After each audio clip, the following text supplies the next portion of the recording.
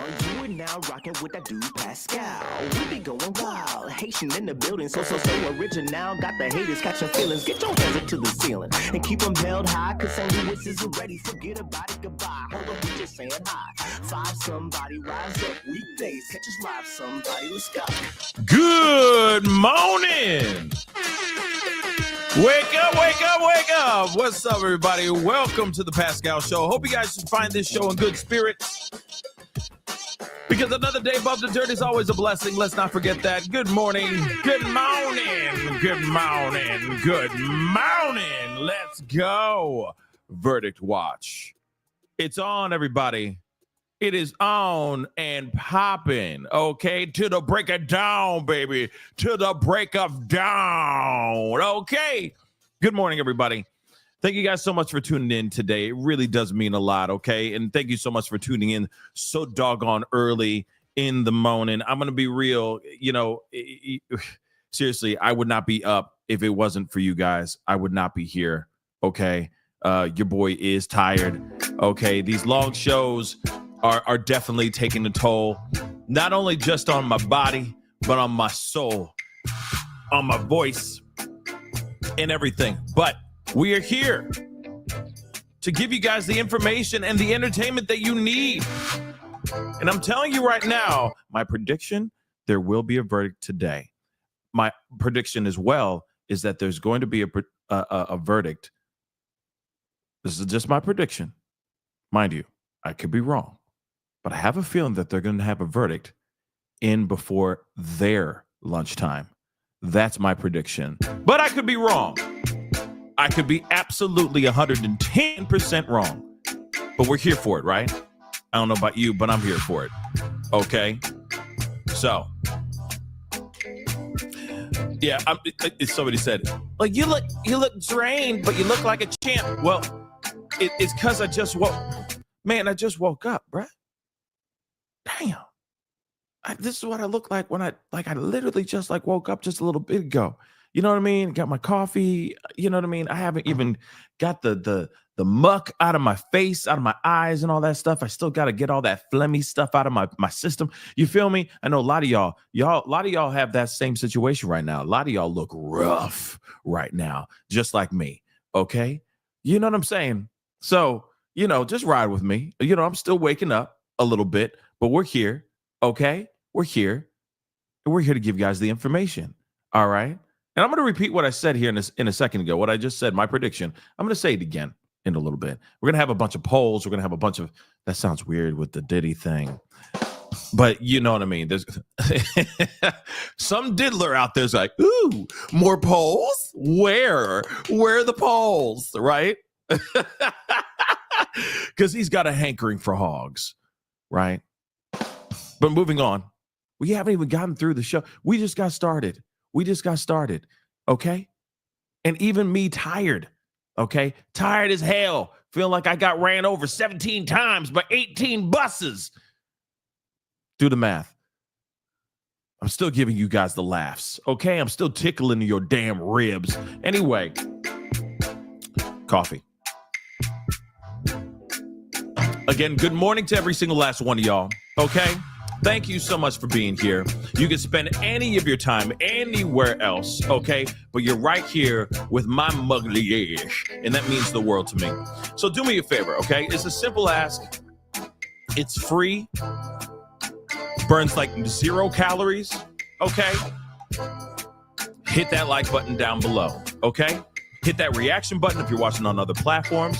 If you are watching on those other platforms like Facebook, X/Twitter, Instagram, TikTok, Rumble, please, and Kick and Twitch, please make sure you hit that follow button, that like button, whatever you need to do on those platforms, okay?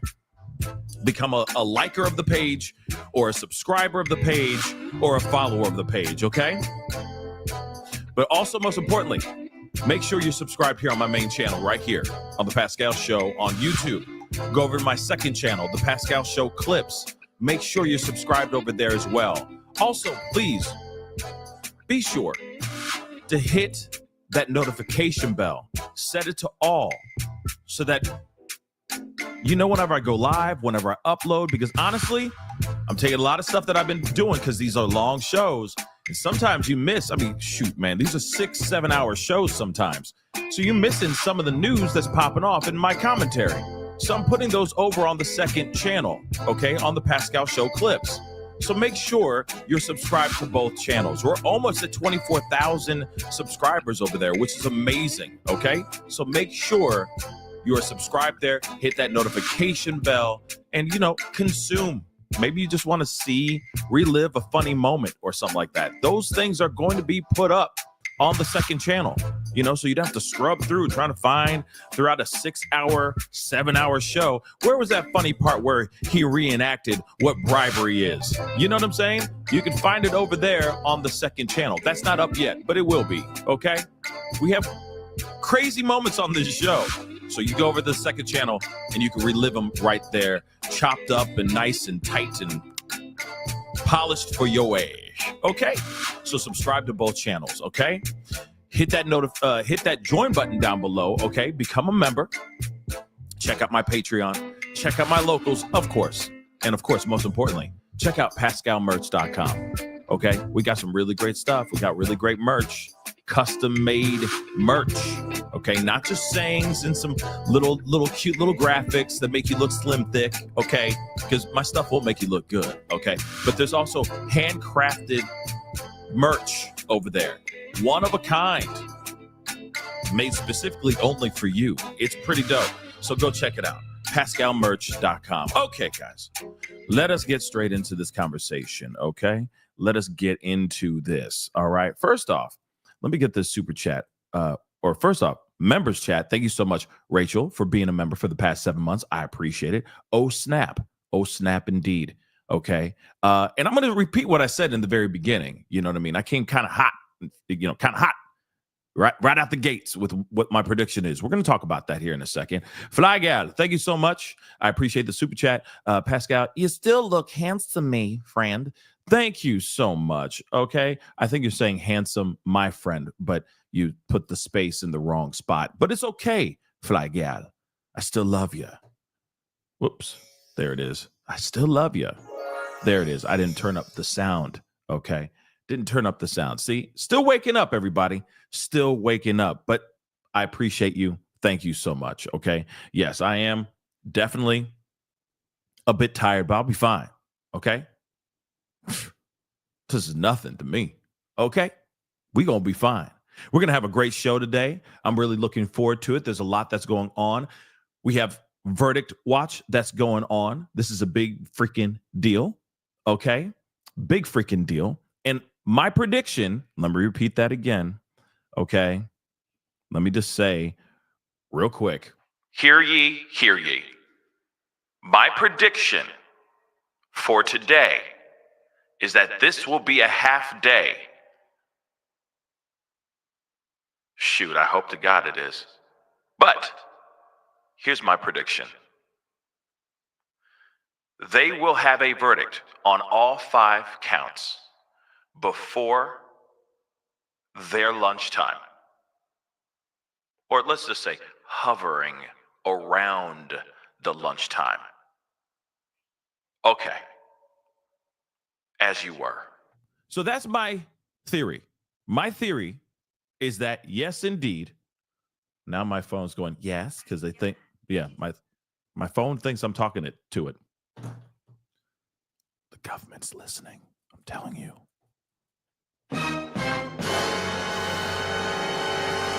But as I was saying, my theory is right around lunchtime, okay? Verdict will be made. So in other words, I already said yesterday, for like the past 2 days, I've been saying, I think we're going to have a verdict Wednesday.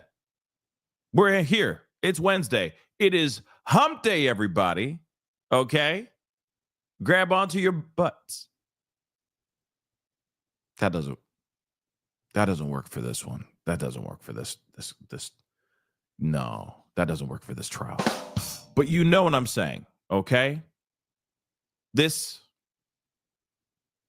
is going to be one hell of a ride today. So, what do you think? Do you think that they're going to hold over until tomorrow? I tell you what, They're not going to want to do it. The jury is going to do everything in their power to get an answer and a verdict today. Okay? Trust me, they're licking their chops right now, salivating at the thought that they have Thursday and Friday off. The potential of having Thursday and Friday off. Think about this too. Here's another thing that you have to think about, because this was a tall tale sign, something like that. Cobwebs, still waking up, guys. Just ride with me. But this was a big sign, in my personal opinion, that they're going to have an answer before lunch. Hear me out. It was the freaking jury note that was sent right before they adjourned. Think about this for a second. First off, they were ready to be done an hour into their deliberation, y'all. They went an hour into the deliberation, maybe an hour and a half or so, and they sent a jury note to the judge saying, jury number 25 is not cooperating, right? He won't let me play with the toy truck, right? They were tattletaling on one of the jurors. And they're like, please get rid of him because he's not willing to budge, right? Right? So that's number one. That's clue number one. Okay, there's two different clues. Clue number one was that. Why did they do that? Because they were trying. The orchestral music in their minds has already been playing. Somebody already hit the button, the wrap it up button. Okay, like just wrap it up, B. We done. We've been here for 30. Well, now it's 35 days. 35 days. They've been there for 2 whole months, or not 2 whole months, but 2 months. They tired. They want to get the F out. They want nothing to do with this, right? Some people, like I said, have already had their minds made up. But except this juror number 25, right? He comes in and he's swashbuckling scallywag. He comes in and he's like, nah, I think opposite, right? So they tattletale on him. They're like, do something about him. We want to go home. Okay? They want to eat burnt up burgers and suck on some glizzies, which is hot dogs, just so you guys know. Suck down some glizzies, okay, for 4th of July. They don't want to think about this anymore. They want to move on. They don't want to think about nut juice on chesticles or Diddy slipping up your vanilla milkshake, right? They don't want to think about any of that stuff. Real talk, they don't. They really, really don't. So they're like, we want to be done. I think they wanted to be done on Monday. But no, because of that juror number 25. Now, let's skip ahead, okay? Because we got to, even myself, I got to hit the orchestral music because there's some things I want us to take a look at, okay? As we are on verdict watch. Something else that's very interesting is the sign that the telltale sign that happened that they are ready to be done was when they came up with a verdict for 4 of the charges. But that 5th one, count number 1, racketeering, they didn't have a decision. They're basically null and void, stalemate, right? They sent another letter, another note to the judge, which basically means they're like, we are at wit's end. We're done. We're done. We don't want to talk about this issue anymore. We've come to a place where we're split on count number 1, but we have verdicts for 2, 3, 4, and 5. Okay, judge, is that enough? Can we go home now? Please? Huh? Please? They want to go home. They want to be done with this, and they want to enjoy a 4-day weekend. Literally, I'm telling you right now, they are salivating. That thought of having Thursday off is looking sexy as hell to them right now. Okay? So what does the judge say? He goes back, he brings them in, and he gives them the Allen charge, which basically means, yo, you guys have to come to your own conclusion. Remember, you don't have to bend to any other juror's will. If this is how you feel, this is how you feel. But we urge you to go back into that deliberation room and try to figure it out as best as you can. But remember, literally, it's almost like, but remember, you're an individual and God still loves you. Remember that, okay? But I need you to go back in that, hold on, chin up. No, don't look down, chin up. Okay, thank you, jury. I need you to go back in that room. Just try one more time. Can you do that for me? Okay, thank you. You're as beautiful as you want to be. That's literally what's going on here. They're like, hey, your opinion is your opinion, okay? Go you. Power to you, girl or guy, okay? But I need you to go back in there. I need you to go and figure it out. Yes, I know it's tough, but you'll figure it out. Here's the thing, though. Most likely there will be another note if they can't come to a conclusion, can't come to a final decision where they unanimously believe that he is guilty or not guilty of that racketeering charge. There will be another note being sent back to the judge, basically going, we can't figure it out. No one will budge. No one will budge. You just want to go home. I want to sleep. That's literally what they're saying, okay, in layman's terms. And that one may just be a verdict where they can't make it's hung on that particular charge. But for 2, 3, 4, and 5, they most definitely have charges, which could mean a slew of different things, which we will talk about in a little while. This is my theory. We talked about it yesterday, but I understand. It was a 6.5 hour long show, so I understand. Some things you're not going to remember, okay? We hung out. It was an amazing time. You guys are incredible. But nonetheless, this jury is going to go in here and go, listen, we need to figure this out right now, okay? I got a flight tomorrow morning, okay? I'm going to the Hamptons. I'm going to LA. I'm going to Miami for the weekend. I'm trying to enjoy my time. I need some much needed R&R. And I know every single last one of y'all in this deliberation room needs some time off. So what we gonna do? Is he guilty or not? Let's figure this out right now. It's only one count they got to figure out. They're not going to change their decisions on 2, 3, 4, and 5. Now, like I said, they're looking at the possibility of getting out early enough so that they can even enjoy a little bit of time off on Wednesday. Think about that, guys. Think about it. They want to get the hell out. They want to enjoy some time off. They want to eat some hot dogs, some burgers, maybe get a little freaky and eat some brats. You never know, okay? But they don't want to be in that room anymore. And that is clear. They've made that abundantly clear. So my theory is that they're going to have a verdict around lunchtime. Only one count. Only one. We're going to talk about the other 4 charges and what the possible verdicts are, which is very interesting, though, because I think it's very telling. I think Diddy's cooked. Maybe not fully cooked, not well done, maybe medium, not a rare. He ain't walking unscathed, okay? He's not walking out unscathed. But he is definitely going to be cooked, all right? Definitely going to be cooked. So we'll see what happens. But the verdict's going to happen today. I already know the defense is like, no. Well, just tell them that we will have Thursday open for them to go in and deliberate if they need to do so. Okay? Just tell them that. Can we tell them that, please? And the judge is like, we ain't going to say that until we actually need to say that.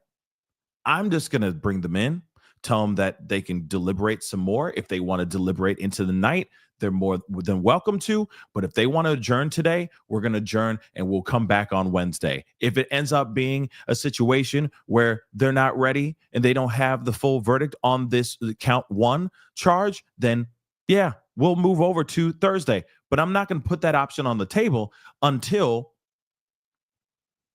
that we get to that crossroad, right? So again, we have today. He brought him in being like, hey, go back in the room, deliberate.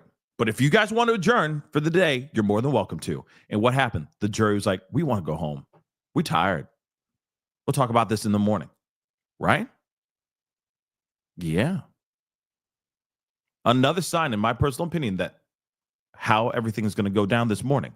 They've already walked into the place. We're already, 30 minutes into day 35. This is day 3 of the deliberation. Okay? They were tired. And they're most definitely tired today. So they'll discuss, and I think some people will bend and be like, all right, yeah, he's guilty, or all right, yeah, he's not guilty, and they're going to move it on. Or they're going to compromise and go, listen, he's guilty on this, this, and this. So he's going to pay the piper. He's going to do his time. Okay? So let's just say he's not guilty so we can move on. He at least is getting some charges on these things. I feel like that's what's going to happen. That's the discussion that's happening in the deliberation room, at least for the last 30 minutes, because a lot of them are literally going, we want to go home. Do you want to go home? Juror number 5? Yeah, I want to go home too. So peep this. All right. We want to go home. All of us agree on that. We've already made the decisions on the last 4 counts. Fantastic. Okay, the other 4 counts. So this other one, if he's already getting found guilty on 1 or 2 of these charges, hey, there it is. Done deal. Done. He's getting punished. Let's just wrap it up, B. Not guilty, right? Or they're going, hey, wait a second. Listen, hear me out. If he's guilty on all these other counts, he's got to be guilty of this. Why are you split on this, bro? Just say he's not guilty. Just say he's guilty. He's already guilty on all 4. The STing, the transportation of mans and women's, but mostly mans, and the transportation of mans and women, but mostly mans. So if he's already guilty of all those things, and we already heard about the bribery, we already heard about all these other things, just say he's guilty. Come on, let's go. Right? Just throw the whole book at him. 2 options could be happening right now as we speak behind those doors. But I still think that they're tired. They want to wrap it up. They want to get the F out of there. And we will have a verdict, I feel, before around lunchtime. That gives them plenty of hours to deliberate, argue, passionately gesticulate at each other on how their side is right and that other side that they're on is wrong. But I really do think that Diddy's cooked. Not well done, but he's like a medium well from the other charges. So let's talk about that. And we got a couple of things we're going to look at here too, because there's some conversations on law and crime that I want to share. And of course, Inner City Press, of course, has finally gotten things started. Let's actually show you guys that first before I go into my charges theory. Okay. And of course, guys, don't forget to hit that like button down below, please. And thank you. Okay. Like. Okay. Don't forget to hit that subscribe button as well. Subscribe. All right. We have got some things to talk about. Okay. I'm hoping that it is a short turnaround. Fingers crossed. Okay. We'll see what happens. My prediction could be absolutely wrong, but then again, I could be right. We'll see what happens. Okay. Oh, juror number 25 is in the chat. You funny. Okay. But anyway, That'd be hilarious if they're in the deliberation room going, let's watch the Pascal show. Let's see what he has to say. He's so funny, but he's a genius too. Yeah, I approve this message that I made about myself. But okay, let's take a look at this. So 9:15 a.m., Sean Diddy Combs, the diddler, is in the courtroom talking with his lead attorney, Agnifilo. Also in the well, Shapiro, Westmoreland, Driscoll, Steele, prosecutors nowhere to be seen. So they're not there yet. Now, Diddy's talking with his lawyer, Nicole Westmoreland, while four other of his lawyers, huddle to the side. Diddy stands up, asking marshals, and is allowed to speak to his family seated in the front row. So his family is there. And you know how funny that is, right? How every time, it's perfectly choreographed. And I get it. But it's always, manipulating and playing at the court of public opinion, and even in the courtroom's heartstrings as well, right? So now back into holding cell. So he was there, and then they put him back into the holding cell. So he's gonna be sitting there chilling, pacing back and forth like a little cheetah that's been locked up, in then captivity, right? Just prowling back and forth, staring out the bars. That's what he's going to be doing, okay? That's what he's going to be doing because he's a nervous wreck right now. He's growing more gray hair right now than he's ever had before, okay?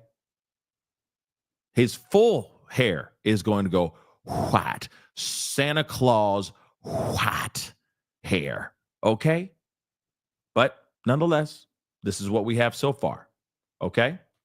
Nothing and here's the thing. Somebody said, I think he knows. He doesn't know anything, and we don't know anything as of yet. But let's talk about this. Here's my theory, okay? Grab onto your peoples. Here's my theory. My theory is this. I think he's been found guilty on a majority of the other 4 counts. So there's, let's see. What are the counts again? Actually, let me pull that up just so we have it exactly what his charges are, right? I can't spell.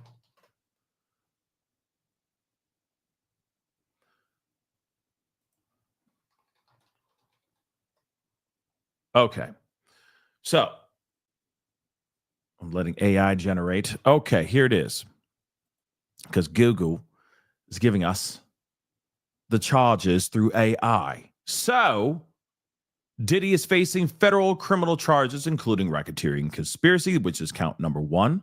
Then he's got 2 counts of STing, and then 2 counts of transportation to engage in mans. I'll just say that, okay, in prose.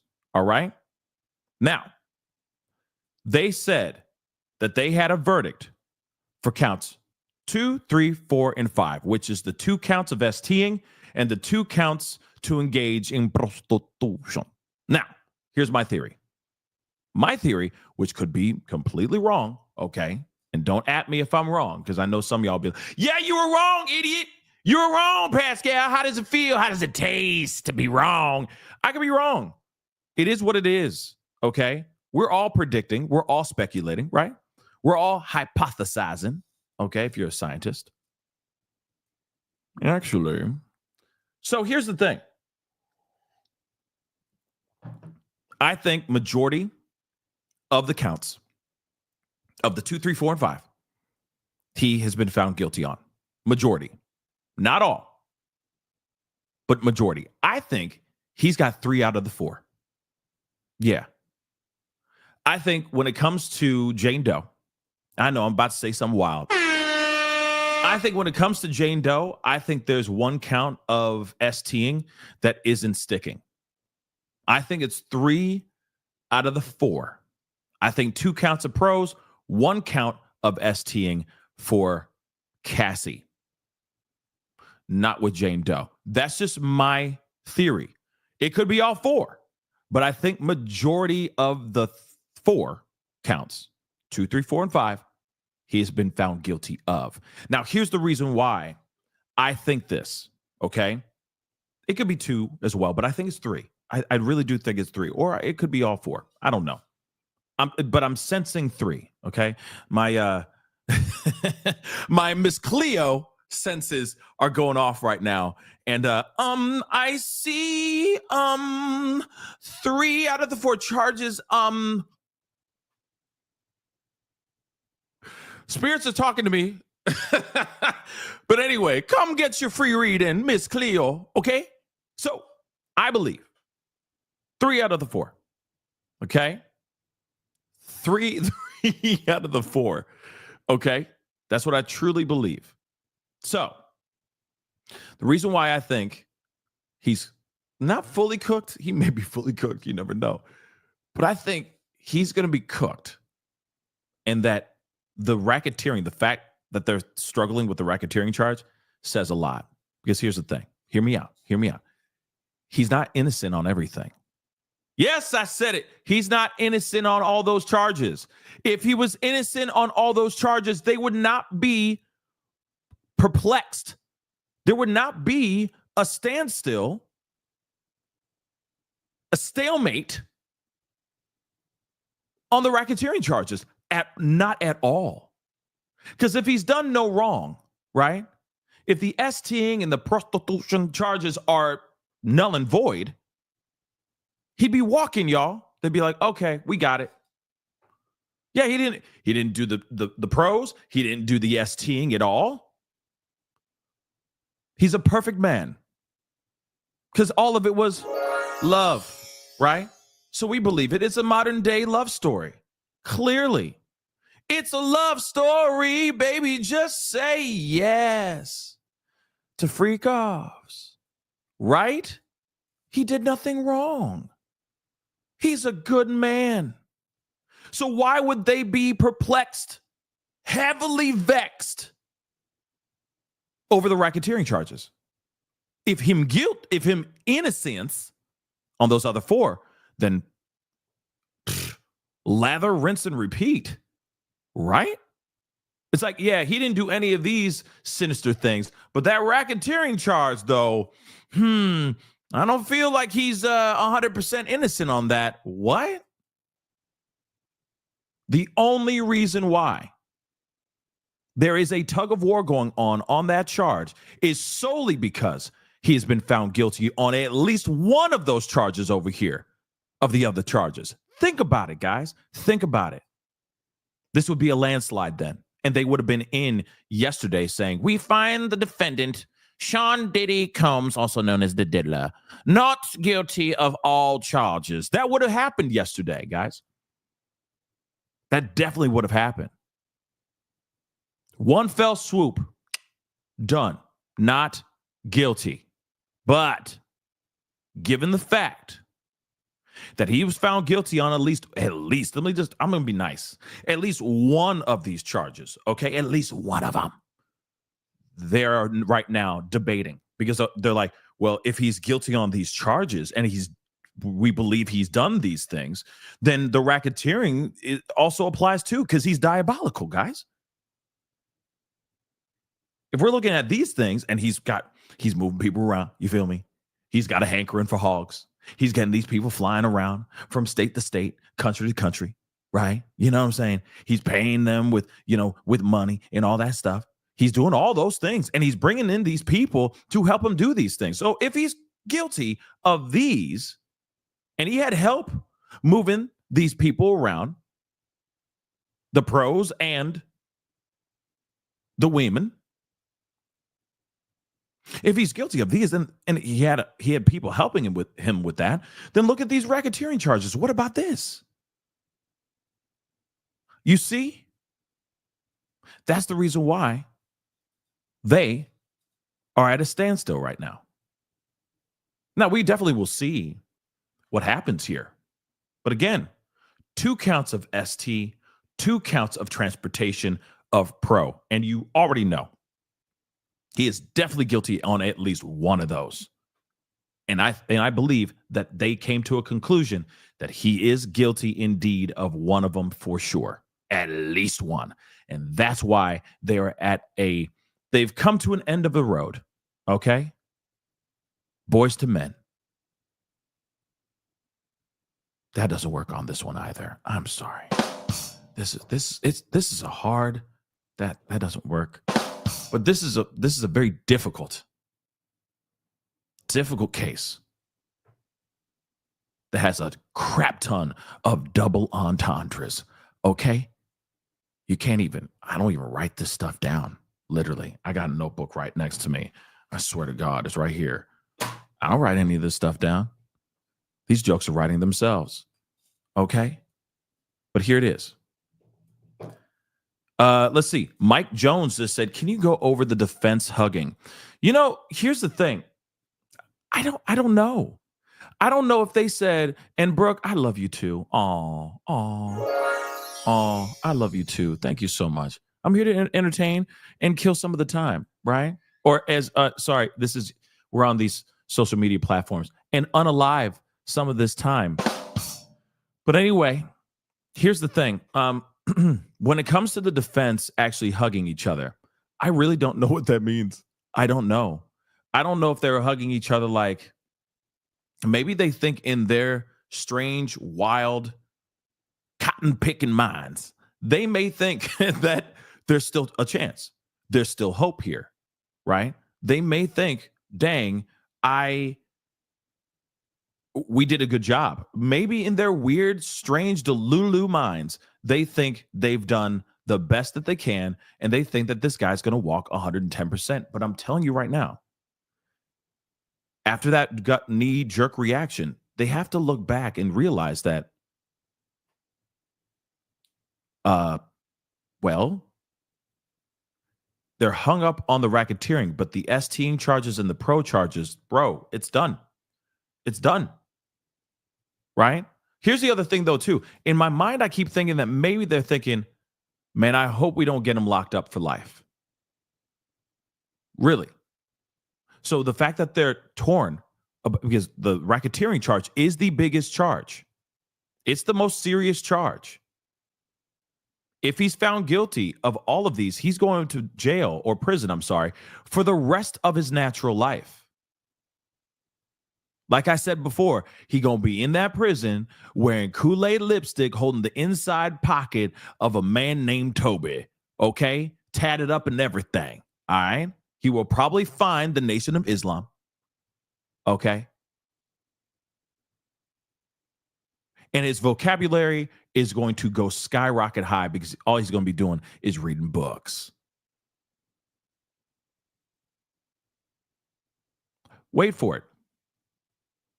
Seriously, wait for it. If he's locked up for life. But the fact that they're going, they're torn on racketeering. Okay, there's a chance. So they may think, okay, I'm sure his team has weighed out all the options, y'all. All of them. And said, okay, if he's found guilty on at least one, he may be locked up for a few years. If he's found guilty on that. We've done our best. We presented as best as we could. We fought this case. Worst case scenario, he's found guilty, or worst case scenario, he's locked up for good, or he's locked up for a few years, right? So again, when they hear the torn on racketeering charge, they may be hugging, going, oh, okay, cool. Because that's the biggest charge. He gonna be, that's serious, guys. The racketeering charge is the biggest charge. That's the one that gets him locked up for even longer of a time. So maybe they're like, okay, there's still a chance. You know, we did the best we could. We're doing the best we can. We did a good job.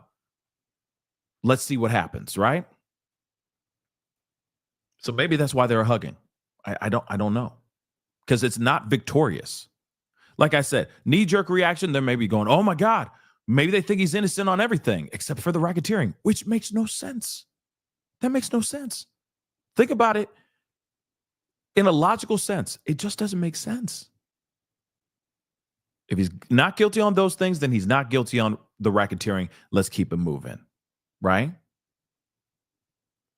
But something's going on that makes that charge really hard for them to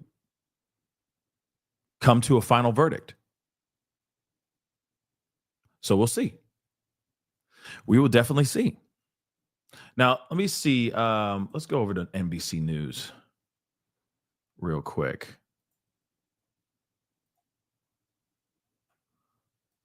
Let's see this. So it says here, Diddy appeared on Edge yesterday. So Diddy's mother and 6 eldest children, all of them were in courtroom yesterday, okay, along with the mother of his youngest child, Dana Tran. So as Diddy got up to leave the court, he turned to his family and blew a kiss and said, "See you tomorrow." His mother asked about the verdicts, and Diddy said they came back with 4 verdicts and were waiting on count 1. "It'll be all right. I love you." Diddy had a slight smile, but his usual optimism appeared notably more subdued. The courtroom became tense when the jury's afternoon note came in, and Diddy's defense team formed a tight huddle around him. Diddy appeared dejected and stared at the floor with his hands folded in his lap. See what I'm saying? They're hugging each other because I think that they know something happened. Okay? I think that they saw something that did not work out into their favor, and they're going, "Okay, we can meet these. We could face these charges head on. But that racketeering, that's bad, and he could be in there for life, right?" So maybe they were hugging each other and going, "Oh," and then, of course, like I said, he's got his arms folded, hands folded on his lap. He's looking dejected, looking at the ground because he's like, "Damn, what? Shoot, I don't even want to spend one more day in prison." He wants to walk free, guys. Okay. Defense was Nicole B, just so you know, defense was literally hugging each other.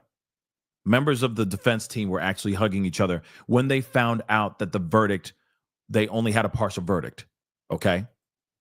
So in a way, it's almost like they're like, "Okay, well, hopefully they find him not guilty on this, and so he's not locked up for life."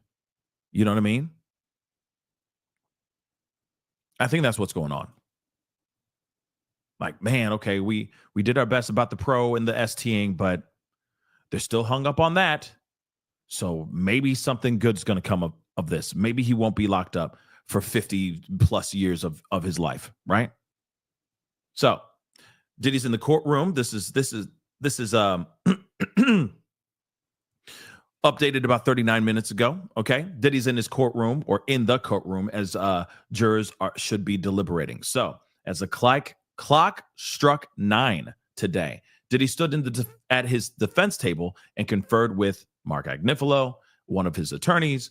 Jurors were expected to resume their talks at 9 a.m. The defendant placed some books on the table and looked through an expanding file folder as Agnifilo paced up and down the side of the well. Yeah, because Agnifilo, obviously, they're all nervous. Everyone's nervous. Prosecution is nervous too. You got to remember, this is also on the feds too. If the feds look like Boo Boo the Fool at the end of this, it's not good. Okay? This is not good. They need to be on point. It's the feds. You know, this is a reflection on the feds, y'all. If they fail, they look bad. So, of course, the prosecution, defense, both sides are going to be nervous as hell. Okay, so Diddy could be within minutes or hours of learning his fate. Yep, hence the reason why the tension is palpable in that room. Okay, Diddy and loved ones waiting for verdict. Okay, so Diddy sat, and this was 23 minutes ago. Diddy sat alone reading at the defense table. I wonder what he's reading right now. I'm sure he's reading the Bible. Okay, while his attorneys huddled against a wall, gesticulating and conversing. So the defendant's mother, Janice Combs, and children are seated in court, chatting with people around them. Prosecutors have not entered the courtroom yet. So now, 7 minutes ago, Diddy and family pray in courtroom. Combs led his family in prayer. He is not the person to be leading a family in prayer, but okay. As they waited out deliberations in the courtroom, "Let us pray. Please watch over my family," he said. Amen. The family and some of its supporters clapped in court. Yeah. See, this is the moment when he found God. And I'm telling you right now, yeah, he gonna have, Deborah, he gonna have more than just prison freak-offs. Okay, he gonna have some hotel nights over there. Okay, they're gonna be called cell nights. All right, like yeah. Now, don't get me wrong.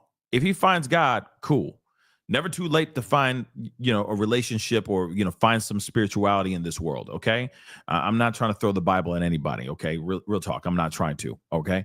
But at the same time, this is the same guy who said, oh, I found God. I found therapy. I found, sobriety. But when he was getting arrested, he was still up to his old ways. So I don't see this. I don't know if this is going to be something that he slows down. I just think he's going to be a lot more discreet and a lot more picky, selective on how he does things if he's found not guilty on all these charges. And the other thing too, you got to put in consideration, which I doubt will happen, but there's still a possibility that the jury could come back and go, you know what, on count number 2, I don't think he's innocent anymore, or I don't think he's guilty anymore. Can I change my thought on that? There's still a possibility of that. This is the reason why the defense wants them to have time, because it gives them time to think about things, gives them time to talk it over, mull it over, sleep on it. Excuse me, sleep on it, so that when they wake up the next day, they can go, oh, you know what? No, I'm not feeling that guilty charge anymore. That guilty verdict. I think he's innocent. Yeah, that's possible. I doubt it, but it also is still possible, right? Let's go and check out CNN real quick. Oh, CNN has not put up anything. They have not put anything up for 14 hours. Let's see about the New York Times. Let's see this. Yeah, there's a frenzy outside too. People, everybody and their mama, YouTubers, media, etc. Everybody out there. Okay, because everyone's waiting. Everyone wants to be there for the moment that the verdict is announced. Okay.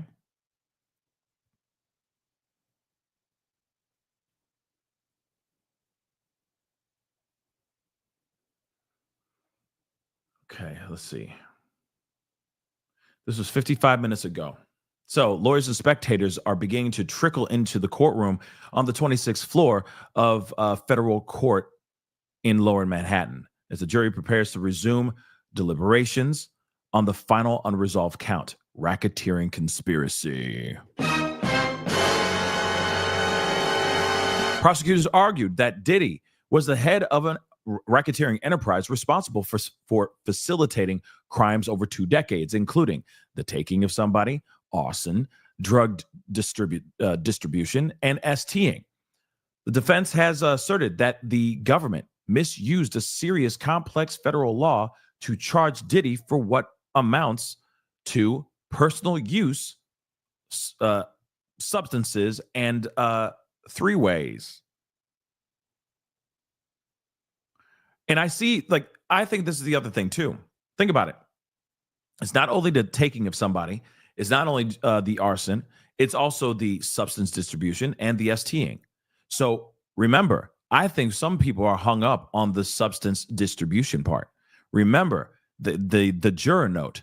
They went back, sent a juror note, and they said, hey, if somebody asks for something from somebody else, right? If Jane Doe says, let me get that Obama pill, right? And asks it from Diddy, is that still considered distribution? And the response was, yes, it is still distribution, right? Of a substance. I feel like they were hung up on, or still hung up on, the substance distribution thought Okay, because the STing is one count. They only have to find him guilty on 2 counts to make it be racketeering. Remember that. So I think the STing, they're like, yeah, he definitely did that. He's already guilty on these other 2 counts of STing. I'm assuming at least 1 count of STing, okay?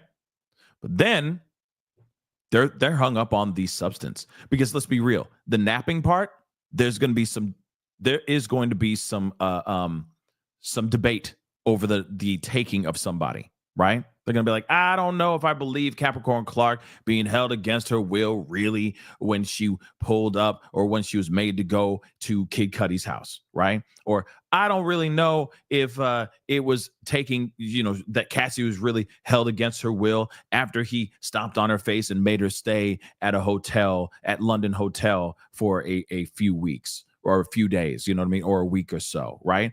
And so on, right? So again, and then so I feel like there's a lot of like, nah, I don't believe the napping. And then I feel like a lot of them are like, nah, Rico is not. Nah, arson is not one of them. Why, you may ask? The arson is not there because there's no proof of him actually doing it. Sure, he said he wanted to do it. Sure, he said he was gonna do it. And sure, it did happen, but there's nowhere that shows him at the scene of the crime when it went down. So I don't think they see the arson. I don't think they see the taking of somebody. I think they do see the STing, which is 1. And I do think that they're split up on the substance distribution. That's what I truly believe. Okay? That's what I think. That's what I think. Arson? Hell no. You could throw that out.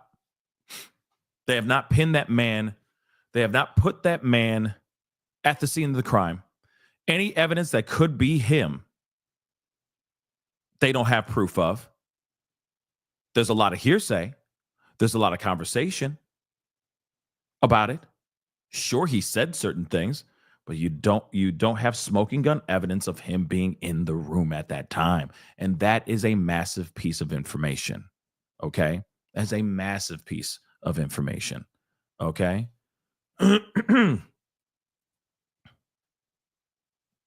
So I think that's why they're hung up. And I think mainly it's about this right here. Okay.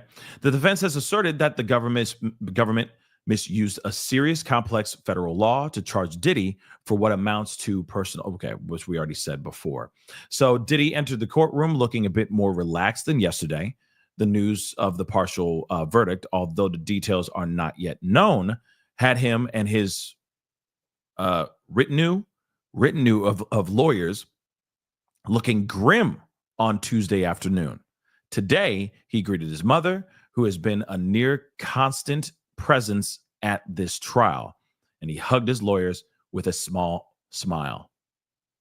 So, of course, this was 40 minutes ago, but outside the courtroom or outside the courthouse, okay, there's the throngs of influencers, camera crews, bloggers, reporters, and members of the public milling around has grown. Yeah, everybody and their mama is now known that they got close to a verdict yesterday, and the verdict could be any minute, like we said again, right? The minute the verdict could be any minute or any hour from now, right? I hope I'm right with my theory, okay? That it could be before or around lunchtime, right? So we'll see. Okay, reporters are delivering live broadcasts beneath tents that dot the block, and photographers who have set up shop in front of the courthouse entrances have umbrellas protecting their equipment from the sprinkle of rain. So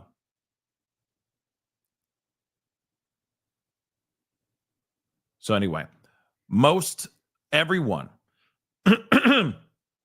has cameras in hand, poised for any sign of movement, and the air is one of tense anticipation. You can kind of feel the energy boiling over. This is what Tisa tells. She is in everything, man. She everywhere. Okay, Tisa tells everywhere, y'all. Shout out to her though. Real talk, that's amazing. Okay, who has been a fixture inside the spectators gallery of the courtroom. Yeah, she been out her. Okay, she been putting in her work. I like seeing that though. I like seeing people winning. Okay, especially when you put out so much good work and hard work. Okay. But we're going back, right back to, we got some updates. So he went back to his holding cell. Remember, they prayed, and he said, please, God bless the jurors. Amen. God, watch over my children. Amen. Right? Moving on. 9:54 a.m. The only person at the three lawyers' tables in the courtroom is Diddy. Okay, Diddy's lead counsel, Agnifilo. Purple tie is on. I guess he's wearing a purple tie, working on his cell phone with two thumbs. I assume. I don't see him holding it and going this with his hands, right? I don't see that. But anyway, Diddy's family has cleared out from the front room of the gallery for now. 10:01 a.m. There is movement in the courtroom.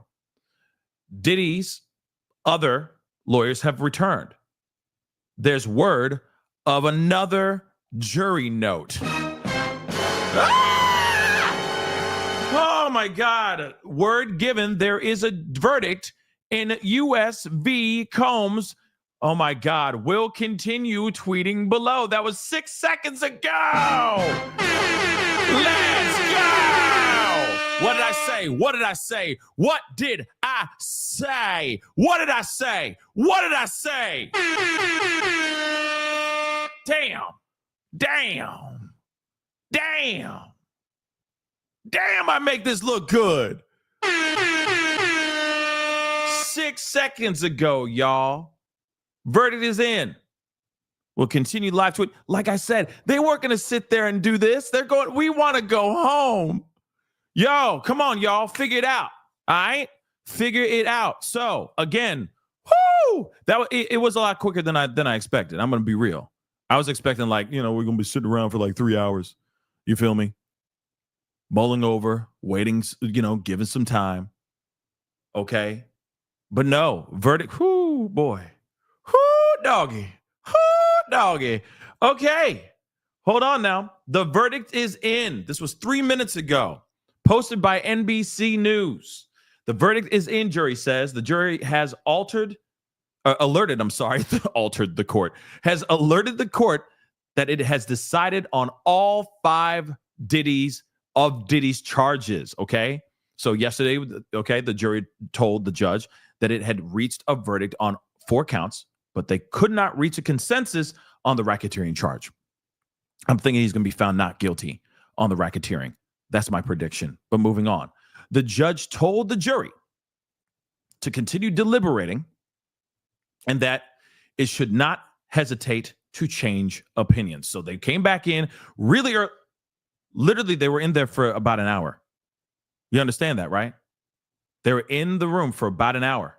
So in other words, they tired. They want a 5-day weekend or at least a 4.5-day weekend, right? So the prosecutors have filled the seats at the front table. Diddy has still not been brought back into courtroom from the holding cell. So you also got to remember, they're giving it some time for family, the courtroom to be filled out. Okay.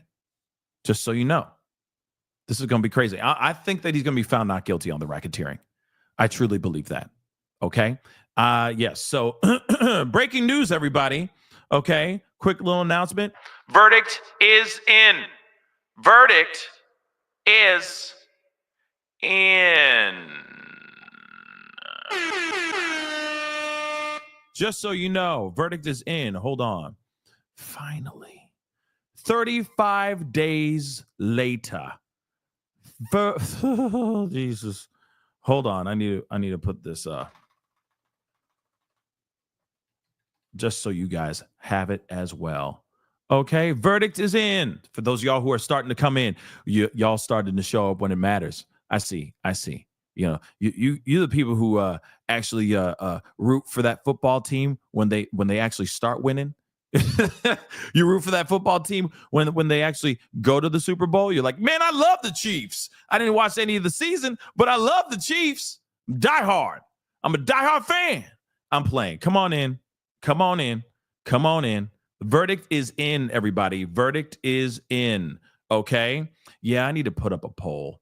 Okay. After everything, I'm just going to ask a very simple question because clearly we now know this will not be a mistrial. So it's either going to be innocent or guilty. Okay, guys? Real talk. Because I can't really do you think he's going to be guilty on all 5? Do you think he's going to be guilty on all 4? Do you think, like, there's not enough room for that? So I'm just going to ask very plainly and simply this. Okay? Is Diddy guilty? No.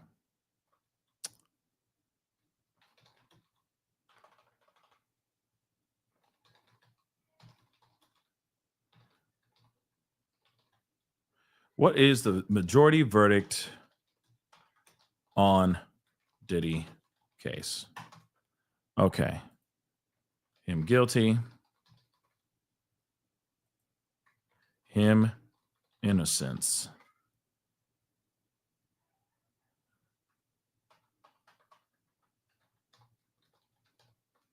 Gosh, I can't spell.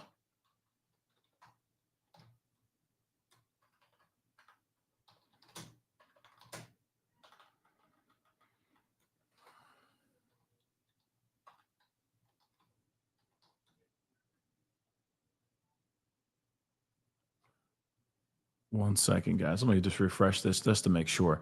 But, they got to let everybody know. Okay. So they're still waiting. Okay. Because we're still waiting on that information. Right. So just give me a second here.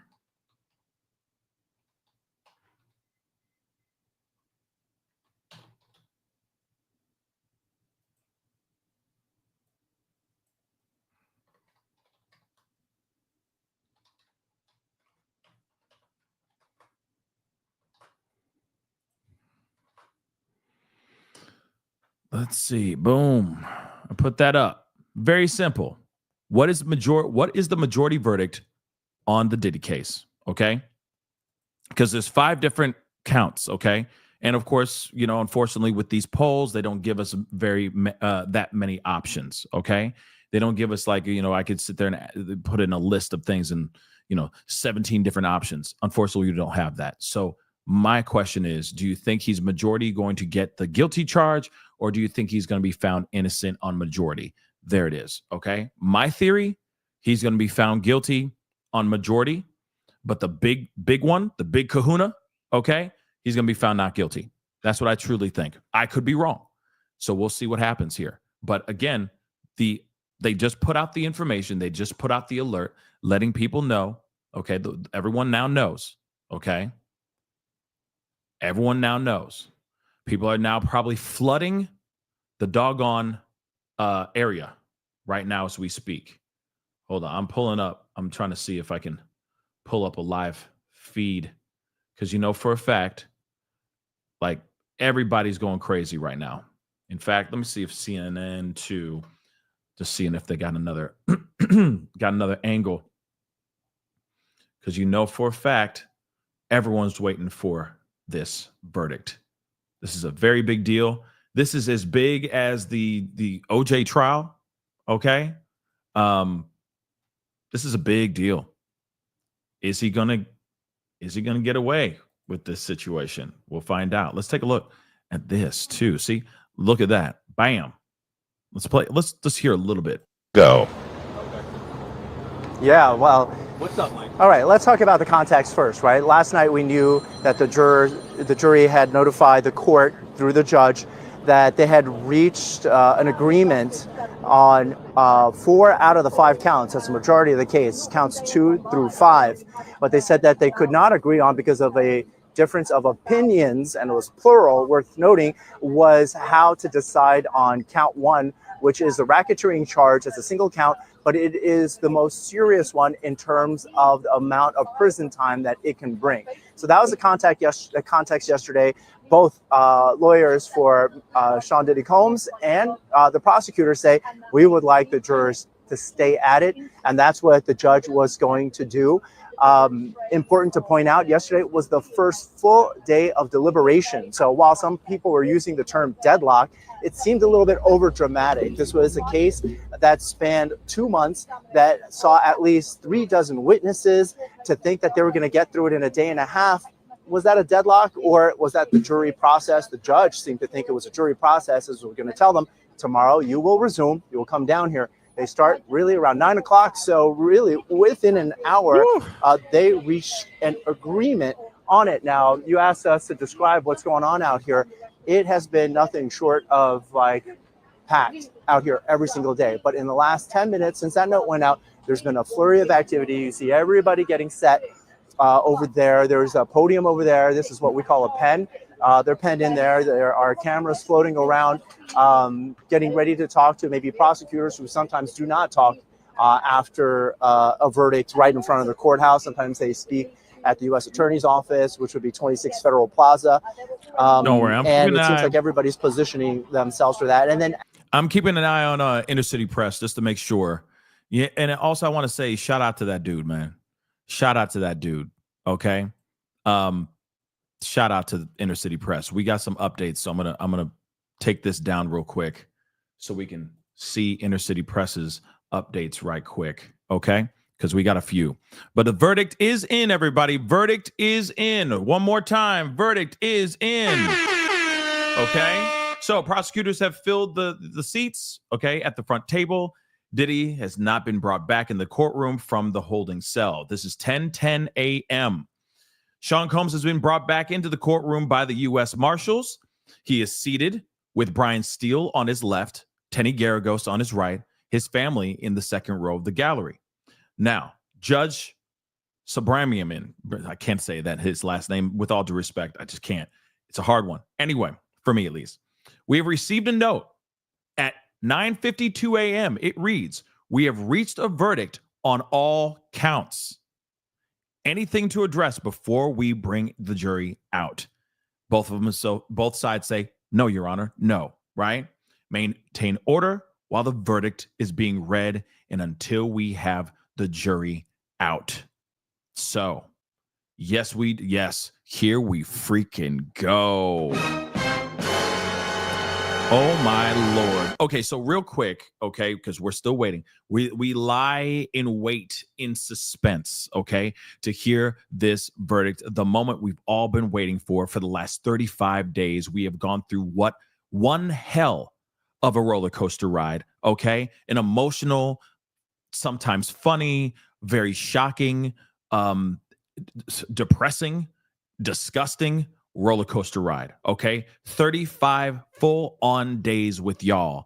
I have been very honored to be here with you guys for this very moment, okay? We have been sitting through this together as a family. You guys are so freaking awesome, and y'all been holding it down. 10 toes down. Man, I love you guys, okay? Verdict is in, okay? Verdict is in. They're about to read this very, very shortly. This is a very, very big deal. Okay, now we got it. Let's get into this. All right. And of course, real quick, Celebrity Scandalist, thank you so much. I appreciate the super chat. I'm headed back into the court today.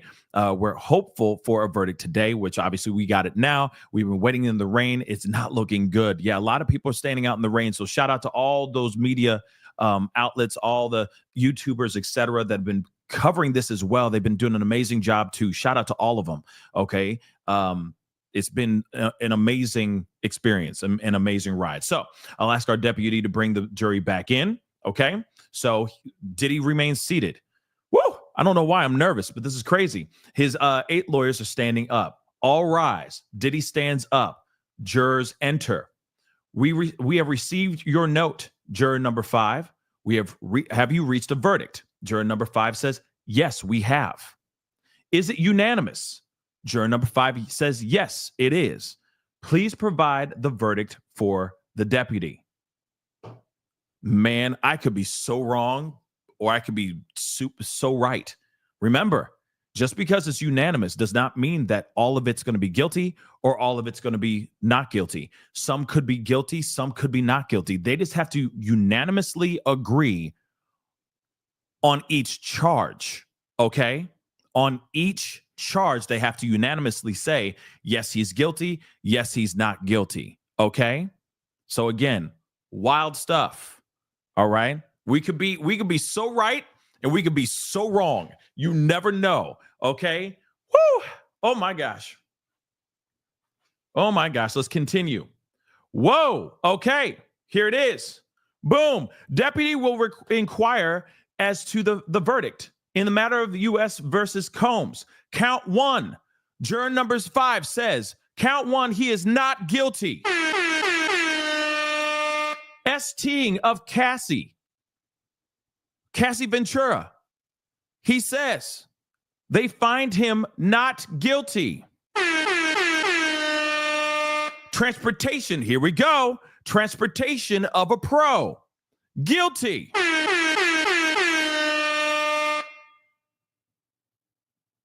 Jane STing. Not guilty. Transportation of a pro for Jane, by the way. Guilty. Oh my God. Whoa.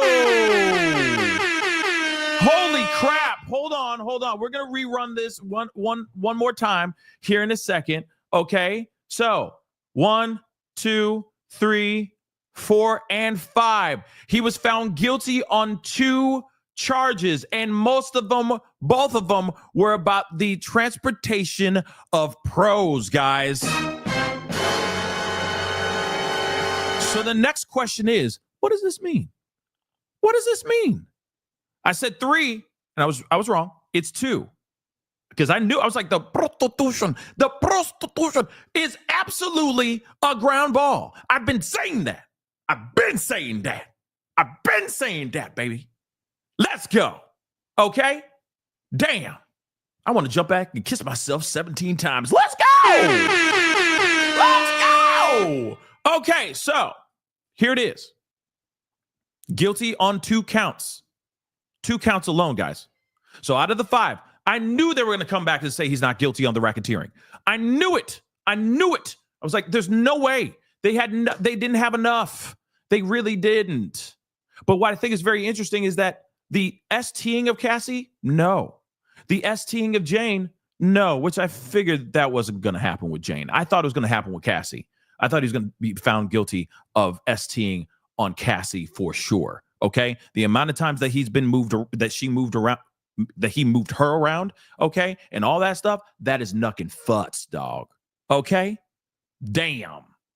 Wow. Hold on. We're going to repeat this, and I'm going to go to the NBC News. We're going to check out some live footage of the reaction outside, all that stuff. So stick around, okay? Again, thank you so much, Nikki. I appreciate that. Here's some money for your coffee. I really do appreciate that. So thank you so much. And, of course, I'll get to all the super chats, okay, in just a minute. April, thank you so much. We're on the edge of our seats. Well, not anymore. I'm sure you fell off your chair by now, okay? Diddy has been found guilty, okay? He has been found guilty. In fact, let me change this real quick. Okay? Him guilty.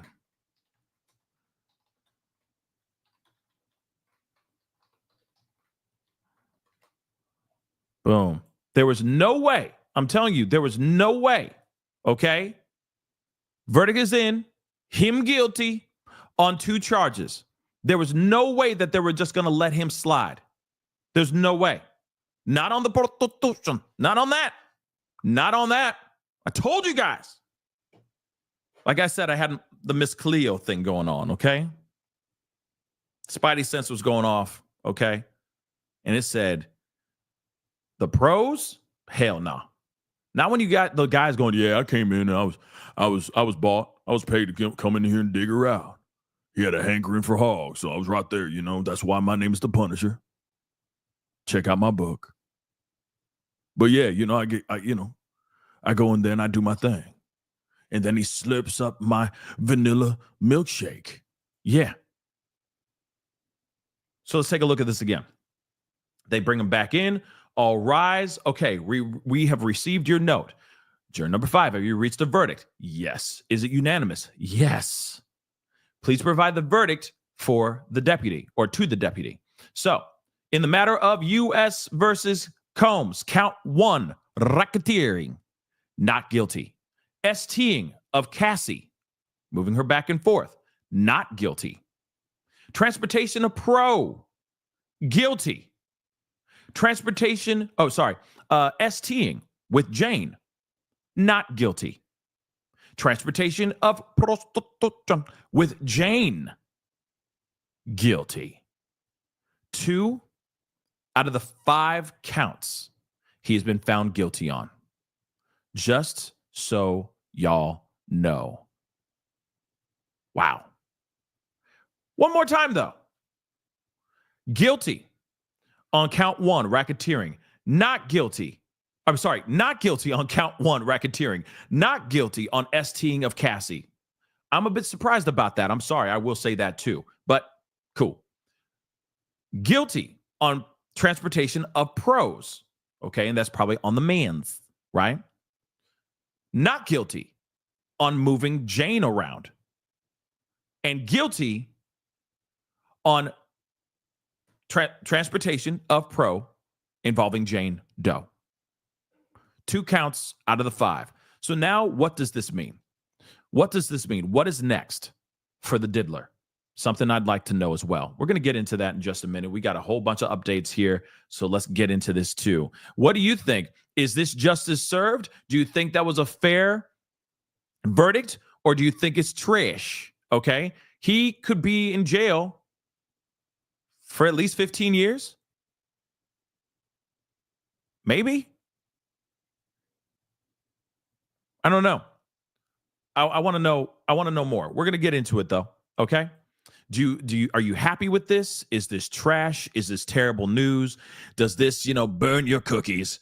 What do you think? Comment in the family chat. Definitely let us know. Okay. So this is pretty crazy. I will say this. I see some of y'all like, this is trash. Wow. Are you saying it's trash because he should have walked?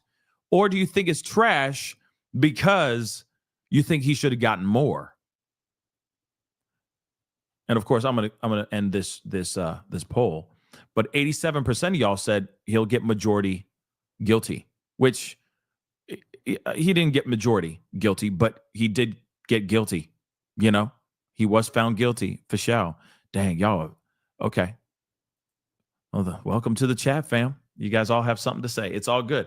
So, going back in the room, not guilty on count 1. So he's not being guilty on racketeering conspiracy. He's not guilty on count 2 of STing, the moving of Cassie Ventura. He's not guilty, or he's guilty on count 3, which was the Mann Act, okay, transportation of Cassie Ventura, the pro, okay. Count 4, okay, he's found not guilty on STing of former girlfriend Jane Doe. Then found guilty on count 5, again, transportation of former girlfriend Jane Doe. Okay, so mixed verdicts for Diddy. The defense won 3 acquittals, saying Diddy was only guilty of the Mann Act transportation of former girlfriends Cassie and Jane. He is found not guilty of running a criminal enterprise and 2 counts of STing. So that's all that they've said here. Let's see what the New York Times has to say. And don't worry, we're going to get over to the no, he doesn't go home at all, Emily Rose. Just so you know, I saw that super chat. Let me just grab that really quick. So does he go home today? Hail to the no. No. He got two charges now that he's found guilty on. He still has to do time for that. But what kind of time is he going to do? We will find out. Okay. We will most definitely find out. Okay. I think it's about 10 years, but it's 2 counts. So we'll see what happens. Okay. Moving on though. Let's see what's going on. And maybe they're going to say something more. And of course, his team is going to make a statement outside of the courthouse soon, I'm sure, after they do this. We'll see how. And I'm also wondering how he responded, how he reacted. Okay. Was he thankful for this, or was he like, dang, this sucks? So deliberations took a total of more than 13 hours. Okay.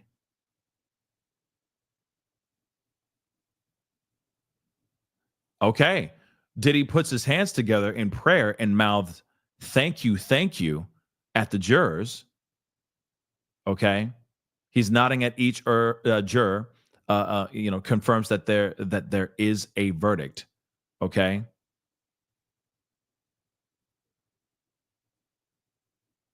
Hold on. So he pumped his right fist. So he's happy about this. Because again, he didn't get found guilty on the harsher charges. Again, he was looking at some serious time behind bars, but he wasn't found guilty of those.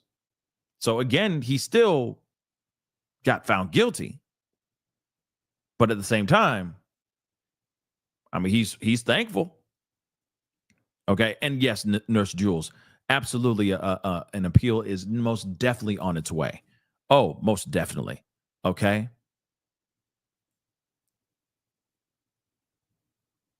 Defense is asking him to be released. That's insane. Okay. Let's see whether they got a bunch here. So I asked the media not to question jurors about their deliberations, which is not going to happen. They're going to definitely be hitting up these jurors. Jurors, you can contact our chambers. You gave up a lot these 10 weeks, 10 whole weeks, guys. We did this. Okay. And they went through this too. It is inspiring. You work together, rise, rain or shine.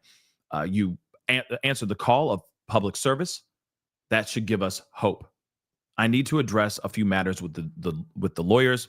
Then I will come back to meet with you, jurors. Okay, all rise for the jury. And of course, they got up, they leave.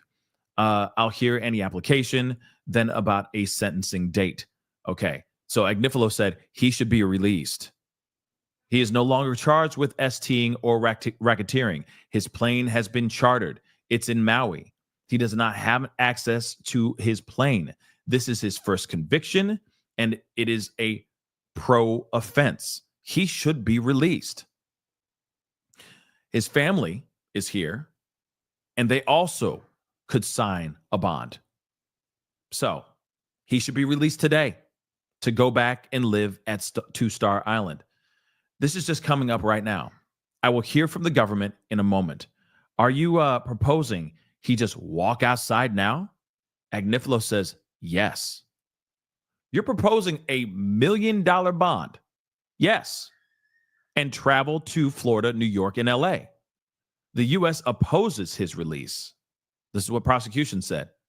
A person found guilty shall be detained until the judicial officer finds he is not likely to flee or be a danger. I agree. He should be locked up. He should stay exactly where he is. He shouldn't be going out. That's ridiculous. Okay? So the prosecution continues. The defendant faces a maximum sentence of 20 years. 20 years, y'all. On those two charges, he's looking at a maximum of 20 freaking years, guys. Some of y'all are like, nah, he'll be out in 6 months. No, he's looking at 20 years, 20 whole mother-loving years, a maximum for what he's done, what he's been found guilty of. Come on, y'all. Even while faced with this case, he has attacked Jane here in New York, preparing to surrender. He had substances in his hotel room. He was ready to commit the same offense. They got a good point there. What did I say? He turned to IG and he said, oh, that ain't me. You know, that was a bad, difficult time. I found sobriety. I found God. I found therapy, right? He said all that stuff. And then when he was getting arrested, what was he doing? He had Tusi, he had Yayo, he had all kinds of stuff, powders and baby oil and Astroglide everywhere. Okay? He didn't change. He hadn't changed. So even if he was to be let go, he could go back to the same drawing board. Okay? Going back to the same MO, same approach. He could be, let's be real, going buck crazy. Okay? Freak nasty crazy out here in these streets. That's true. Or he can go out and try to target some of the people that have testified against him. Let's keep it a bean. Let's continue though. That's crazy. 20 years he could look at. Okay? 20 whole years. I said it. I was like, man, I see 10 to 15. So it's more than what I expected. Okay? I'm not going to resolve this Okay, I'm not going to resolve this second. I need to review the statutes.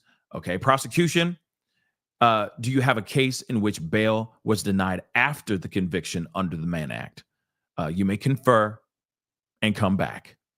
We planned to be here the whole day. So again, they're sitting there going, okay, Well, excuse me, as far as him and the bail situation, he may not be, that decision may not happen for till later on, because they're going to debate and conversate about that like crazy. Of course, the defense wants to do everything they can in their power to get him to walk, to get him outside, to make him walk outside so everyone can see him as not a free man, because he's not a free man. You got to remember, he is not a free man. He's looking at a potential maximum of 20 years in prison right now. He's been convicted. Right now, he is a convicted felon, period. All right? So now he is going to be most likely locked up, put back in the holding cell, because it doesn't matter. I get the concern of him trying to flee. He could literally jump on a plane, even though the plane is in Maui right now, chartered to Maui, which is where he's making his money, because he's literally chartering his plane. He's renting his plane out so he can make money, right? So doesn't mean that plane can't come back and on some dark, rainy night, he runs out the back of his 2-star island home, jumps on a boat, goes over to wherever the plane is and takes off and is never seen or heard from it ever again. Okay? I'm just being real. And no, I don't think, I know everybody's like, well, Trump will pardon him. I don't think Trump will. Trump has so many people he could pardon. I just don't think they're going to be pardoning him, y'all. I really don't. I really don't. Okay? Not after everything that's been said. It's crazy. Okay? But let me refresh this, see what's going on. Please make sure to hit that like button down below. Okay? Let's see where we're at. Hit that like button down below. It should be an easy 1K. 1K likes. So hit that like button down below, please, and thank you. Don't forget to do that. Crush it, crush it, crush it. Also, don't forget, please, if you haven't done it yet, hit that subscribe button. Subscribe. We talk about a lot of things on this channel. Okay, we've been covering this extensively. Hit that like button down below. Get it to 1K. I'd love to get it past, let's get to 1.5K. That would be dope. All right. And of course, don't forget to subscribe. Okay. Subscribe. And if there's any updates revolving around this case and around Diddy, we will be talking about it, because the saga is not over yet. Okay. This is not over yet. So we got two more updates. Okay. And I'm going to get to the super chats here in just a second, but we got 2 more updates. So prosecution says, I'm aware of cases involving minors. I'm aware of cases involving minors. Say what? But we intend to raise relevant conduct at sentencing, the substances and violence. So cases involving, I am aware of cases involving minors. What? What? And this has to do with Diddy? We're hearing about this now? Bruh. We're hearing about this now? So the judge continues, okay? So they said, I'm aware of cases involving littles, okay? But we intend to raise relevant conduct at sentencing, the substances and the violence, right? Judge says, I'll like letters from each side. When can we get that? Prosecution says, in a few hours. I think that makes sense. Diddy does not want to go back to the MDC. He is shaking his head. I can see that he's shaking his head. So 1 p.m., we need letters. And we'll convene in the afternoon. I'll let the parties know when. So Agnifilo said he would be a fool, which he is not, to violate any condition. Well, we'll see about that. We'll see about that, right? We'll see about that. So they have adjourned for the day, or for the time, okay? So apparently they're going to have by 1 p.m., so they got all this time to write letters and try to get this dude out of there, or for the prosecution to present an argument on why he should not be let go until his sentencing. Like I said, He's not a free man. Remember that. Just because he's been found guilty, it's not like this dude is innocent. Okay? He is not. He has been found guilty on 2 of these 5 charges. Okay? He's still spending time in jail or in prison. Okay? To me, 2 guilty charges is still 2 guilty charges. He still has to go to prison and spend time in prison. He gonna be up there with the likes of R. Kelly for a minute, right? But it's not like he's gonna sit there and get like a year. That's not gonna happen. Not with these charges. Hail to the no.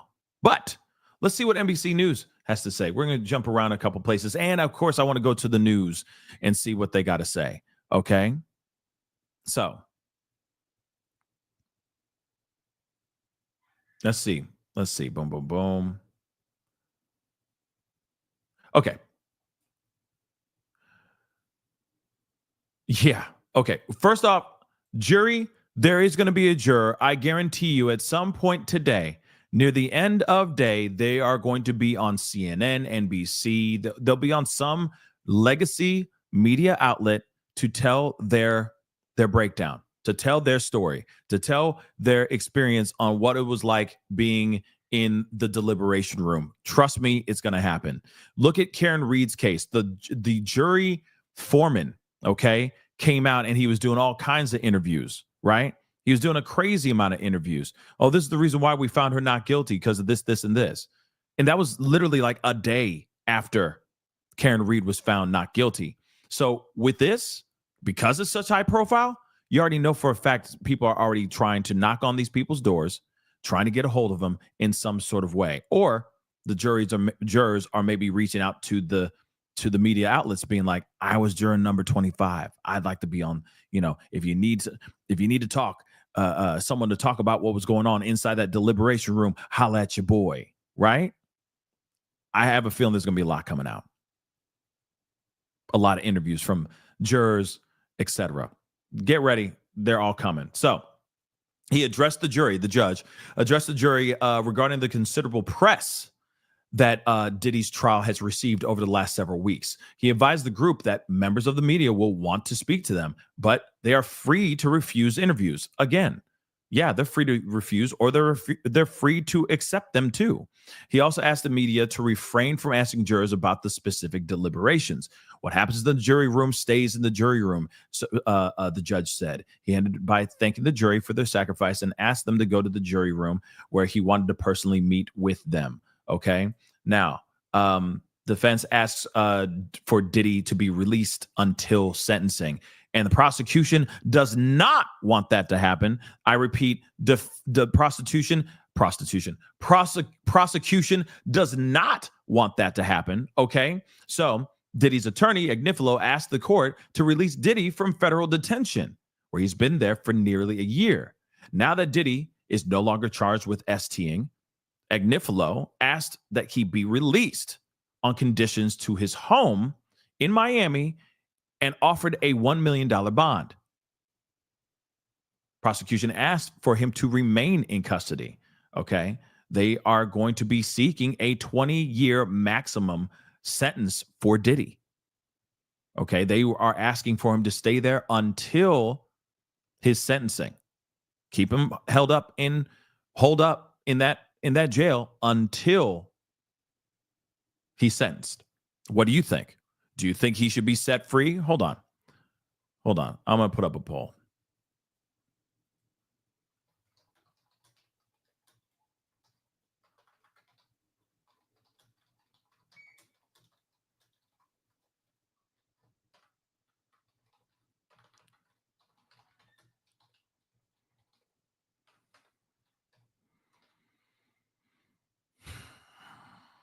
That's okay.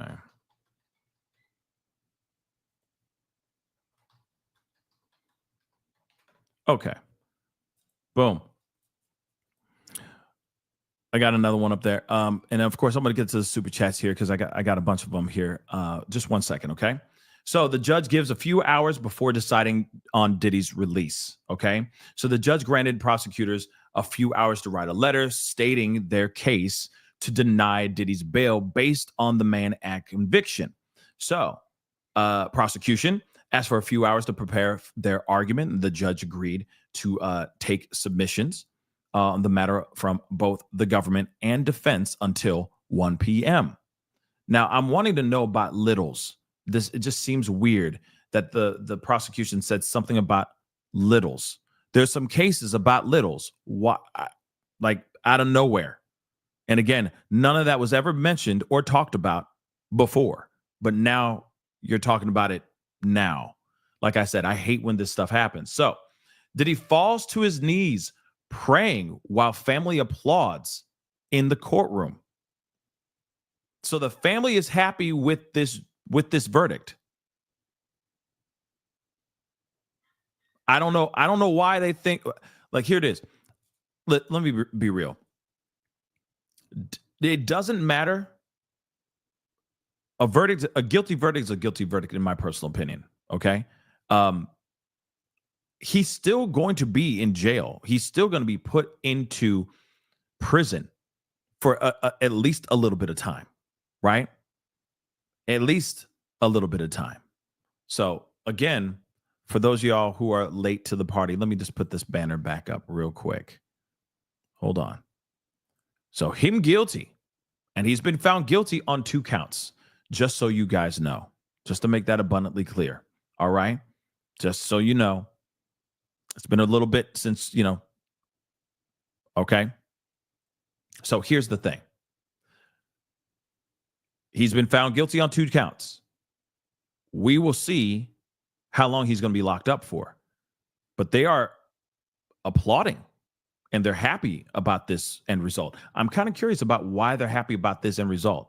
I was thinking that they're hoping for by a landslide. Okay. By a landslide, right? He would be found not guilty. But we'll see. So his family stood in the background, clapping and cheering. The defense attorneys hugged each other, okay? And Diddy hugged his lawyer, Brian Steele. So their court is cleared for the afternoon. Let us see what... Let me just see. Actually, let me get some of these super chats here really quick. So again, updates, y'all. Updates, breaking news, okay? Relentless, thank you so much for the love. You hilarious. Diddy gets jackpot today. Full sweep. Well, now we know it's not a full sweep, right? But yeah, guys, go check out his book. Okay, it's available on Amazon. It's called The Night Puff Tried to Kill Me. Go check it out. Okay, guys. Thank you so much, Relentless. Suram, thank you so much for the super sticker.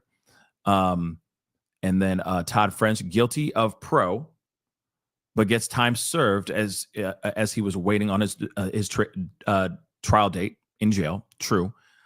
Too much uncircumstantial evidence and inconsistent testimony. Excuse me. I agree with that. I agree with that as well, right? Like I said, the pros was the ground balls. That was a ground ball, scoop it up, throw the first. STing, I do believe that he had at least one ST. I believe that, but he wasn't found guilty on those, right? The racketeering, I felt it was going to be very hard for them to prove, which clearly to the jury, it was very hard for them to prove, right? Nurse Jules, thank you so much for the super sticker. I appreciate it. Thank you so much. Eagle Stars, what's up? Thank you so much. I love my Chiefs, born and raised in Kansas City. Yeah, I am a new Swiftie.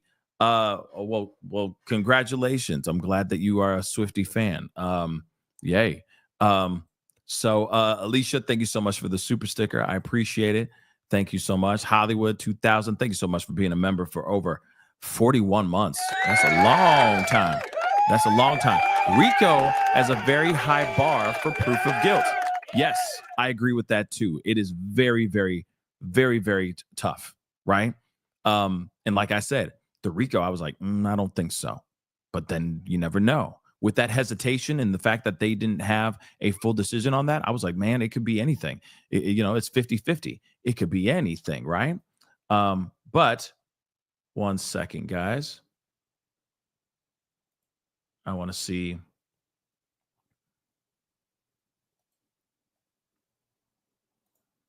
I'm definitely interested to see what they got to say with this breaking news, what Long Crime has to say about this, because this is obviously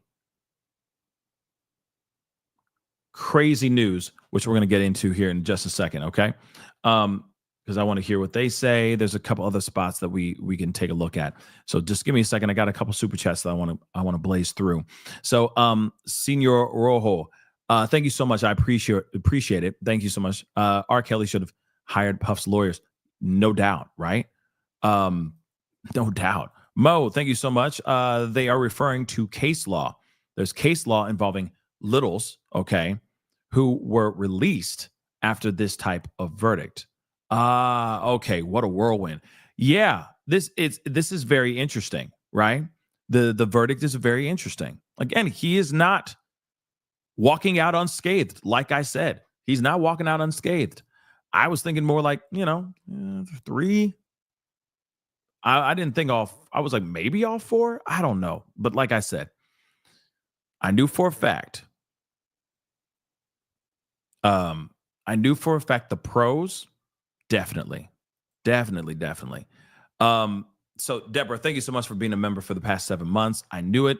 They did the same to Aura. Okay. Get them on something to give them cause to investigate further. Old cases are being opened, Gene said. Old cases like Tupac and Biggie, I'd like to see that, right? I'd like to see that. I'd really like to see that because there's been speculation and rumor, urban legend like crazy about that. So it would be interesting to see what happens here. I'm interested to see that for sure. Sean, will he be registered as an SA? You know what? Or like an SE? Like or an SP, right? Or as a PDF file, right? I am kind of not a PDF file, but you know what I mean, an actual predator. I don't know, but that is a good question. Will he have to register of any kind in that way, right? Yeah, like an SO, right? Yeah, I'm assuming he would, but I don't know, right? Nurse Jules, thank you so much. He'll be out in a year or less for good behavior, quote unquote. Yeah, we'll see. We'll see. I mean, regardless, he's going to prison. You know what I mean? This isn't a situation where he just walks out free as a bird. Yes, there will be time spent because he's already been in jail for nearly a year. Time spent will be added to that time, to that sentence, but he'll still be locked up, y'all. That doesn't change anything. Todd, thank you so much for the love. I told y'all, too much uncircumstantial evidence and inconsistent testimony. Guilty of time served for waiting in jail for the trial. Salute to you too. Yes, I mean obviously we can see that now, right? But yeah, he is looking at a maximum of 20 years. So then that could, if he gets the max, he'll be in there for what? On 19, 18 years? If he's just there for the whole time served, that's still a lot of time, y'all. That's still a lot of time. Okay. And of course, that's dependent on how the judge is, if the judge goes easy on him or not. Those are some things to think about. Nurse Jules, thank you so much again. Definitely an appeal on its way. Absolutely an appeal's on its way for sure. Because now they're going, well, listen, it's just pro counts. It's just transportation of pros. Come on. Let's get back in here and fight this out. Let's duke this out. So we'll see. Okay. Yeah. If he did a full 25 years, he'll be coming out in his 70s, y'all. If he won't be getting the full 20. I'm telling you right now, he's not going to get the full 20, but he's going to be in there for some time. Regardless, he'll be locked up. He'll come back out. Depending on how long he's locked up for. I mean, it's all pending, right? But like everybody thinking is that Trump is going to pardon him. Nah, I don't think so. Trump likes people that are literally, praising him. Look at the Grizzlies, right? Those people. I don't know the show. They were reality show people. Okay. Those people, they got pardoned pretty quick. Why? They were, he likes people that praise him. Diddy was not praising him. Not when Obama came into the chat. Okay, let's keep it real. As soon as Obama came into the chat, and of course, Trump started to run after Obama, things changed. There was a different vibe out there. Diddy was not a supporter of Trump. So I doubt he's going to go and pardon Diddy. I doubt it. But, like I said, wilder things have happened, y'all. Wilder things have happened. Black Skate, thank you so much. So when do you figure he's dropping the gospel album with all the featured artists on it that he won't pay? Oh, snap. Shots fired. Yeah, that's a good question, right? Very good question. Eagles, thank you so much. When they raided his house, I think he raided his house, they found weapons that had altered serial numbers on it, which is illegal, which is why why was he not charged for that? That's a very good question too. The fact that wasn't even a factor in the RICO charge to begin with is insane to me. As far as the prosecution has gone, it's been sloppy. It hasn't been, it hasn't been perfect. You know what I'm saying? So we'll see what happens. Miss Curvy, thank you so much for the love. I appreciate it. He got some time and money from the real people that are behind this. He will do the time for money. Money he be good. Money he be good, Pascal. Now he gets some time and money for the real people that's behind this. He will do the time for money. I don't know what you mean by that, Miss Curvy. I'm a little confused by that. But if you can clarify it in the chat, I'll keep an eye on that. Okay. So Immortal, thank you so much for being a member for 51 months. My Lord. That's interesting. So, kiddos, oh nah.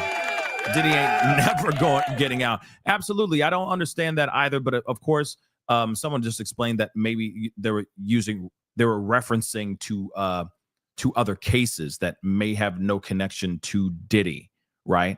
That there are other past cases that they're using as an example. So we'll see. I'm sure somebody will explain that at some point here, because Inner City Press just says that. I'm like, what do you mean by littles? What do you mean by kids? What's going on with that? What does that mean? Right? So Star Fury, what's up? I appreciate it. I hope this verdict sends a serious message to all in the entertainment industry. We the people are done. Absolutely. Up next, Tyler Perry and Fat Joe. Yeah. You are not wrong with that, baby. Oh, snap. Okay. Snap indeed. Ride the guy. Thank you so much for the love. So essentially, he got found guilty of being a PIMP. Yeah, pretty much. A high class PIMP with demands. Real talk. Like I said, a hankering for hogs, right? Tish Thompson, thank you so much for the love. I think the jury just didn't see his circle as an enterprise because he definitely did 2 of those predicate acts. Now, good question or good comment. I appreciate you putting out that comment. Here's the thing.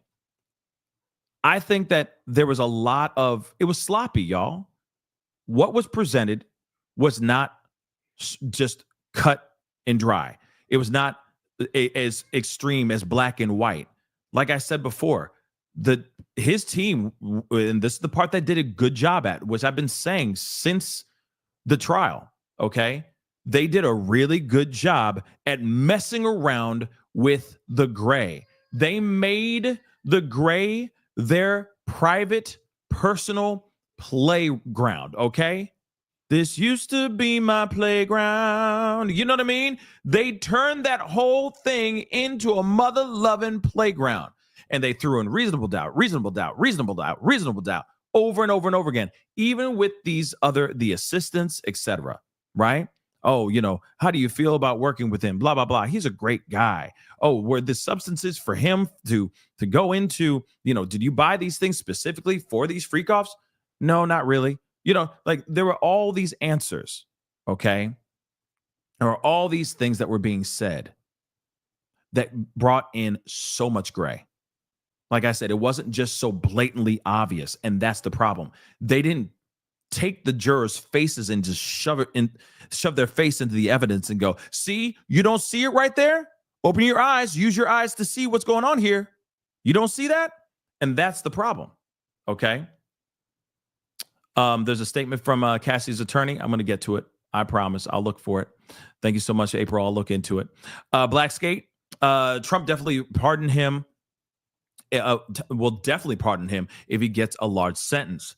We'll see. The only us he seems to like are degenerates who destroy our community. Quite the statement right there. But again, we'll see if he actually pardons anybody, but I doubt he will. Evelyn, thank you so much for the love. Hope this makes women/girls more savvy. Be smart, stand strong, make your own money, F the fools, find good people, live by true values.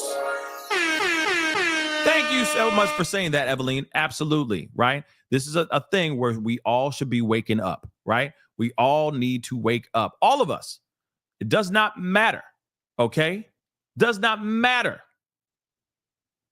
if the person is a wealthy person or not. But that's the problem. We live in a world where everybody is more hell-bent on trying to get a leg up. That doesn't work on this conversation either. That phrase, that doesn't work. But again, everyone trying to get a leg up.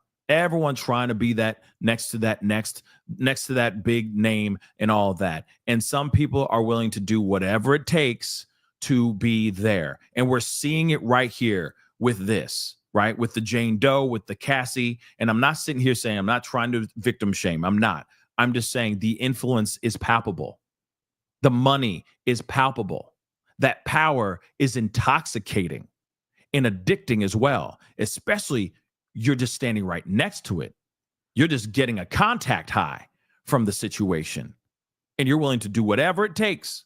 Because for a fact this guy had other people in his corner helping him out, making these things happen or making these things not happen anymore.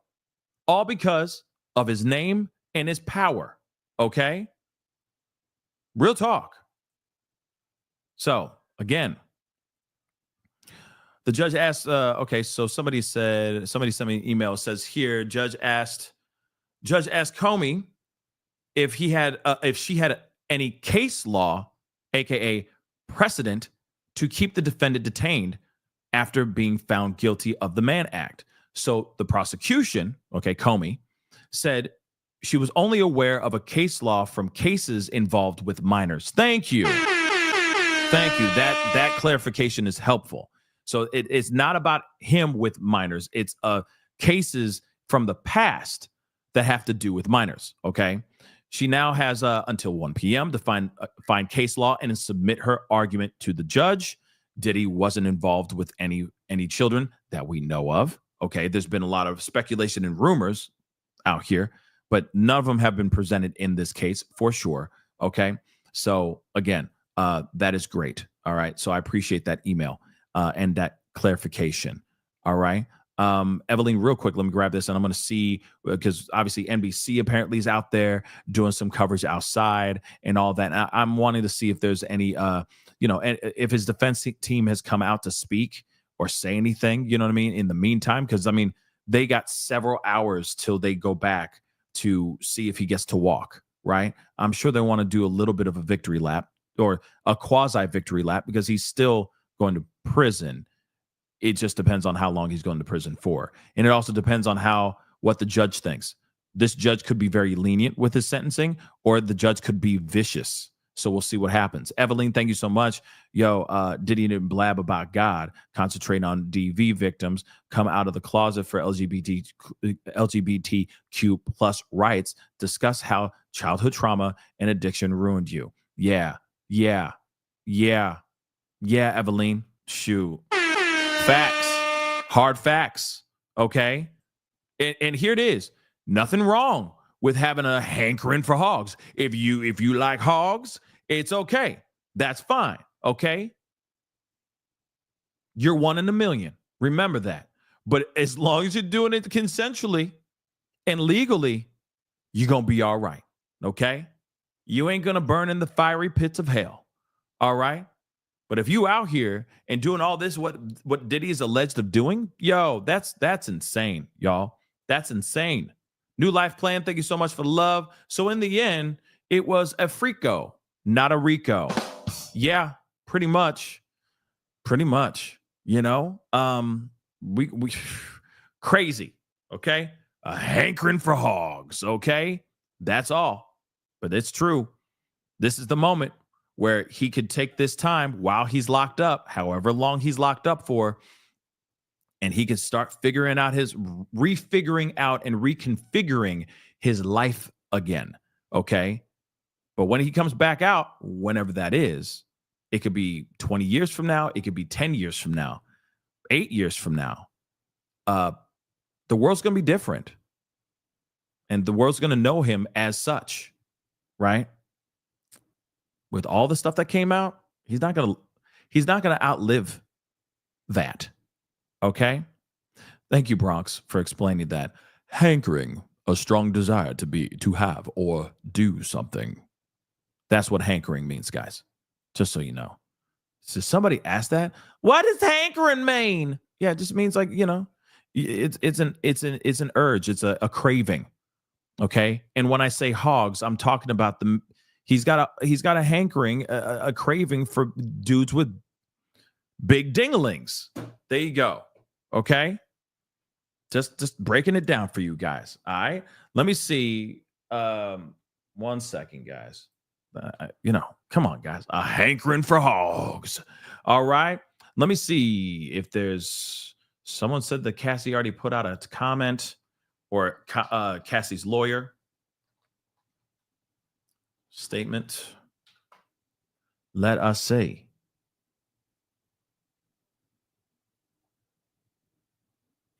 Boom. So, Cassie's lawyer, breaking news. Okay. This just came out a little bit ago. Okay. So, Cassie's lawyer praises her strength despite split Diddy verdict. Okay.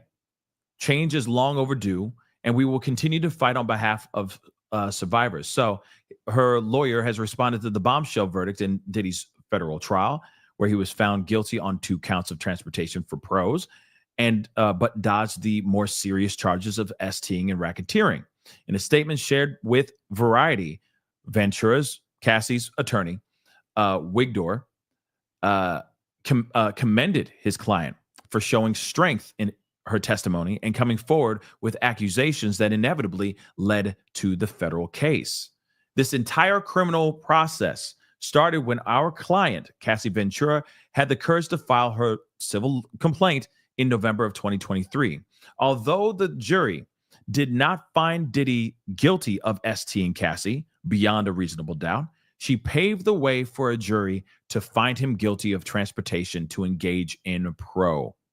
By coming forward with her experience, Cassie has left an indelible mark on both the entertainment industry and the fight for justice. We must repeat with no reservation that we believe and support our client, who showed exemplary courage throughout this trial. She displayed unquestionable strength and brought attention to the realities of powerful men in our orbit and the misconduct that has persisted for decades without repercussion. This case, proof that change is long overdue, and we will continue to fight on behalf of survivors. Now, I think that's a very good statement out here, that they're going to continue fighting, doing what they do. I do think that this is also something to think about when everyone has their knee-jerk guttural reaction to women speaking out. If you notice, and this is just kind of like flashing a little bit of a mirror towards us as the court of public opinion. Because there's people who will instantly believe, right? Instantly believe the victims, which is totally okay and totally fine. But then there's also the other side. When you hear the testimony, people will instantly slut shame, victim shame, victim blame, etc. When in actuality, it's like, wait a second, I truly believe that what Cassie said in that testimony was to be true. I think what she experienced was absolutely terrible. Yes, I get it that she was around somebody who had a lot of power and a lot of influence. But at the same time, this is somebody who went through what she went through.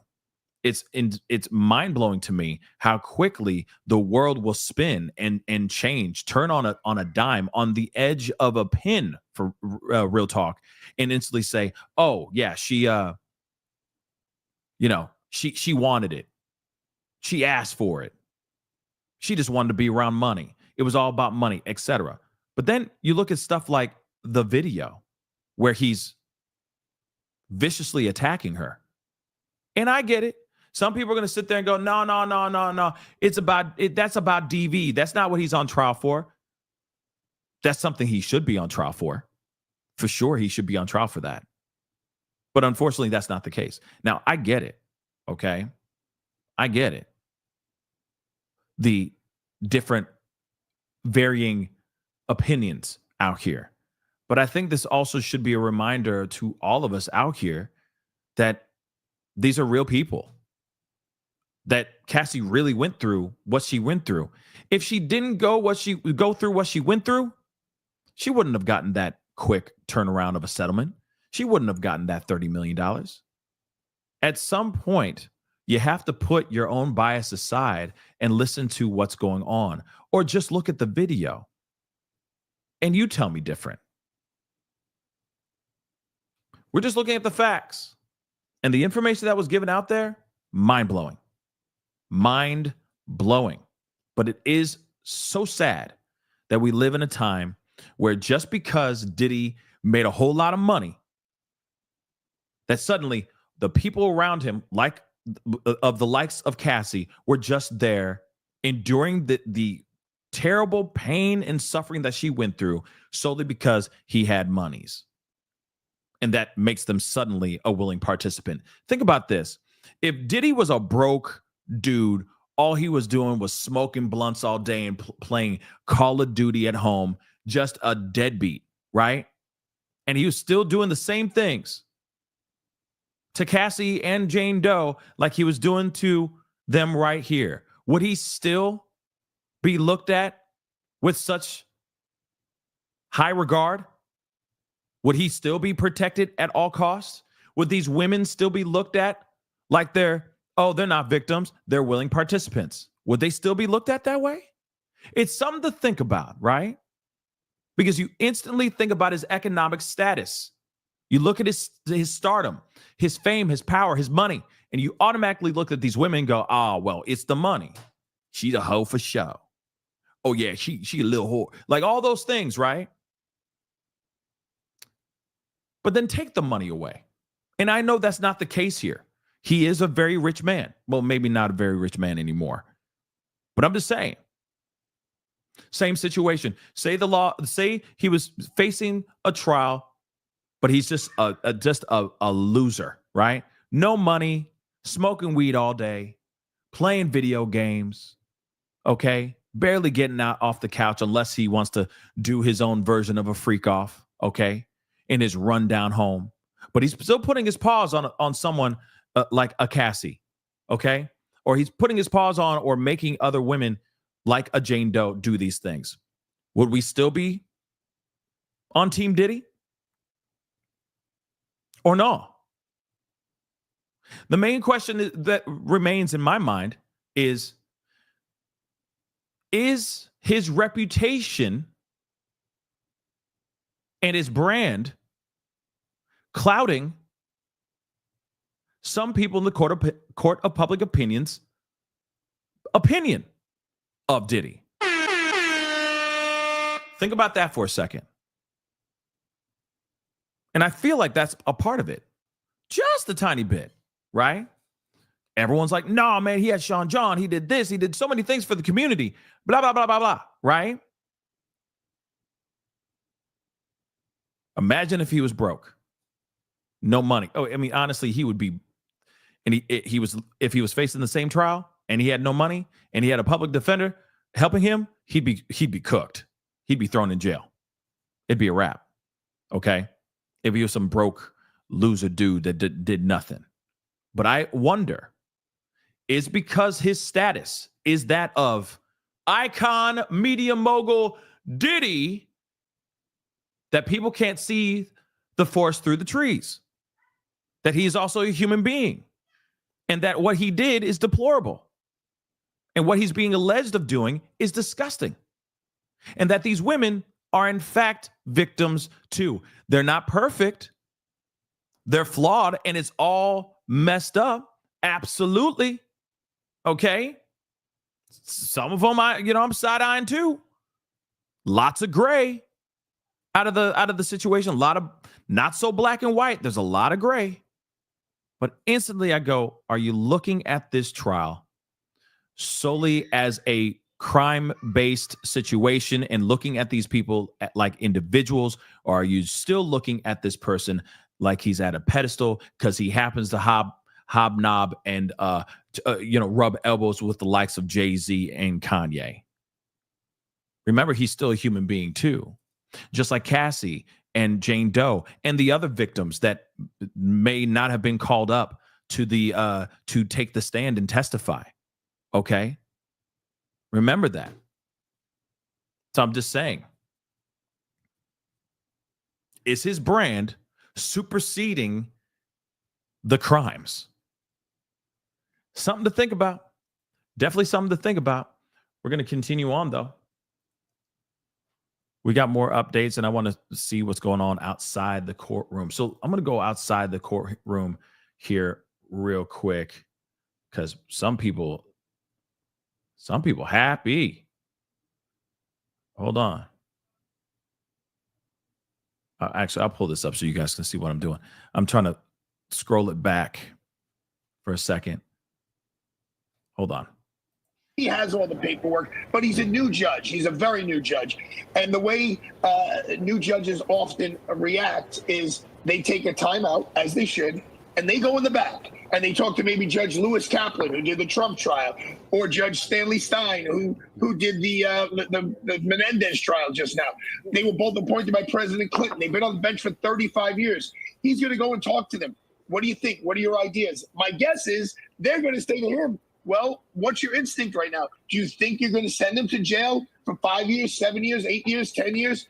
Because if you are, keep him where he is. He's already serving time. He's getting credit for it. Why are you going to let him out just to put him back in? No doubt. If you're seriously considering giving him a non-jail disposition and just giving him straight probation, well, then you probably, in the interest of justice, should let him out.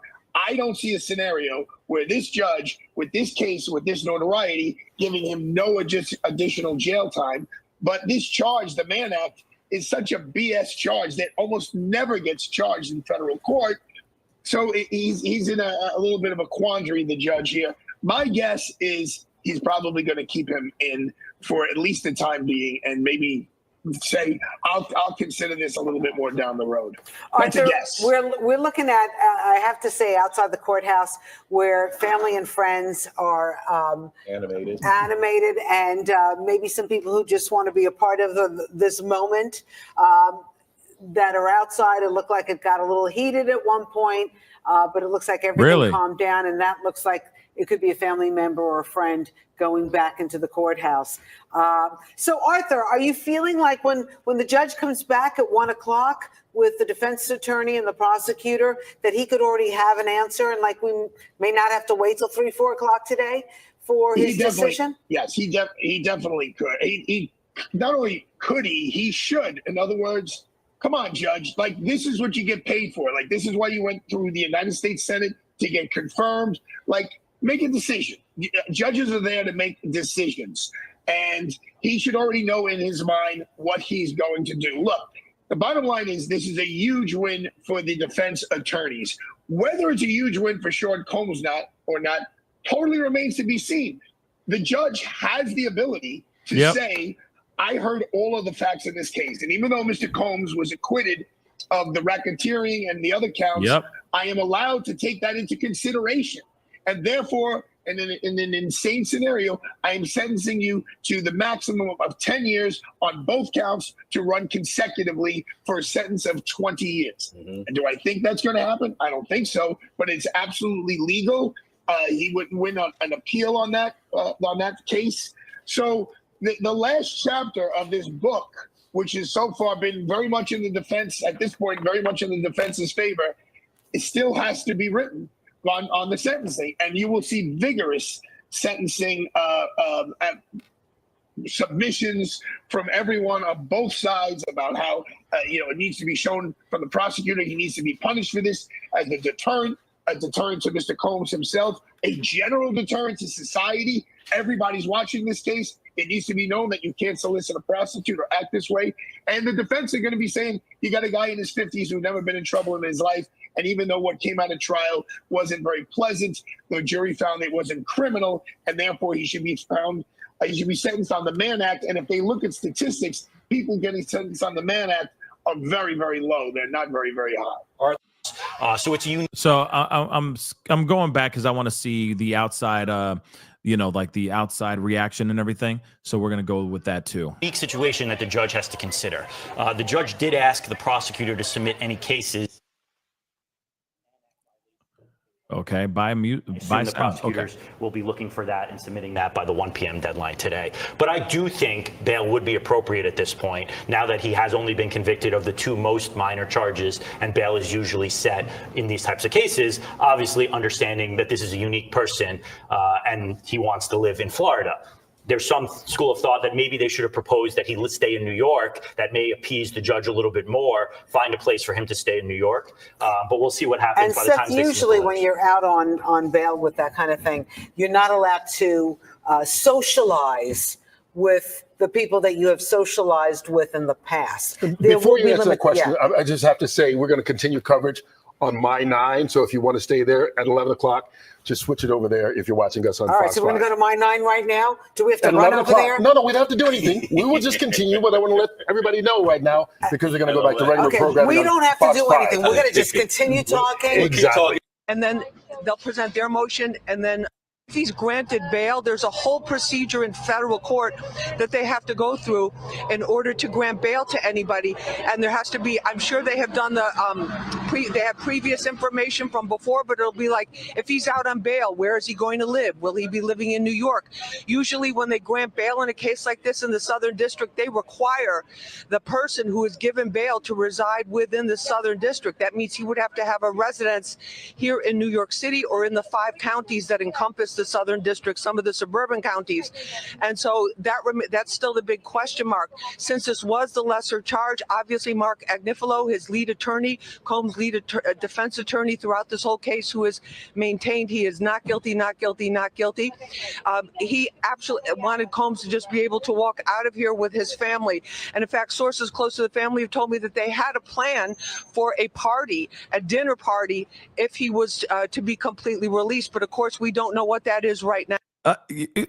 Have they not learned anything? He needs to stay far away from any parties, period. They'll present their motion, and then they'll present their motion, and then the judge will decide on that. So in the meantime, he was in a holding cell in the federal courthouse right here, and so we'll be finding out, in a couple of hours, maybe a little bit sooner, about what this whole bail situation is, the bail request is. And let me bring in my colleague right now, Arthur Chien. And Arthur, this is quite a shock for a lot of people, although there have been attorneys that have been saying this the whole time, that this was the one count that they thought that the RICO charge from the very beginning was a stretch, because it was a very aggressive charge, as many lawyers in the legal community felt, but that this transportation for prostitution was going to be the toughest one. And 2 counts of this is what he was found guilty of. Everything else cleared. So that's a pretty big victory for Combs. Yeah, I think there's 2 things to cover. One of them is that maybe the judge is not going to ask for motions from either the prosecutors or defense. Maybe he feels like they've said enough in the court right now. to make that decision, because a lot of times, especially federal judges will give days before rendering their decision. The fact that he says he's going to be back in a few hours, he might not even want those motions. He thinks he might have enough to make that decision here now. And in court, he asks Sean Diddy Combs, I take it you don't want to go back to MDC, right? And Combs apparently shook his head in a very exaggerated motion and put his hands together in a praying motion, indicating he does not want to go back. He's made no secret. He doesn't like it there. He's offered up money before, all kinds of things. Well, Arthur, also, as you know, NBC, we've done stories on this here on Fox 5 News. NBC is one of the most notorious federal detention centers. It's called a detention center and jail because there are people like Combs who were in there not convicted of any crime yet. They were awaiting their trial. They've had all kinds of problems in there between violence, between the actual physical conditions, and even being in the special ward that he was in. There, it still was, he was denied his freedom. And for somebody like Combs that had homes all over the place, had his own jet, he could fly off to the islands if he wanted to for the weekend. And, it had to be a huge psychological hit as well. Right, and one would have to imagine that the judge right now is trying to decide whether or not favoritism is something that he would show if he let Mr. Combs out. But just out of curiosity, and just to throw this into the mix, we were looking at what happened. This sort of triggered a memory with the former New York Governor Eliot Spitzer, who was also former Attorney General in the state of New York.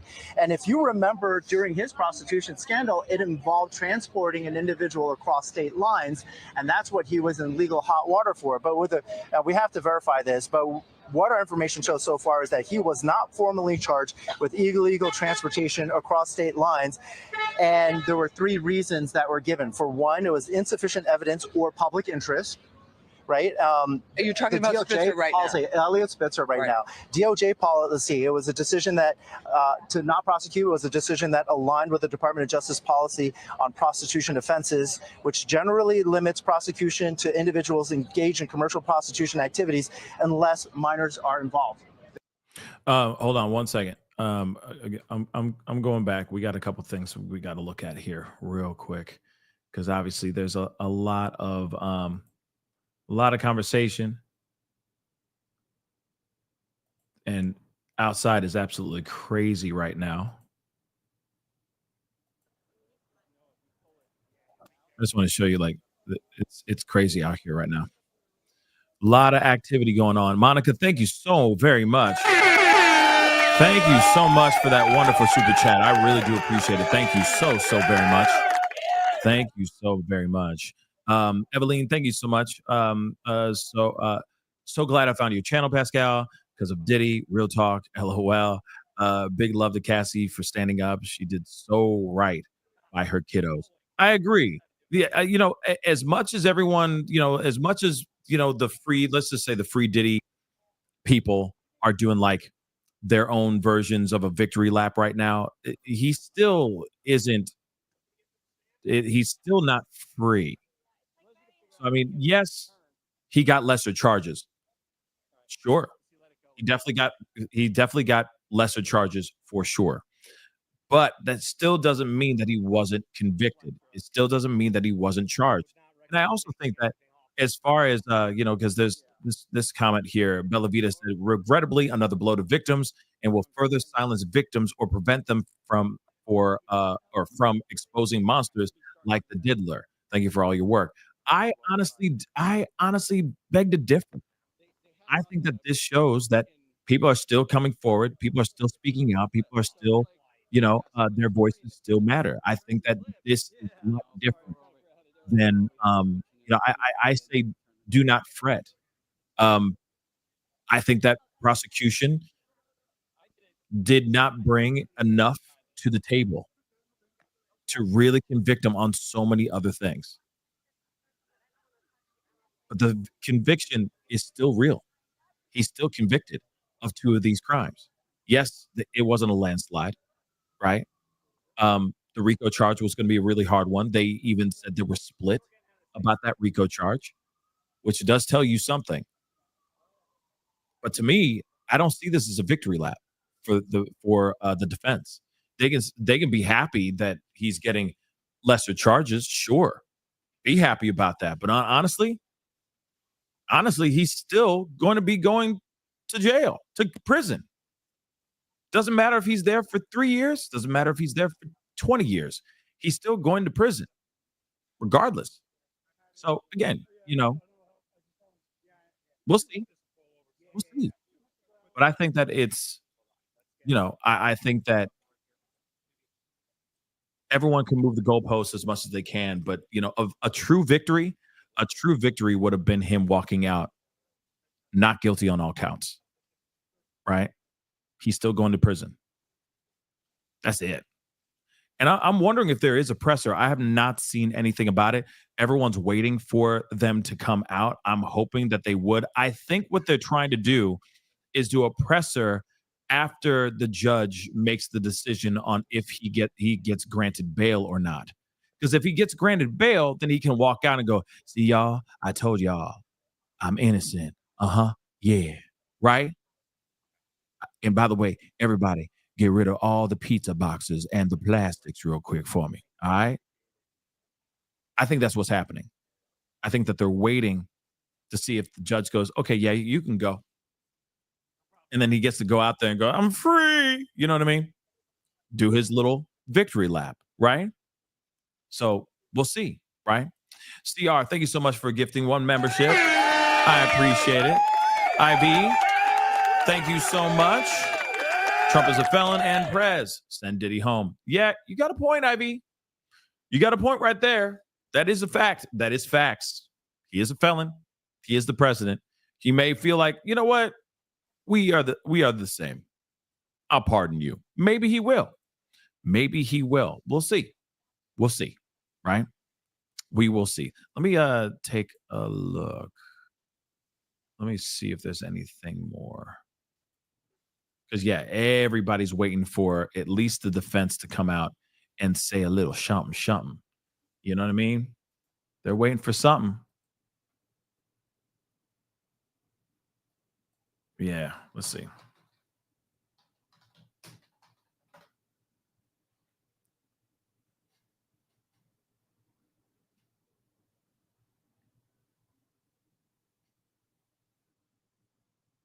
Man, oh man. Well, let's see NBC News. Because I want to see if they... Oh, looks like there has been some... Now with a Looks like there has been some comments. Hold on.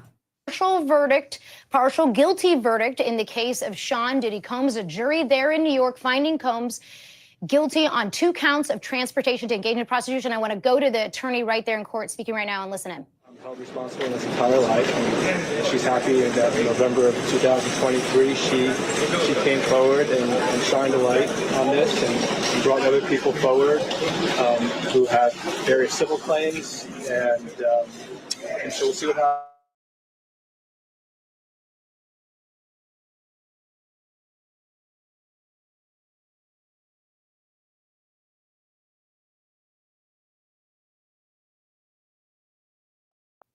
Okay, we're back. Oh my Lord.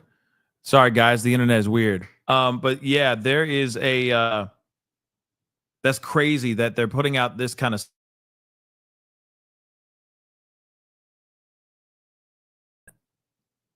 to myself real quick and I can share it. But again, let me play this again. That was weird. That was weird, guys. Let's see. Who have various civil claims, and so we'll see what happens with the sentencing. All right. Counsel, thank you very much. Looking at the direction, you said that same thing. Sorry. Oh, I can't repeat it again, but yeah, please. Sorry. So, what was the question? Yeah. Your reaction to what happened? The reaction is that we're pleased that he's finally been held responsible for 2 federal crimes, something that he's never faced in his life. He still faces substantial jail time. Of course, we would have liked to have seen a conviction on the sex crimes in RICO, but we understand beyond a reasonable doubt is a high standard, and we're just pleased that he still faces substantial jail time. All right, thank you. Thank you very much. Doug Wigdor, Wigdor. Well, each is okay. Faces up to 10 years. This is Cassie's lawyer, y'all. Cassie's lawyer. Various different things, but I'll leave that up to the government and the defense to argue. But I feel confident in saying he still faces substantial incarceration. How will you feel if he walks out on bail? That's up to the judge. I don't have a personal vested interest in this case. Whatever the appropriate thing to do under the law is what should be done. And at the end of the day, he needs to be sentenced pursuant to the guidelines and pursuant to what the law is. My understanding of that is that he faces significant incarceration. So thank you very much. Thank you. You've just been listening there to Douglas Wigdor. That is the civil attorney for Cassie Ventura, obviously one of Combs's former girlfriends who figured prominently in this trial. That response, that comment happened about 30 minutes ago, live on NBC, just so you know. Is now facing having been convicted of those 2 counts of transportation to engage in prostitution as it relates to his client, Cassie Ventura, as well as another woman, another former girlfriend under the pseudonym Jane. Misty, I wonder what leverage and how this changes those civil claims, because he is facing a mountain of civil claims. It felt like they were coming fast and furious there after he got indicted on the federal charges, the criminal charges. Then the civil deluge of lawsuits started to come out. Does this change the calculation on the civil side at all? Does it help him? What do you think the effect might be? So certainly there were so many civil lawsuits. It was hard for us to even keep up. They were filed every single day. There's so many, and they all have different types of civil claims. The claims that were raised by Cassie Ventura, that case has been settled. That case would have been directly impacted by this verdict. Now, the civil standard is much less than a criminal standard. So the cases still go on, but certainly the fact that he is not guilty on many of these charges, that's going to be something the defense in those civil actions are going to raise. They're going to say that this pattern that a lot of these civil lawsuits allege, that there's a pattern of conduct. Well, look at this criminal case. There's been a determination. That being said, it's not binding on any of those. So those continue on. And the standard is so different. So much lower. So it's beyond a reasonable doubt in a criminal court, the highest standard under the law. In a civil court, it's what's called preponderance of the evidence, meaning if you believe he engaged in the conduct, 51%. So just over half, then he can be found liable. So it's liable, not guilty.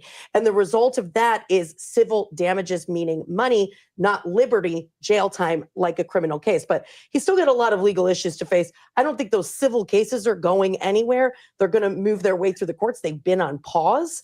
But interestingly enough, Laura, you don't have the same Fifth Amendment rights that you do in a criminal case, in a civil case. You can be compelled to testify.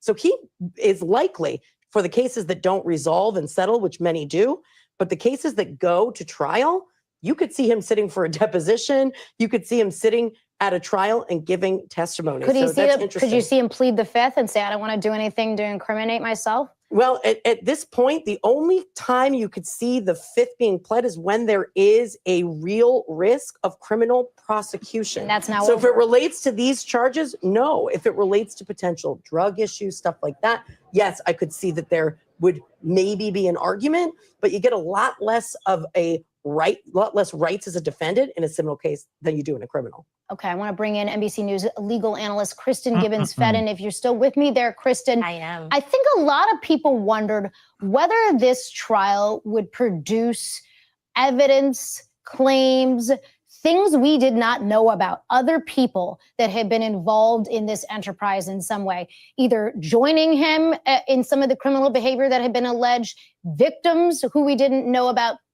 And there were some things that were new. But for the most part, Kristen, a lot of the material that came out were things that were sort of what we already knew, just more detail, if you will. For instance, right, there were not some bombshell people walking into court saying, hey, I was a victim, or hey, I was engaged in these freak-offs. We didn't see other people indicted either, at least not yet. Of course, there's still time here. But do you think that had any effect at all on this jury? I think so. I think you're absolutely right. And I think the other thing that's really important here too, Laura, is you're right. Like throughout the trial, the testimony and the evidence that the jury saw was not what we all saw from a public perspective in all of the many documentaries that came out talking about all of the different individuals who assisted. And some of those individuals were not called to testify within this trial. Yes, the trial had a number of witnesses, 34, I think, to be exact. But some of the survivors that have filed civil lawsuits and some of the survivors who have spoken openly in those documentaries were not shown to this jury with regard to this particular trial. And keep in mind that when we're looking at RICO, when we're looking at the sex trafficking, obviously for Cassie, as well as Jane, and when we're looking at the transportation to engage in prostitution, that the only thing that the jury was allowed to consider was the evidence that was produced in front of them. And the reason why that's important is because you're absolutely right. I don't think that this trial uncovered anything. But I think if we go all the way back to Cassie's initial civil complaint. It uncovered a lot. Nut juice. Just saying. Filing. What she did, I think bravely, was opened the door for a lot of other survivors, whether or not they have the opportunity to have a prosecutor look over their charges and file them to allow for criminal penalties. But what she did was she opened the door to say, hey, guys, look what happened to me. And that's really important because a lot of survivors, as we know from the many civil suits that came out afterwards, said, me too. And they were then able to file those lawsuits. So no, I think you're right again. We didn't hear a lot with the trial, but we did hear a lot through a lot of the public statements that came out afterwards. Again, the way I see it, yes, the not finding him not guilty on these other charges, on the charges that he got, okay, finding him not guilty. I'm sorry, that on the racketeering, absolutely a big deal, absolutely a big deal. Okay, it is a big win for sure. Because he dodged a massive bullet for sure. Okay. But the fact that he was found guilty on those pros, yes, they're the lesser of the other two charges, still shows that he did something. You know what I mean? He did these things. Now, racketeering, etc. Let's be real. The public now knows what the government knows. What was exposed, what was expressed, what was seen during these testimonies, we now know that, this is a very complex individual, right?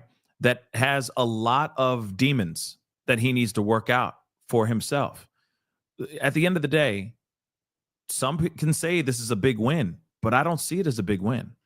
A big win would have been him walking out to be free for good. Even if he walks out today, sure, that will satiate some of y'all's appetites for like 2 seconds, but it won't be enough. Okay? It won't. He's still going to go back in. He's still going to get sentenced and he's still going to get locked up. Sure, it can be a short amount of time. It could be a huge amount of time. Anything's possible, but he's still going to prison. He's still definitely going to prison. Definitely him dodging that bullet is a massive bullet, but he didn't win all the way. He didn't. And again, like I said, this is not going to I'm not going to lose sleep over this, right? It's not like I'm disappointed by the verdict. What the verdict was is what it was. I knew, at least with the racketeering, it was going to be really hard for them to prove that. You know what I mean? I've been saying that for weeks now with everything. I'm like, are we really sure that the RICO was shown? Are we sure about that? But as far as I think, he still got found guilty on some of these charges. Yes, his family is happy because he's not going to be in prison forever. Okay? He's not going to be in prison forever. That is a win for them. I can see that. But that's not a win to me. I still see this as a situation where he is going to be he still has to show up to whatever prison that they put him in, and he still has to do that time. So we'll see. I mean, we're going to see what happens there for sure. Black Anonymous, thank you so much for the super chat. What do you think the chances are that he will go on his revenge tour? I hear J-Lo is on the top of the list. What? Now, let's talk about that. Let's talk about that. I truly believe he ain't going to go on some revenge tour until he's out of prison. If he goes on a revenge tour, that could be years from now. He's going to get sentenced You know what I mean? Whenever he gets sentenced, it could be a few days from now. It could be a month from now. Whether or not the judge decides to lock him up or to let him free, he'll be able to, like I said, he'll be able to breathe in the freedom for a few weeks at most. Then he's going to go right back in there, and they're going to be like, listen, you've been found guilty on these two. And we heard from that lawyer on Fox, if I'm correct, who basically laid it out perfectly. Yes, these are not huge charges that he's been found guilty on. Of course, but he still has to go and he still has to pay his time. He still needs to do his time. So what will happen? He could get 3 years. He could get 20 years. It depends on how the judge feels. Like that judge said, or like that attorney said, the judge could literally go, due to everything I've heard, how volatile you are from what was presented, he could get maximum sentence. I doubt he will. But no matter what, he's going to be locked up.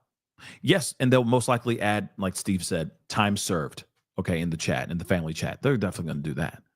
But after that, do you think he's going to? No, I don't think he's going to be going on. It depends on how short his time behind bars is, right? That he would go like on a revenge tour. I just don't think he would, because honestly, a revenge tour, you don't think that the feds are going to be watching him as soon as he walks out of that prison? Think about it for a second. They've already broke him down as being like this monstrous person. They've been following him, keeping an eye on him. They're going to be watching his money. They're going to be watching how he moves out here in these streets.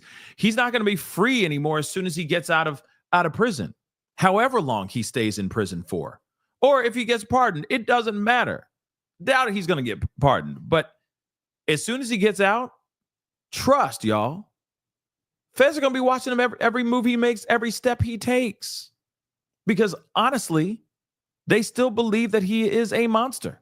They still believe that he is volatile, that he will do whatever it takes to get revenge on whoever spoke out against him. You got to remember all the assistants that came out, the Capricorn Clarks, the Dawn Richards, the Mias, the Jane Does, the Cassies, and all of them. I think he's going to leave Cassie alone. Real talk. What's done is done. I think he's going to, if anything, feel some type of way about his assistants saying what they, going up there and testifying. But you got to remember, all of them, most of them were subpoenaed to speak, okay, to testify. They didn't come up willingly and say, ooh, put me in, coach, I want to play. No, they were subpoenaed. So when it comes to this, it's going to be very, very, very interesting to see what they do. Yeah, Wanda, that's the other thing too. I feel like the last thing he needs to be doing is going on some sort of revenge tour, right? And some people say the best revenge is success.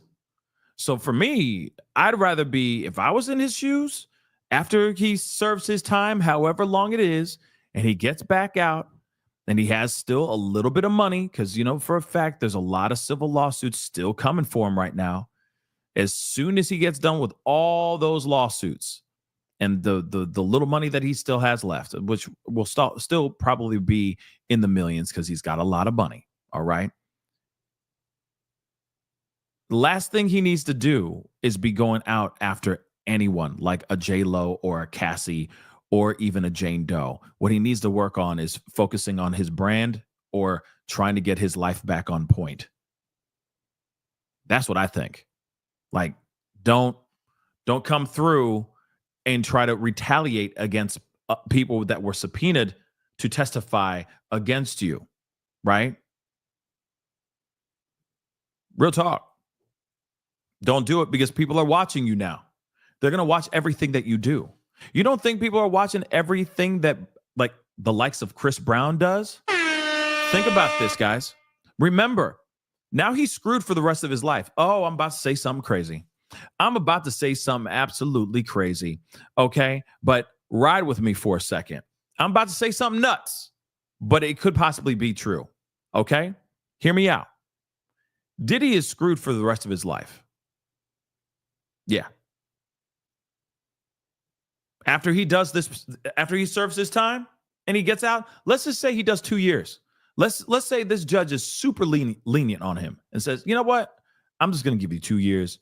Okay. Or I'm just going to give you 3 years. You've already served 1. So that's 2 years. You got 2 more years in prison. Okay. We'll see you in 2. He does his stuff. Good behavior, blah, blah, blah. It's shortened even more, but whatever. Within 2 years, he gets out. Right. And he's out here doing his thing.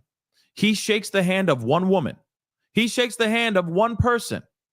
He has a terrible, let's just say, has a bad interaction with somebody on the street that maybe not many people saw. He gonna get sued. He's in a room with another woman for more than 5 seconds by himself. There is a possibility of him getting sued. I'm just saying, think about it. Look at all the lawsuits that he's looking at right now. Not all of them are true. Not all of them are the truth. Look at the likes of Chris Brown. How many lawsuits has he been hit with since Rihanna? Think about it. Think about it. He's screwed. As soon as he walks out, he is a pariah. As soon as he walks out, he is a walking $1 million lawsuit. Someone can go, oh, yeah, he put his hands on me. He's screwed. And it's back to hearsay. It's back to he said, she said stuff. And then he's back in jail, or not jail. I'm sorry. He's back in a civil lawsuit all over again. Look at the likes of Chris Brown. I'm sorry, but there's been all kinds of allegations from other women with Chris Brown. Some of these women have no factual proof. None. Some have had to drop their lawsuits against Chris Brown because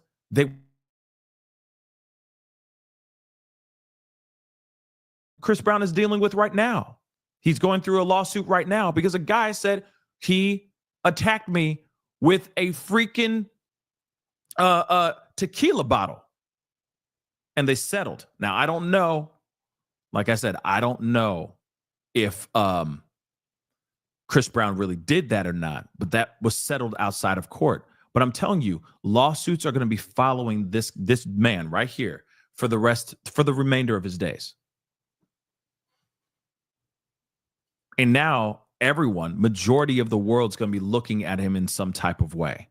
It's not going to be like, oh yeah, free Diddy, man. No, everyone's going to remember this lawsuit, or this trial. Everyone will.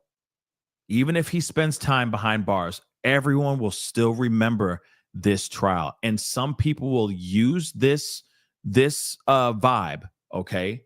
Remember this stain on his legacy and use it for their advantage. I'm just saying. It's not over for him. He's basically, as soon as he gets out of prison, he's still in prison. Because everybody's going to be watching everything he says and everything that he does. And if it's not by the good grace of God, if he's not moving in Christ out here, if he's not doing things with positive moves out of the kindness and goodness of his heart, people are going to catch him. And they're going to take advantage of the situation and sue the pants off of him. That's not the greatest phrase to use either. But you get what I'm saying, right? He goes to a hotel and he's walking in. Everyone's going to be like, hey, man, you here for a freak off? Hey, yo, Puff, you here for a hotel nights? No. I see a guy with a cowboy hat in the corner over there. He's kind of fit. Looks like he's packing. Is he here for you, Diddy? I'm just saying, he got that for life now. Do you understand? He's done. And that's not even talking about the lawsuits that he already has going for him. 70-something lawsuits that he's already having to deal with. Dag nabbit. I'm saying, as soon as he stands next to a dude that looks a tiny bit questionably zesty, okay? Fit dude, looks like he's in great shape, probably does whole lot of burpees every day, okay? Everyone gonna be like, oh, damn, that hankering came back. Them hankerings for them hogs came back. You don't see that Cowboys for Angels dude right there? Oh, that's definitely a pro. Yeah. Oh, damn, we see the Gucci fanny pack. Oh, damn. does that have substances and baby oil and Astroglide in it? Oh, snap. Oh, snap. Diddy out here, and he don't care no more. Everybody now knows he's out here with it, just straight up bashing with his sneaky link and a dude with a hog. I'm just saying. Now everybody's going to be side-eyeing him anywhere he goes. If he's out there just eating a foot-long hot dog, everyone's going to be like, look how he's eating that glizzy. That hankering for the hog is real, and that mother lover. Look how he's eating that hot dog. Look at all that relish. You know he's zesty. Wait for it. Wait for it. Okay? It's coming. It's coming. Okay? Charlie, thank you so much for the love. I appreciate it. Hi, Pascal. But celebrities scattered like roaches when he was raided. Yeah, put in jail. Who's gonna want to be associated with him? Yes. That's a question, too. Who's going to want to be out there as soon as he gets out and he's like, yeah, man, I'm here with my man Diddy? No one. Because everyone's going to analyze every single thing in the room. If the room even has a hint of red light, everyone's like, oh, snap, a freak off is happening. If there's a bottle in the corner, okay, a water bottle, they'll instantly think, oh, is that water bottle filled with baby oil? Did they fill it with baby oil? And he's just trying to hide the Johnson & Johnson logo. I'm telling you. I'm here with my boy. We're making a new mixtape. You know what I mean? This song about to be fire. And they go, don't you see the red light, the recording light, the red light that says recording? It's lit. It's lit right there. It's small, but you can see it. If you squint and you look over and lean to the left a little bit, you can see that it's red. This is a hotel night, y'all. No, he's bumping uglies right here in the recording studio, y'all. You can't trust Diddy for nothing. Seriously, everybody's going to be losing their doggone minds, man. Okay? Everybody. Rose, I wonder if he buys baby oil from the commissary. Yeah, no kidding. He's like, yeah, I need some baby oil. Who got baby oil in prison? You know all of them ashy as hell. Ashy Larry. Okay, they ashy. That's part of the prison sentence. You must remain dry as hell. Skin looking like snake scales. You're not allowed to use anything. You're not allowed to use any baby oil. We're not giving you boys any ideas while you're locked up. This isn't fun, right? Yeah, Melody, that's the other thing too. I feel bad for baby oil. Baby oil's mad right now. You know what I mean? Because baby oil will never be seen the same ever again now. As soon as you see it, you'll be like, oh no, you here for a freak off? You know what I mean? Because, you know, some of you girls like to be glistening, okay? Some of y'all like to be, you know, the skin be popping, highly moisturized, okay? You try to touch them, you slip off, you know what I mean? Nice to meet you, you slip because you're just trying to shake your hand, but you're slipping because it's so slippery, right? Suddenly, now when you have that in your arsenal, because y'all, ladies, you all have an arsenal in that everything purse that you have. I mean, seriously, you got everything in that mug, okay? You want you want a Subway sandwich? It's a 6 foot. You know what I mean? It's like, damn, you put everything in this mother lover, okay? You most definitely got a little bit of a bottle of baby oil. Now, everybody who goes through that person, suddenly they're gonna be like, wait, you about to do a freak off? Wait for it. That joke is there for life. Okay? At first they'll be like, oh, and then years later it's gonna be like, yeah, no, it's not a freak off. Okay? I like to stay hydrated and moisturized. That's why it's in the bag. That's what I mean. It's gonna be an old that joke is gonna be so old so fast. Okay? That joke is gonna be so old so fast that at first it's hilarious and then it's not funny anymore. Wait for it. Okay? Rose, thank you so much. Kanye and Diddy Oil Company coming to a store near you. I'm done. No one would buy that. No one.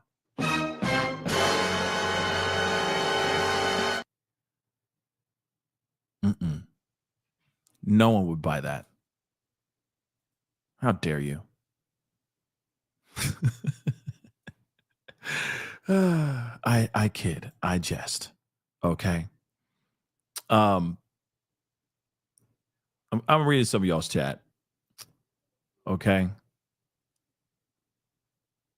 And here's the other thing too. You heard a second ago, or a little bit ago, that the family wants to go out and party. This is the one time, this is the only time where I sit here and say, this is not a time for celebration.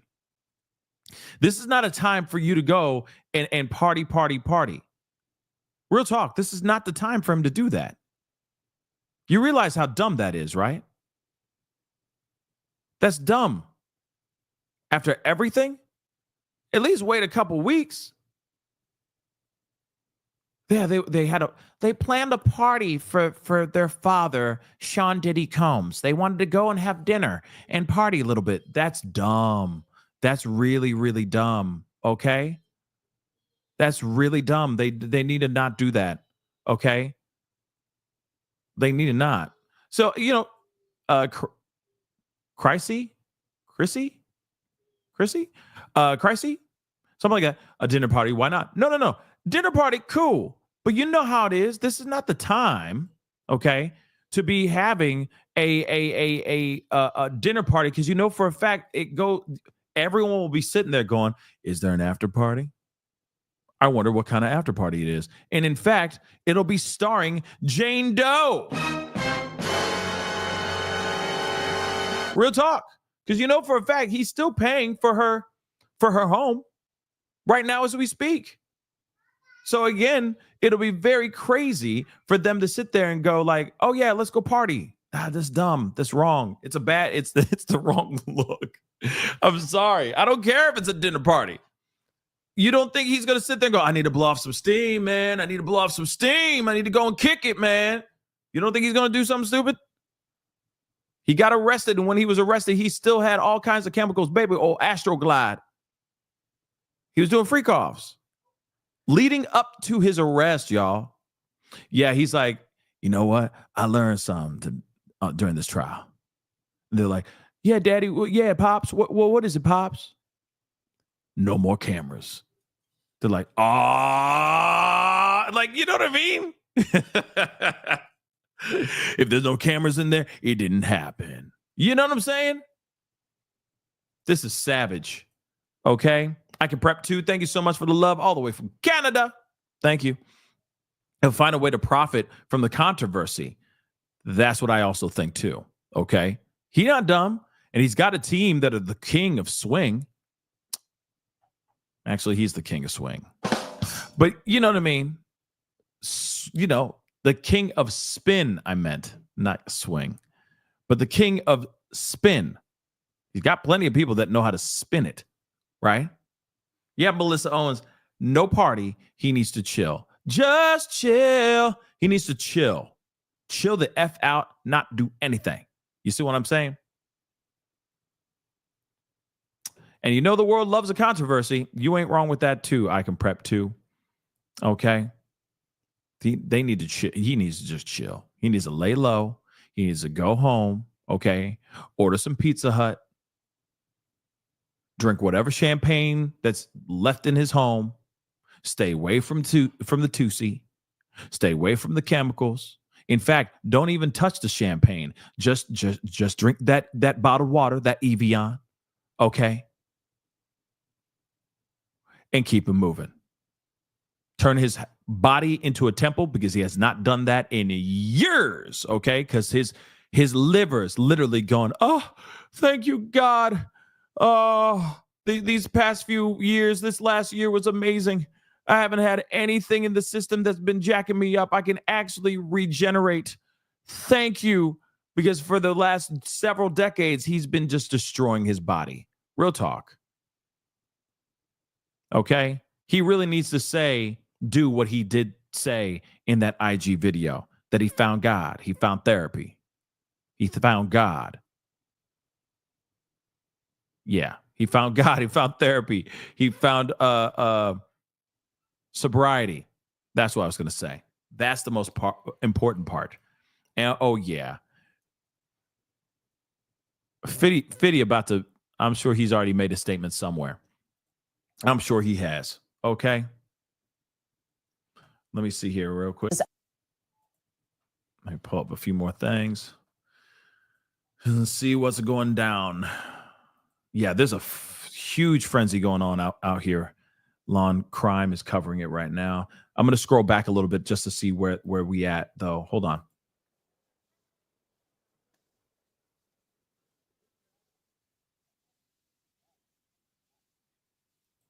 On Lawn Crime.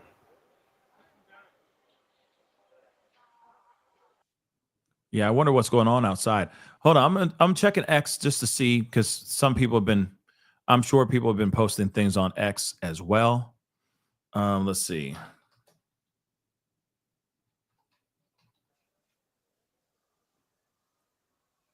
Let's see.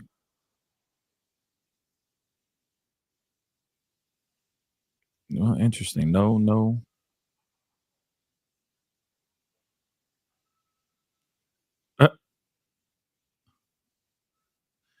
Hold on. Oy. Yeah, I'm trying to see.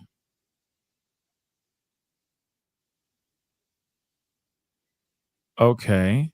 Well, Inner City Press put out a video, so we're going to take a look at that while we see what's on and popping here. Uno momento, por favor. Let's see this. The verdict is in. Not guilty, Rico. Not guilty, sex trafficking of Cassie. Not guilty, sex trafficking of Jane. 2 guilties, transportation of for prostitution as to both Jane and Cassie.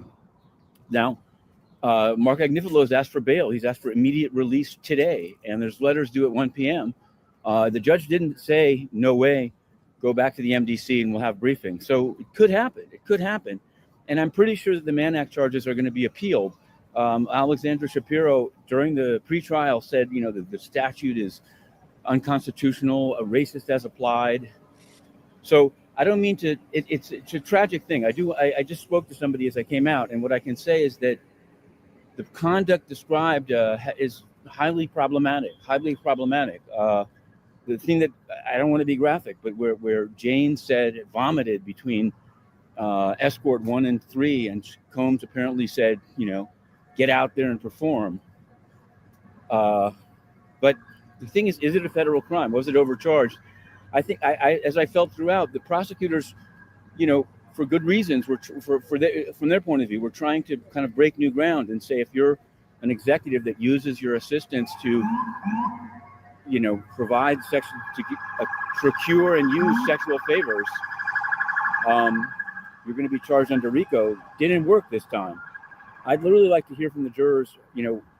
Personally, I think Jane's testimony wasn't that, the witness known as Jane wasn't that compelling for a variety of reasons. The prosecutors chose the witnesses that they did. There's 30 civil cases. There's more people out there. I don't know if they held tryouts, but it is what it is. I know that there were going to be many people very disappointed about it. I'd kind of like to know what turned them. I think it's significant that nothing was asked as to Jane and sex trafficking. I think that wasn't even close, apparently. It's interesting. I am kind of curious about that too, but I do think I agree with ICE 919. I think dear Lord, I think Jane did not help the case. I truly think that. Okay. I think that the sentencing, I think we're going to find out when they come back, because they have less than an hour from now, and they're going to be coming back back in the courtroom.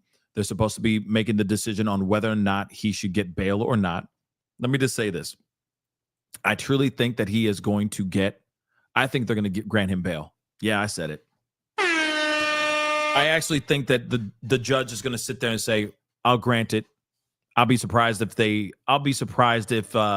he says, nope, put him back in that prison or in that jail, and he will wait for his sentencing. So we'll see what happens. But like I said, I think there's a possibility he's going to, there's a possibility he's going to get bail. I think that's possible. A strong, strong possibility. Okay. We'll see. We'll see how lenient or how strict this judge really is. So we'll see. I think he's going to get bail. So we'll see about that. But then, and then it could be a few days. It could be a few days to a few weeks when they do sentencing. But I'm assuming that they're going to want to do sentencing very, very quickly. So I'm assuming it'll be as soon as next week he'll be sentenced. Okay. So,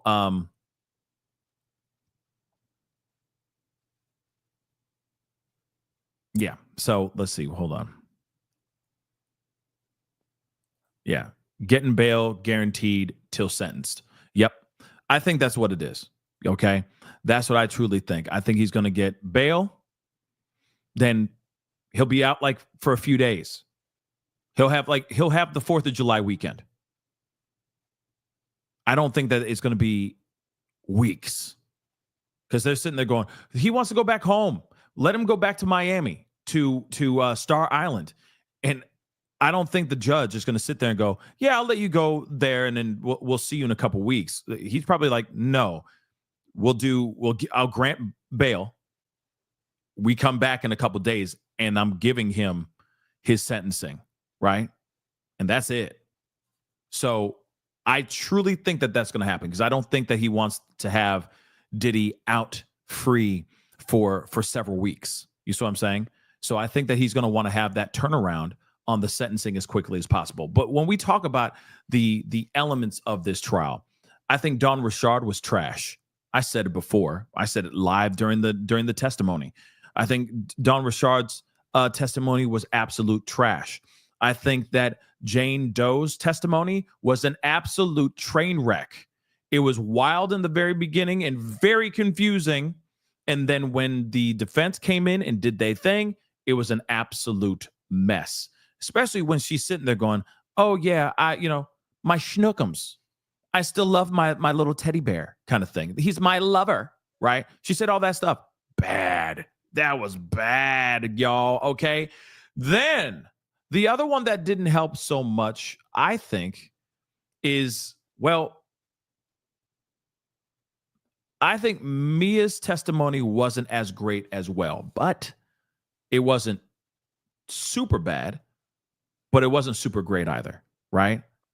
I think the only one that was really consistent was Cassie's, right? Really more leaning on the side of prosecution. I mean, and I'm just talking about the star witnesses, the big heavy hitters, right? Brendan Paul's testimony did not help prosecution at all. It did not. It did not. Okay? It really did not. At first you're thinking, oh, okay, this is going to be good, right? When he sits there, when they're calling him the mule, right?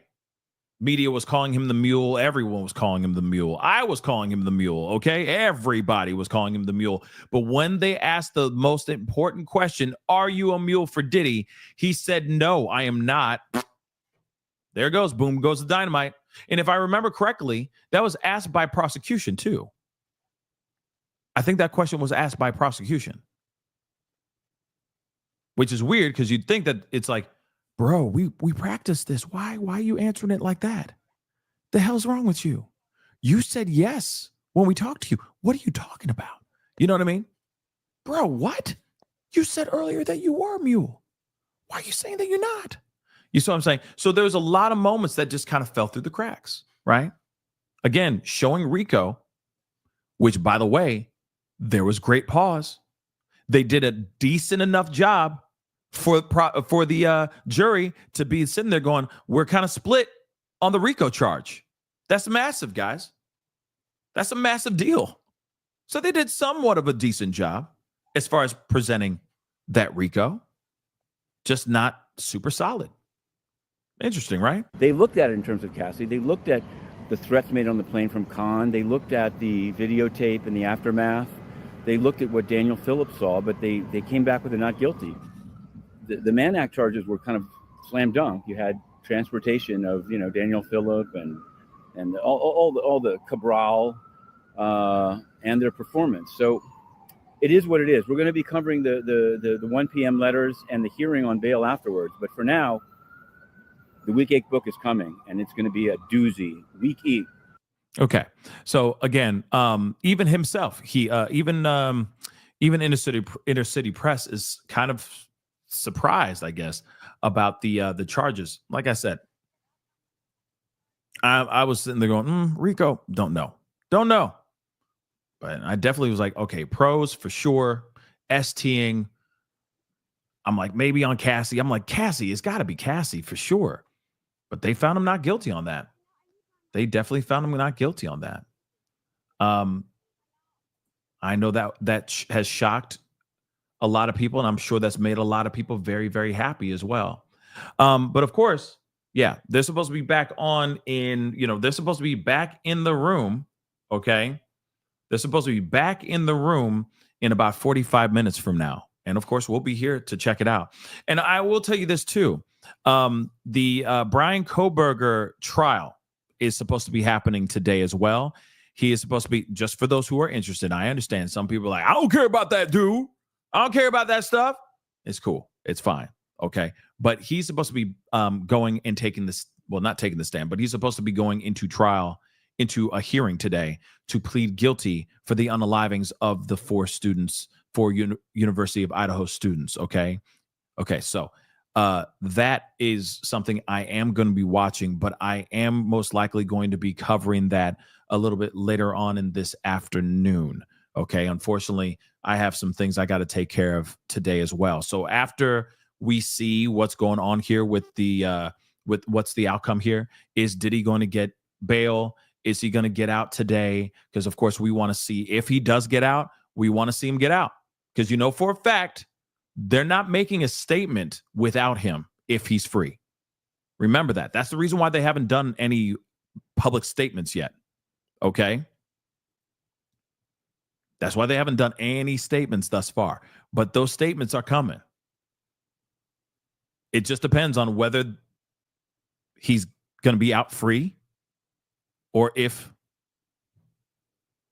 they're going to be doing this statement by themselves. They want him next to them. Because remember, not only is this somebody that they have been passionately fighting tooth and nail for the past, year, okay, since he's been arrested, but definitely vigorously going after this whole thing for the last 10 weeks. Remember, this is 10 weeks, y'all. 2/5, okay? Fifth, 10, okay? That's a lot of time to be going back and forth with prosecution and talking to the judge and trying to convey a case to a jury, right? So they most definitely want to get in there, get him bail, and walk out with him right next to him. Because again, not only are they proud of this win, or they're proud of this verdict. I don't consider this a win. I'm sorry, I don't. Okay, a win that he's not going away for the rest of his life. That's a win. But I don't see he's not walking out unscathed, guys. And some will see that as a win. I just don't. A win is coming out free as a bird. So he's going to be, if he gets bail, they're going to want to stand right next to him and be right there going, see what we did? Because this is a calling card to all of the Tyler Perrys and the Shannon Sharps and the who else and the Fat Joes that are out here. Okay, remember, this is a calling card for them too. This is a live business calling card for them. Look at what we did. Yes, my name is Mark Agnifilo. I'm incredible. I came. I supported Sean Diddy Combs. Call me. So the fact that he's out there breathing in this freedom air, or this bailed air, okay, is a very good look for his team. So and Smokey Robinson. Oh, damn. Yeah, I forgot about that. Take a good look at my face. Yeah, that's bad. Oh, damn. But remember, this is an opportunity for them to stand out there with him free. Okay? Even if he's got to be wearing some anklet for a little while, he is still going to be out, and that's a good look for them. So they're going to want to have him out there so they can say, look what we did. Look what we did. We did this. We freed this man like mother-loving Amistad. Give us a free. Give us a free. That's what they want to do. So that's why they haven't made a statement yet, because they would have ran out here, okay, already. They would have been out here going, oh, my God. You know what I mean? We're incredible. We did a great job. Thank you to this team. This team has been amazing. Without them, we would not have been able to do what we did. Thank you so much. My name is Mark Agnifilo. You can go check me out at blah, blah, blah. Find me on my hashtag, blah, blah, blah. Follow me on Instagram, Tinder, Snapchat, and Tumblr. I even have a Pinterest. Check me out. Follow me. If you need my services, I'm on LinkedIn too. I'm just saying. They want to show off. Understandably. If he gets bond. So we'll see if he gets bond. James Bond. Thank you, James. I appreciate the super sticker. I appreciate this. Thank you so much. Cookie Crunch. Thank you so much for the super sticker. I'm not the biggest Puffy fan. It's okay. It's okay. But you still showed up because this was a big deal. I danced to his music, but I've never been a big groupie / follower of his. Even so, I'm happy they didn't drain his finances. They took enough, but he's still above water. And of course, the money is for the purple lights. Thank you so much. I appreciate it. Thank you, thank you, thank you. I've been needing to do something with this background like you wouldn't even believe. Okay, it's lingering. It's driving me crazy. I need to do something with it. Trust me, I will when I get time. There just isn't ever any ample amount of time to sit there and look at the wall and go, what can I do with this? I just don't got time. I'm always busy. Okay, there's always something going on. There's always somebody doing a freak off, or somebody wearing black leather straps, or saying thick Derek. You know what I mean? Why not? Okay, there's plenty of that going on. All right. I forgot that I even had that button. Ain't that crazy? But anyway, like I said, yeah, a Pascal show sign. That would be kind of good. I mean, I used to have paintings up there, but those got sold. Like I said, I was using that wall for artists to show off their paintings and whatnot. And then, people bought the paintings. So they went bye-bye. So now it's just been sitting there blank, naked, shivering in the wind. So we'll see what I end up doing with it. I need time. I just need time, man. There's so much news happening, See, this is when I wish I had a team, that's sitting there just walking in going, yes, we're just going to make this. We're just going to feng shui. That's what we're going to do. Just make it sparkle. But I don't have anybody like that. You know what I mean? I don't. One day I will. I need a whole lot more money. So don't forget to become a member. Please. Okay? So we can do something with this wall. All right? Because we've been doing this for shoot. We've had the purple lights like this for years. I'm surprised they're still up. Like, damn, they still up. I'm impressed. Years, guys. Years. All right.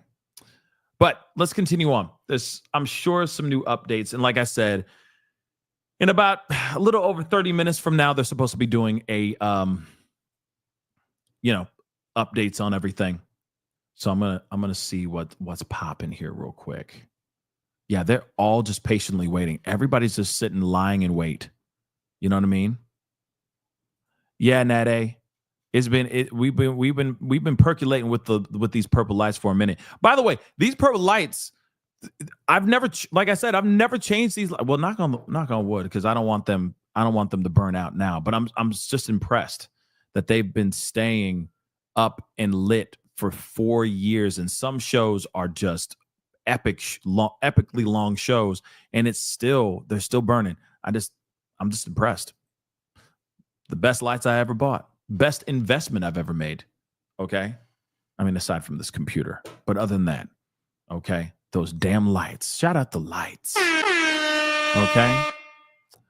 You know what? That's not a bad idea, Miss Buddha. Think about a Chat GPT and just being like, sup, can you help me with this?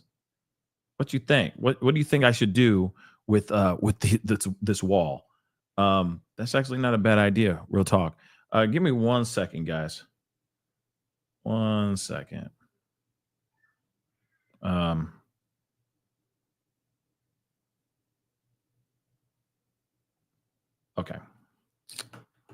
But anyway, hey P, thank you so much, my miracle mama. What's up? So I've been obsessed with the Karen Reed trial, but this is disappointing. Let's be honest. But I love your optimism. Always love. Thank you so much. Yeah, I mean, there's going to be a lot of people that are upset about this. And thank you again for the super chat. That really means a lot. Thank you so very much. I can see why people are upset. I see it still as a loss. I really do. Yes. He dodged a huge bullet. Abso-freaking-lutely, y'all. He got lucky with that. But he's still going to spend time in prison. Okay? Yes, he's not going to be held accountable for everything, but he's going to be held accountable for some things. Here's the other thing, too. This is not like it's not like he's going to be able to do, well, he might not be able to do what he's been doing, what he's been alleged of doing anymore. You see what I'm saying? He may not be able to do anything. Real talk.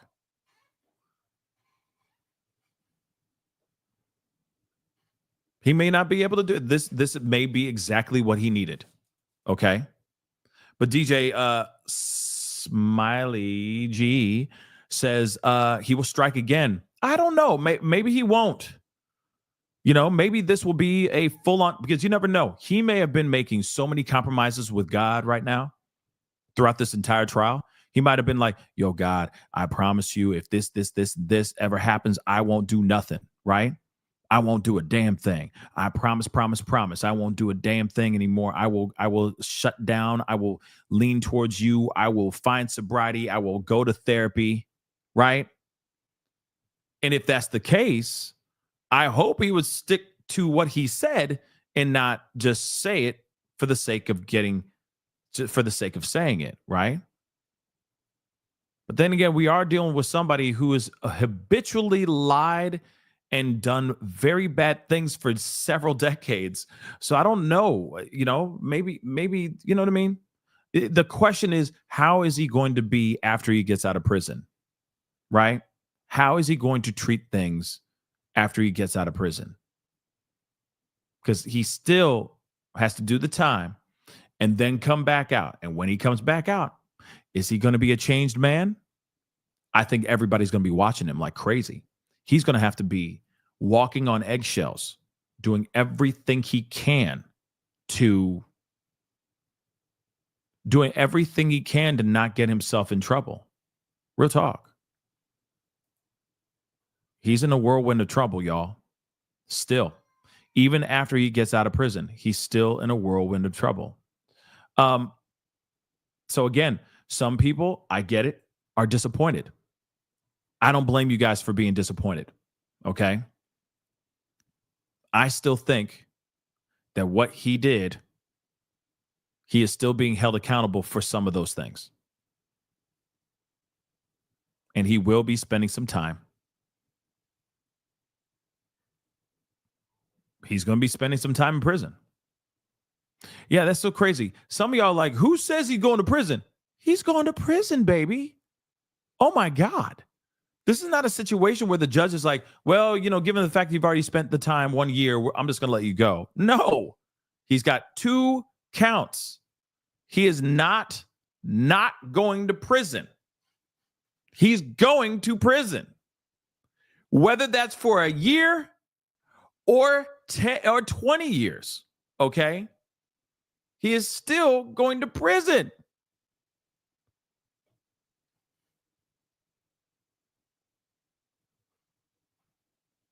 DV said, okay, what if he gets probation? If he does get that, wow. I'd be surprised. I'll tell you that. I'd be absolutely surprised, but I don't think that he's just going to automatically get probation. Again, you got to remember, these are 2 counts. Also, you got to remember, okay, he got hit with those 2 counts. Those 2 counts just got given to him. He just got hit and convicted of those 2 crimes. We just heard 2 months, okay, almost 2.5 months of scathing and jaw-dropping testimony. Do you really think the judge is going to bat an eye and not think about that? He's going to think about that for sure. Okay? He's going to put those things into consideration. Now, I truly do think that because they are the lesser charges and they're not STing or they're not RICO, I do think that he will get bail. I do. I think he'll get bail. And then he'll be able to go have his meals and hang out with his family for a few days, and then he'll be back in that courtroom, and then he will be sentenced. And the worst case scenario, like we've heard from other attorneys in their commentary, the worst outcome that can come for him is 20 years, a maximum of 20 years behind bars. I don't think he's going to get 20 years max for these 2 counts. I really don't. But he is going to get some time. Okay, guys? It's hilarious to think that he's just going to walk for good. It's not going to happen. Okay? But I do think, okay? I do think he's going to go. He's going to get bail. He's going to get sentenced. And he's going to get sentenced a decent amount of time. It's not going to be anything too crazy. I don't think it's going to be the max of 20 years. If he does get the max of 20 years, I'll be shook. Shoot, I will be shook. Okay? And yes, let me tell you this too. His team is going to appeal like a mug. They're going to be appealing. It doesn't matter if he gets, doesn't even matter if he gets 2 years, a sentence of 2 years. Doesn't even matter if he gets 6 months as a sentence. Let's be real. It could be as minimal as that or as max, as crazy as 20 years, right? His team is going to appeal for sure, but he's still going to have time in prison. It just won't be a massive amount of time. Okay, it's not like he's going to come back and, he's like, damn, I didn't know we have flying cars. Damn. He's not going to do that. It's not going to be like that. Okay. But for a fact the judge is going to be considering all the things that are laid out in front of him. Okay. All the things that were presented in court. And then it will be an automatic question on whether or not he should be getting the maximum for what he has been alleged of doing, or if he's going to get charged or sentenced for the time for what he did in those pro charges. Remember, okay? Remember, it would be unfair. I'll say this too. It would be unfair for the judge to sentence him solely because of all the other information that's been thrown out, right? It would be unfair for the judge to automatically go, I'm going to sentence you 20 years because of nut juice on chesticles. Damn, man, that's nasty. You're going to jail for a maximum of 20. No.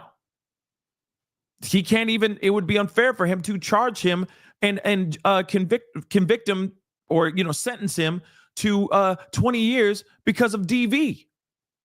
That's not what he was found guilty of. The judge would literally have to sit back and look at all the information and come up with a fair number. That's it. Okay? He can't just sit there and go, well, because of the nut juice and because of the STing that you didn't get and the RICO charges that I believe that you did, I'm going to give you the max sentence. No, that'd be unfair. That'd be unfair, y'all. That wouldn't be right. In my personal opinion, that wouldn't be right. He's been found not guilty of those things. So those are obsolete. Throw them out the window, right? You should be only looking at the charges that he's been found guilty of, which is the pros.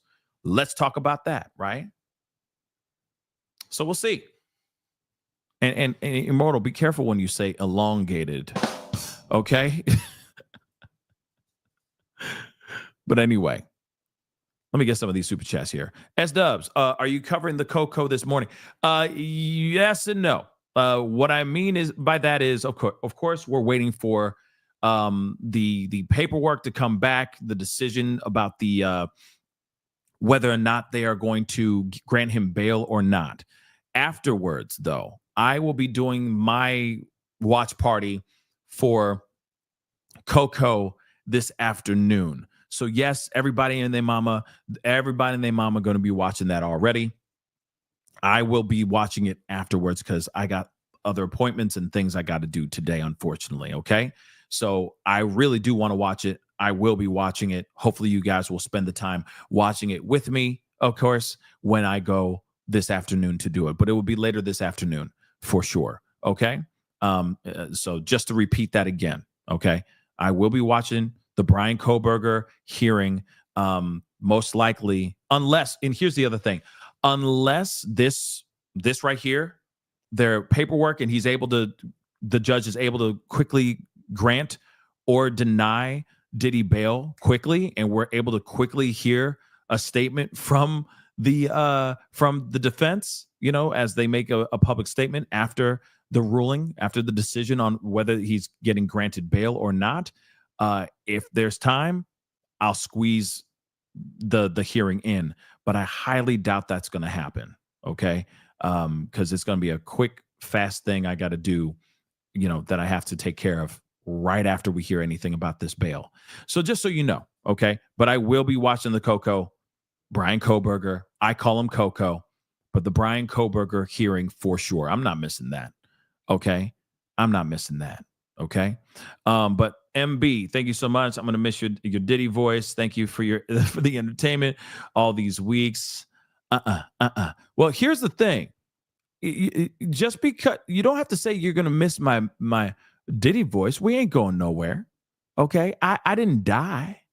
I'm not sailing off into some random world that you'll never see me again. I'm right here. The Diddy voice will still exist because there's still going to be Diddy stuff going on. Whenever he does something stupid, whenever he gets out when he gets out of jail, if he's out on bond and he's acting a fool out here in these streets, we still talking about it. I ain't going nowhere, MB. Oh, MB. It's okay. It's okay. I'm still here. Got your nose. Anyway, so again, I appreciate you though for saying that. I'm glad that you were entertained and well informed here. Okay. But again, we're not done yet. He's still going to be doing his thing. He's still going to be doing his thing. He's going to go and spend some time in prison.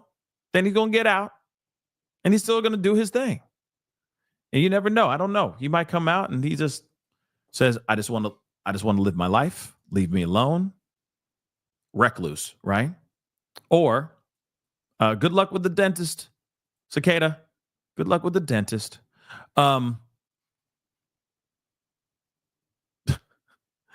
We are gathered here today to lay to rest the Diddy voice. Amen. Amen to that, right? But again, he's not done yet. He's still Diddy and he's still alive, and there will be Diddy conversations in the future. He ain't done yet. We may think we're done with him, but he ain't done with us. So again, there's going to be plenty of conversations about the diddler here in the near future. By the way, did you guys real quick left turn? But I'm gonna pull up this law and crime thing because we need to talk about this, and also I'm gonna use that opportunity real quick to use the restroom because your man got to use the restroom. But I'm curious, did you like the thumbnail that I made? Do you like the thumbnail? Do you remember the thumbnail? I know we've been on for like almost 4 hours, or 3.5 hours, but you know what I mean. We've been on for a minute, right? Do you like the thumbnail? I'm just curious. I'm experimenting a lot with these thumbnails, trying to jazz it up a little bit. So if you did like it, thought it was funny, put some purple heart emojis in the chat, right? Because we ain't done. You didn't see it, Classic? What? Dear Lord. You know, it takes a lot of brain power and a lot of work to make those thumbnails, especially those kind of thumbnails. The other thumbnails, those are my traditional thumbnails are easy. But that one, those, I mean, lately have been really tough, but I'm liking it. You know what I mean? I've been having some fun. Okay. A baby oil fountain in front of the courthouse. Yeah, that's not a bad idea. That's not a bad one. Okay. Oh, Sabrina, thank you so much. I appreciate that. Thank you so very much. So real quick, guys, because I really need to use the restroom. Okay.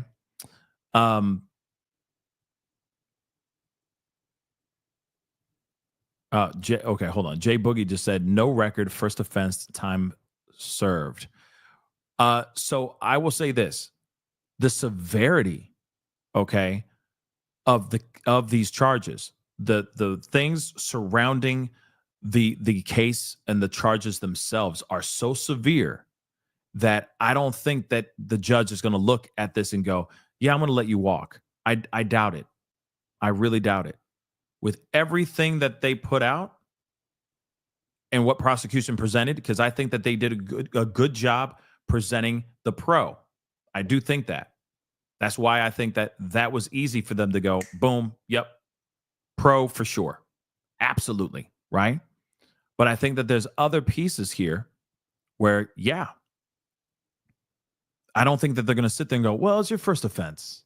These are huge, major charges, y'all. Like I said, he is going to be lenient on him for sure, solely because of it being his first offense. But these are still serious charges that he's looking at, y'all. So I don't think it's going to be like, hey, got to go. No worries. You can go free. Bye-bye. Breathe in that freedom air, brother. Breathe it in, brother. No. He's still going to get punished. He's still going to get sentenced. That's just what I truly think. Okay? So, just so you know, okay, I'm still here. I am still here. But I am going to use this as an opportunity to go use the restroom, okay? I will be right back. I will see you guys in just a minute. Jane, and because of already some of the grayer parts of her testimony, it was likely that they were going to find him not guilty with respect to sex trafficking. Constitution, the Mann Act violations.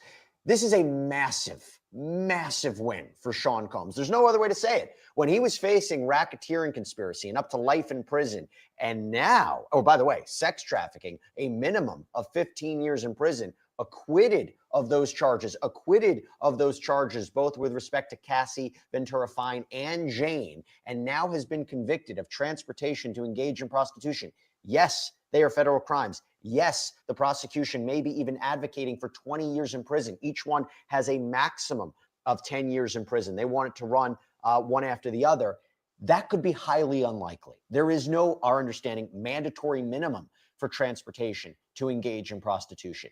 In other words, he is looking at a totally different reality than he was at the beginning of the day. And now we're trying to understand what happens next. There is a consideration today about whether he will be released. Will he be released pending sentencing, which might happen about 70 or 90 days from now? And that will come out today. We're going to get a little bit of logistics about what's happening. And we're also going to try to figure out what the possible sentence could mean and what this verdict means. You have to imagine this is a loss for the prosecution. This is a loss for the Southern District of New York, who compiled a case about him. The accusation was operating a criminal enterprise for years. The jury did not believe it. We have a statement right now that came in from the United States Attorney for the Southern District of New York, Jake Clayton, and Special Agent in charge of the New York Field Office of Homeland Security Investigations, Ricky J. Patel, on the verdict. This just came in, quote, "Sex crimes deeply scar victims, and the disturbing reality is that sex crimes are all too present in many aspects of our society. Victims endure gut-wrenching physical and mental abuse, leading to lasting trauma.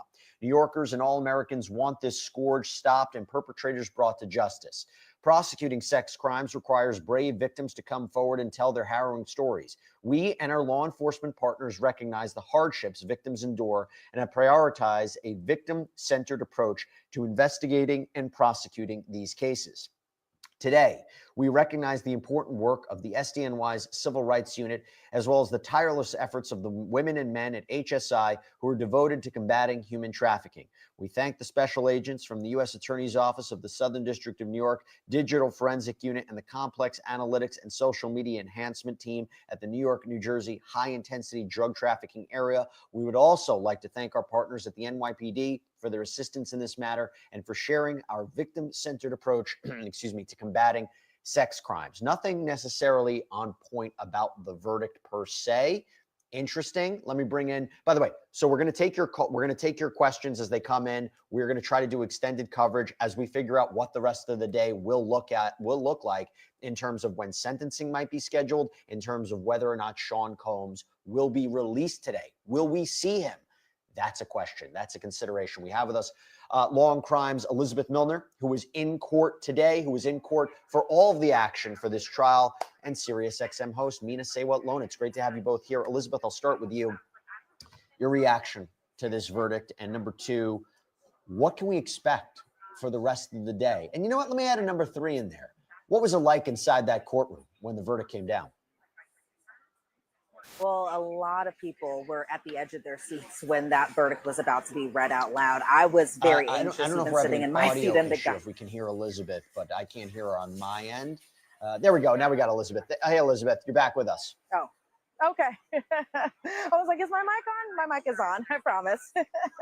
So I will say this, Jesse, that there was a lot of anticipation while that verdict was about to be read out loud. I think a lot of us who are on the press side of the courtroom were at the edge of our seats waiting to see the jury's reaction whenever they came into the courtroom, but also what their verdicts would be rendered. And obviously we know that to be that he was only found guilty on count 3 and 5, that being transportation to engage in prostitution in relation to Cassie, in relation to Jane, but not guilty on count 1 RICO conspiracy, and not guilty on count 2 and 4, that being sex trafficking, Cassie and Jane. So I think from the family's perspective, from the defense's perspective, and even some people inside that courtroom, I think they were pretty pleased by the outcome of the jury's decision. I did note that there was an audible applause. A lot of people were kind of either doing prayer hands up to the sky, that type of thing. And that was coming from the family's kind of point of view. And it seemed like they were pretty pleased. And I don't know if you heard, Jesse, when I was talking with Chris earlier, he being Sean Combs, turned around in his defense chair and told his family that he's coming home. So it seems like from his perspective that maybe his defense attorneys told him it's a possibility the judge may let you go today. I didn't think that was at all a possibility, given that he has been found guilty on 2 of the charges. But it seems like from the defense's perspective, they were so pleased with the verdict. Obviously, they would have loved for an acquittal on all counts, but in terms of the guilty counts that were rendered, I think that they were just pretty happy. And according to Mark Agnifilo, now Sean Combs has his life back. In terms of just other people who were inside that courtroom, it seems like, again, people not even just from the Combs family, but other people on the public side were applauding the defense team after the verdict was rendered. There were a lot of hugs inside that courtroom. It was either the family, it was the defense attorneys. I saw even when the verdict was read out loud, Tenny Garagos and Sean Combs really having kind of a tight squeeze on their hands. There was tears flowing from Brian Steele, from Tenny Garagos, from Ana Maria Esteval, from Mark Agnifilo. And so it seems like the defense and they did a good job. They didn't put up any witnesses, but they did an excellent job with the cross-examinations, and they were pretty pleased given the jury's decision. We're getting a lot of questions in about this, Elizabeth. Before we get to them, just real quick, what can we expect for the rest of the day? I understand we might have a development at 1 p.m., or at least we believe those are when papers are going to be submitted in terms of bail, right? In terms of whether or not Sean Combs can be released today, which, by the way, we are in a very different scenario. When he applied for bail during the course of this trial, during the course of this criminal case, the sex trafficking and the racketeering allegations were hanging over him. So when you talked about, was he a danger to the community? What was he charged with? The seriousness of the offenses, likelihood of fleeing, those considerations were coupled with the charges that he was facing. He no longer faces those charges. These transportation charges, sure, they're federal crimes, but he is in a much better position to argue for release today than he has ever been. What do we expect the schedule is going to be for the rest of the day? Well, I knew I missed one of your questions, Jesse. So sorry about that. Nah, but no yeah, worries. it seems like No worries. so it seems like both parties are working right now to kind of draft up an email or a letter to the judge as far as their arguments as to why Sean Combs should or should not be released on some type of bail condition pending his sentencing. Now, Mark Agnifilo, he stood up and he says that Sean Combs should be released. He should be able to walk out of that courthouse today. Now, right now, he's not at NBC Brooklyn. From my understanding, he's still being held at kind of a holding cell up inside the courthouse. But Mark Agnifilo was pretty adamant. He wants his client to be released on some type of bail condition. He should be able to return to Two-Star Island over in Florida. He should have travel limits only to Florida, Los Angeles, where he has another home, and to New York City. If there was any type of questions in regards to him being a very wealthy person and him having access to a private plane, according to Mark Agnifilo, his plane is currently over in Maui. He doesn't even have access to his plane. In terms of just even Sean Combs' passport, Mark Agnifilo said both he and Tini Garagos have possession of his passport and that they would return it to pretrial services, even proposing that he be released on a $1 million bail, given that he was acquitted on RICO conspiracy and given that he was also acquitted on 2 counts of sex trafficking. And so they said that even the family who was inside that courtroom for the verdict, that they would be able to kind of sign some type of condition to help him be allowed to leave on bail conditions if the judge goes for it. Now, obviously, from the government side, they were saying that the defense is being a little too lenient, given that Sean Combs was still found guilty on 2 charges, but we'll see what those arguments look like when they return later this afternoon. We're also talking about the reaction to this verdict. I mentioned the statement from the government. Per CNN, Cassie Ventura's lawyer, Douglas Wigdor, told CNN, following, again, the Sean Combs being acquitted of sex trafficking and racketeering, found guilty of the Mann Act transportation to engage in prostitution charges. There was a lot of mixed emotions in that courtroom. Obviously, we would have liked to have seen convictions on the RICO charges and the sex trafficking charges, but Cassie prompted this investigation by the Southern District, and now Sean Combs stands before this court as a convicted felon of 2 crimes. To be very clear, he was acquitted with respect to the sex trafficking of Cassie Ventura. He was found guilty of transportation to engage in prostitution with respect to Cassie. So Cassie and her testimony did support one of the convictions in this case. Let me bring in Mina Sewat-Lona. Mina, so good to see you. Thanks so much for joining us. We have a number of super chat questions that are coming in. For example, we have a super chat question from JB Dub. Thank you so much. Jesse, man, just want to say thank you for everything, man. Great job covering this. That's so kind. Thank you so much. This is an interesting one we had here from Super Chat. This is from JAM. Thank you so much. How does this verdict impact the civil sexual assault lawsuits that he faces? Mina, you and I both know different standard of law, right? Different burden of proof. But I do wonder if we see some sort of movement or action as a result of this verdict. I mean, there's no way to foresee that, but I would say I don't think it's going to change anything. I think that he's going to still have to fight those allegations, and they're lengthy. You know, there's over 80, and in fact, while we were waiting on the deliberations, there was another lawsuit that came in. So I don't think this affects that. And a lot of people sometimes ask, why do people, you know, file civil suits as opposed to something with the government? And this is why sometimes, according to the law, people don't get the justice that they are looking for when it comes to some of these government cases. So then they resort to civil cases as a way to get some kinds of payback for what they feel like has happened to them. So I don't think it's going to affect the civil cases. Yeah, I think that's a different animal. They'll be attacked in a different way. But look, I mean, if you look at OJ, right? There was a criminal case, there was a civil case, different results. But also he's facing allegations in the civil context that have nothing to do with the criminal case. And that's something that's completely different. I want to bring back in Elizabeth on this because Elizabeth, I know we have to sign you off in a minute. We got this super chat question from Shiri B. Thank you so much for this. Love Long Crime. Thank you so much. Jesse and Queen Elizabeth. Did the defense ever bring up a conspiracy theory of the timing of the allegations due to Diddy's lawsuit against Diageo? There was nothing about that in the criminal case, right?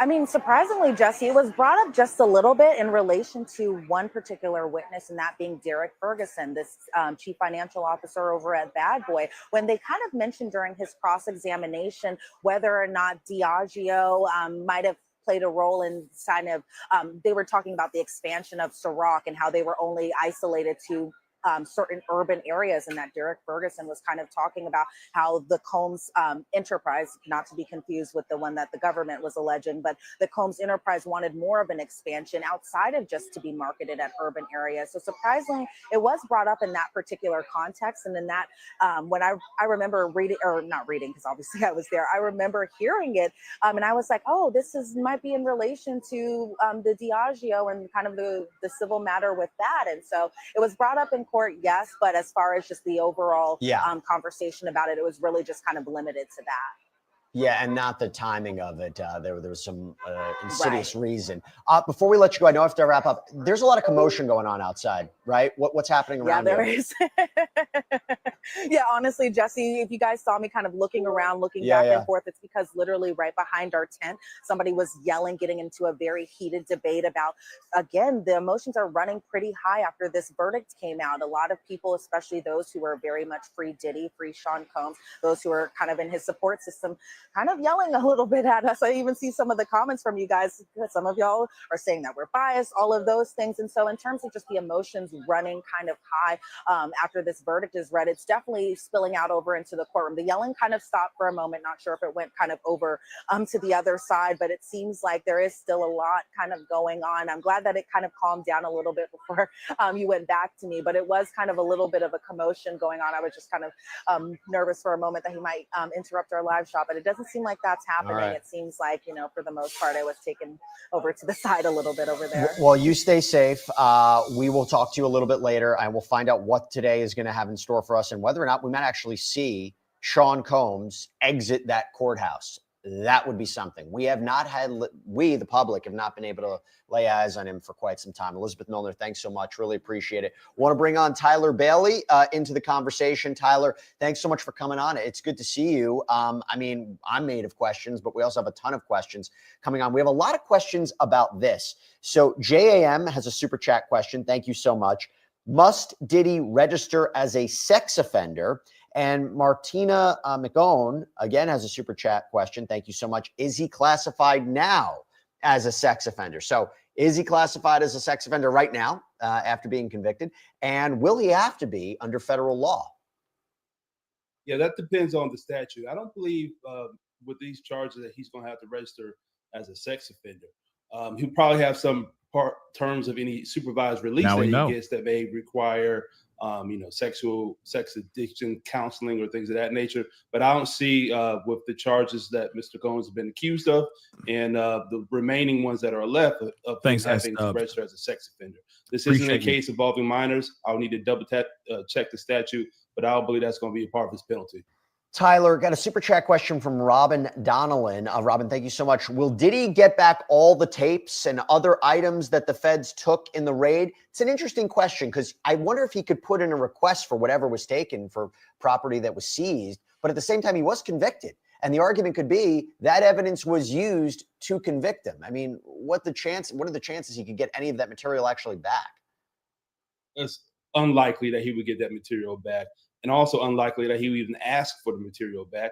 And still, he was convicted of 2 charges. He may appeal those 2 convictions that he has left here. So it's still relevant for purpose of the appeal on the record. So I don't see him trying to get it back. And also sometimes, when you win, you get a win, you don't need to overplay your hand like the government did in this case. We have a super chat question from LC. Thank you so much. I'll throw this to you, Mina. Elizabeth their hand. Star. Did this boil down to closings? She threw paint on a wall and left it for the jury to paint the picture on their own. I'm assuming they're talking about the prosecution. Could have said charge crime after crime, line by line. Jurors are not painters. Thoughts? Did the prosecution, I guess the question, were they too broad? Did they just give too much for the jury to consider? Was it, a little too, too much when you look at all the underlying predicate crimes of kidnapping, arson, forced labor, sex trafficking, transportation to engage in prostitution? I know they were trying to set up a criminal enterprise, but was it too much, Mina? Well, I think there's a lot of nuances in the law. I mean, even me just being on air, having to explain to my audience, what are predicate acts and what do they need in order to get the guilty on the RICO. I think it was very law heavy, and it might have been confusing for the jury. I also think the defense did an awesome job of discrediting some of the witnesses. They presented extensive text messages that were loving from Jane Doe and Cassie and even Mia, after she claims that she was raped and all these horrible things happened to her. Mia continued to praise him on social media. And and in the case of Cassie and Jane Doe, they continued those relationships despite them testifying that they had been victimized in some way. So I think the defense did an awesome job of disproving and discrediting some of the witnesses here.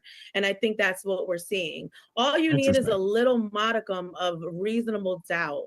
And clearly that was there because we see how the jury decided this case. Look, that's very interesting. Like I said, there's a lot, like we're not done. It's not over yet. Okay. It's not over yet at all. As much as we'd like to think that it is. Sorry, I'm fixing my camera because the thing's tripping right now. But as much as we'd like to think that, it's a done deal, this whole thing's a wrap and everything, it's not done.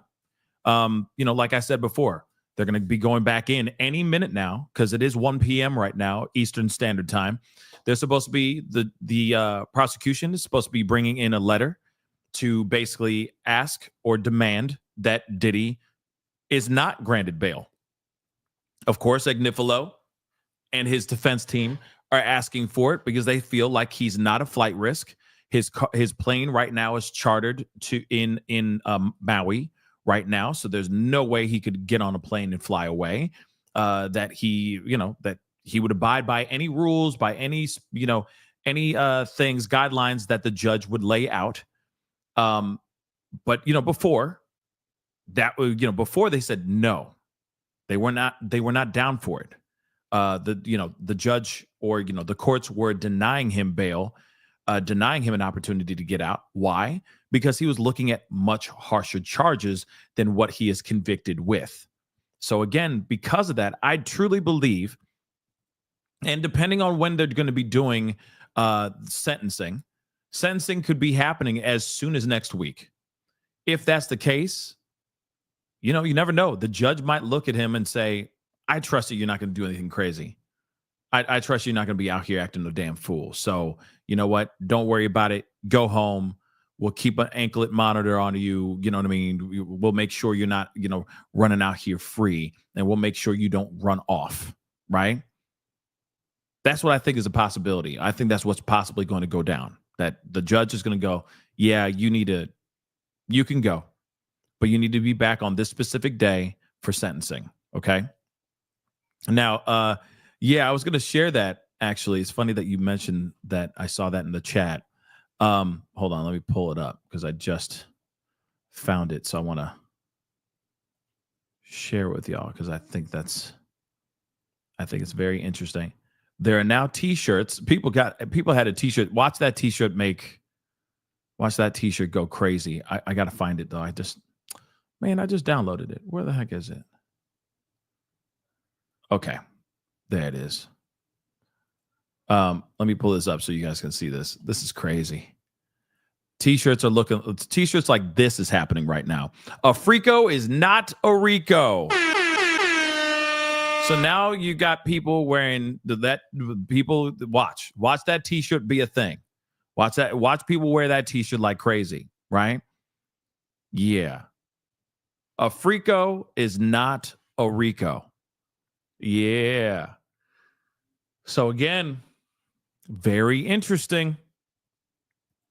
So so there's more. I got to share more because there's a lot of other crazy stuff that's going on. Hold on. There's even more craziness going on that I got to share. It's not depicted in this video, but there is Elizabeth Milner, okay, of Law and Crime, the Law and Crime Network. Okay, you know we've been hearing her talk about everything, right? This is crazy. You got to take a look at this. So the courthouse officers are asking people on the side of the courthouse to go behind the barricade, likely because of the commotion after Diddy's verdict and people celebrating. So people are out here very much celebrating like crazy. Okay, then this part is absolutely insane to me. I've even heard some people say that people are actually pouring baby oil. Real talk. People are celebrating by pouring baby oil all over the ground. Like, you know, they're pouring one out for the homies. They're straight up pouring out baby oil all over the ground for the diddler. Isn't that crazy? That's crazy. So let's take a look at this. This is a video of people like right when the verdict, I guess, was dropped.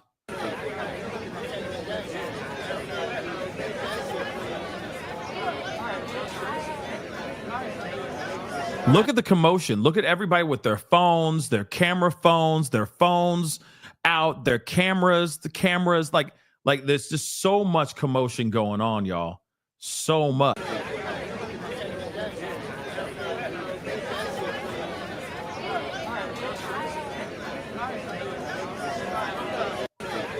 It's just hilarious. It's an absolute media frenzy out there right now. Okay. Absolute media frenzy. And people are literally celebrating by pouring out baby oil. It's hilarious, y'all. Absolutely hilarious. But let's get over to Inner City Press to see if there's any updates because it is 1:05. So they're supposed to be back in this room to do more. Okay.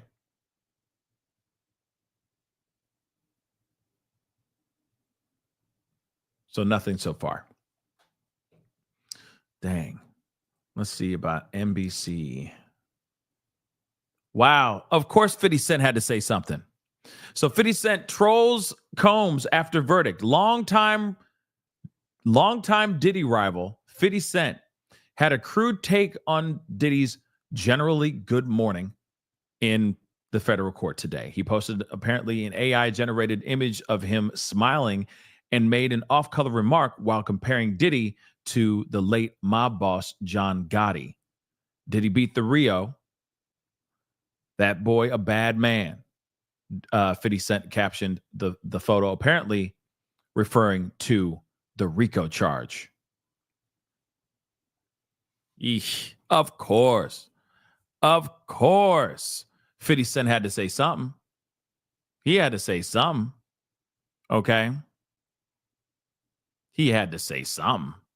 You know, he's if he ain't saying something, he ain't breathing. Okay. If he ain't saying something, he ain't mother loving breathing. Okay.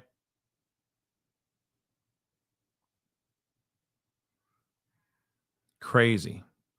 What an interesting morning. Crazy morning indeed. Okay. But we ain't done yet. They're supposed to be getting started here soon. So family returns to the courthouse. See, like I said, they're all back in there. Okay, including several of his children just returned to the courthouse. Diddy's mama, Janice, re-entered the courthouse a little bit ago. Okay, physically ill. Wow. Aubrey O'Day had to say something about this. I wonder if she's still going to pack up and leave the country. All right. But Aubrey O'Day, a former member of the girl group Danity Kane, okay, she reacted to the verdict this morning with just one word. So, longtime critic of Diddy posted an Instagram story in which she reacted live to each count as it was read on the news, noting that he was not guilty on the top charts or on the top counts. I'm sorry. Aubrey O'Day wrote over the post with just one word, saying, "Wow." And then she says, this makes me physically ill, she said. She later added that she felt that she was going to vomit. O'Day also seemed to express sympathy for Cassie, saying Cassie must feel so horrible right now. And again, I mean, maybe she doesn't, you know? She got $20, $30 million worth of tissues to dry those tears. Okay? A rat scared? That's hilarious. What was a rat doing in this area? That's hilarious. So during the barricades, barricades did a little stop, did little to stop a rat from making its way through a large contingent of reporters outside the courthouse, causing a brief moment of confusion and a bit of levity. So they said Rico's the rat's name. Why? You know these New York rats, they are savages, okay? Even the New York those pigeons, they're like rats with wings, real talk. They are absolute savages, all right? They don't give a damn. They're willing to risk it all. Real talk. And let me see what's going on, because it's 109 right now and still nothing. Come on, man. Let's go, mate. Let's go, mate. Hey. Okay. Man, oh man. Oh, Keefe D. Yeah. Hold on, let me get this too. Ivy4, thank you so much for the love. Diddy about to have a fourth all-white party. I'm telling you, and you never know, he might go so ham that he overdoes it. I'm just being real.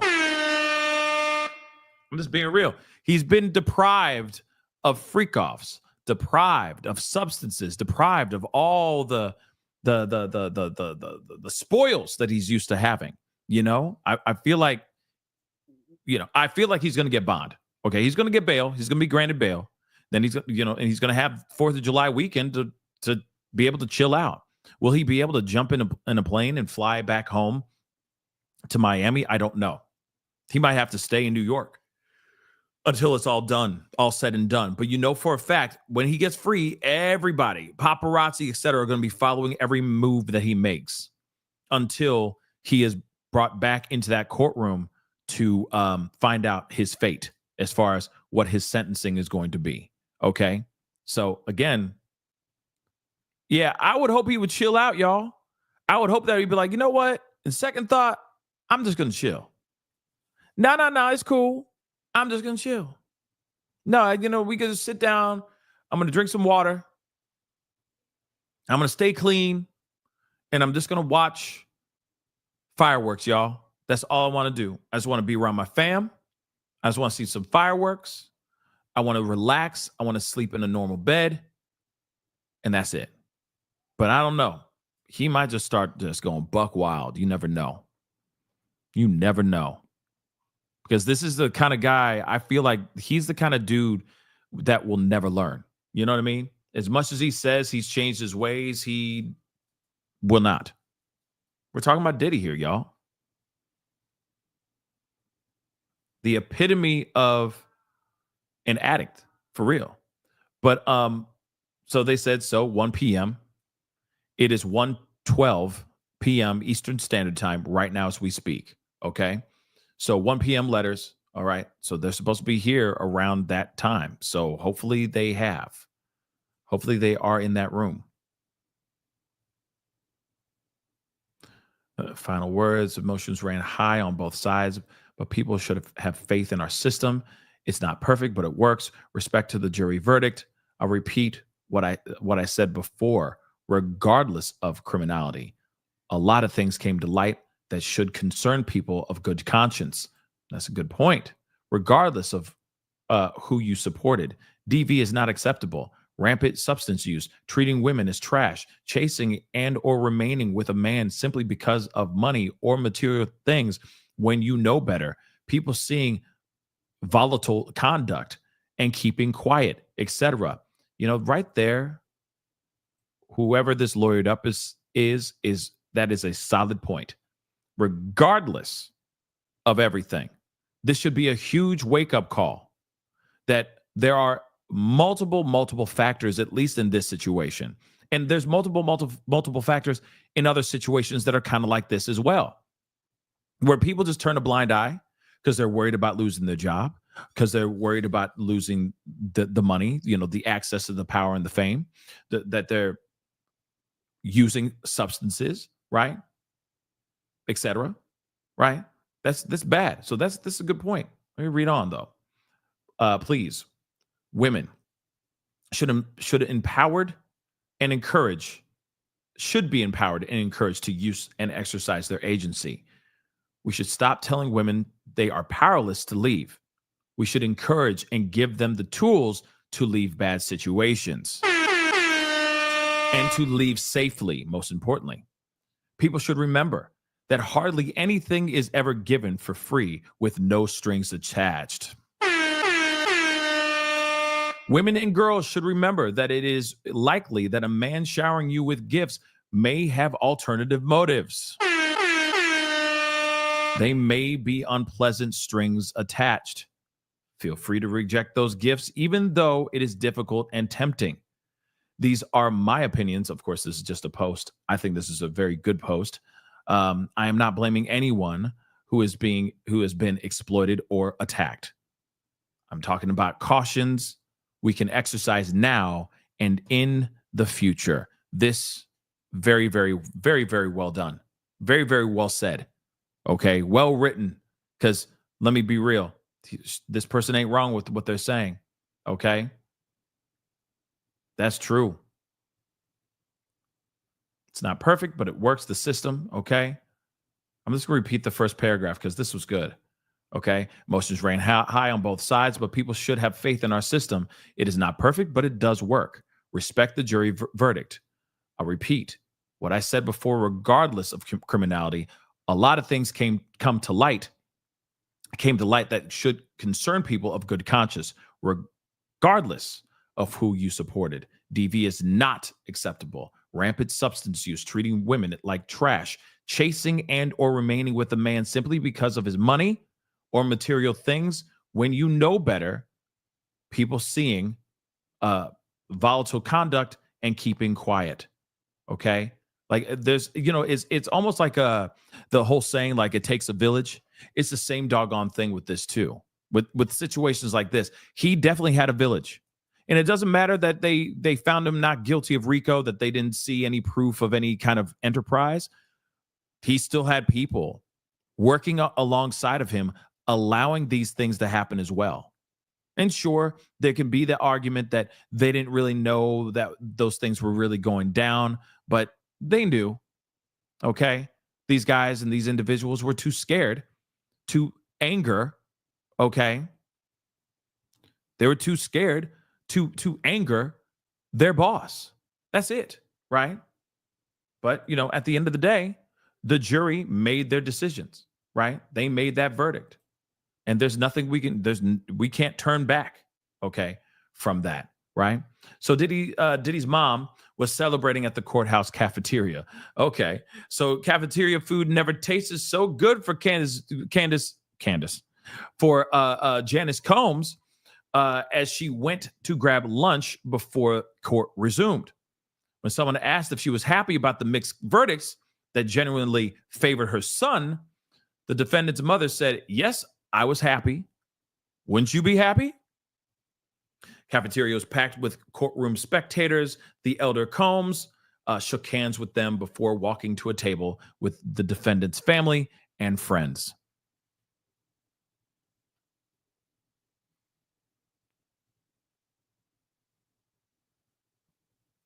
Yeah, damn it.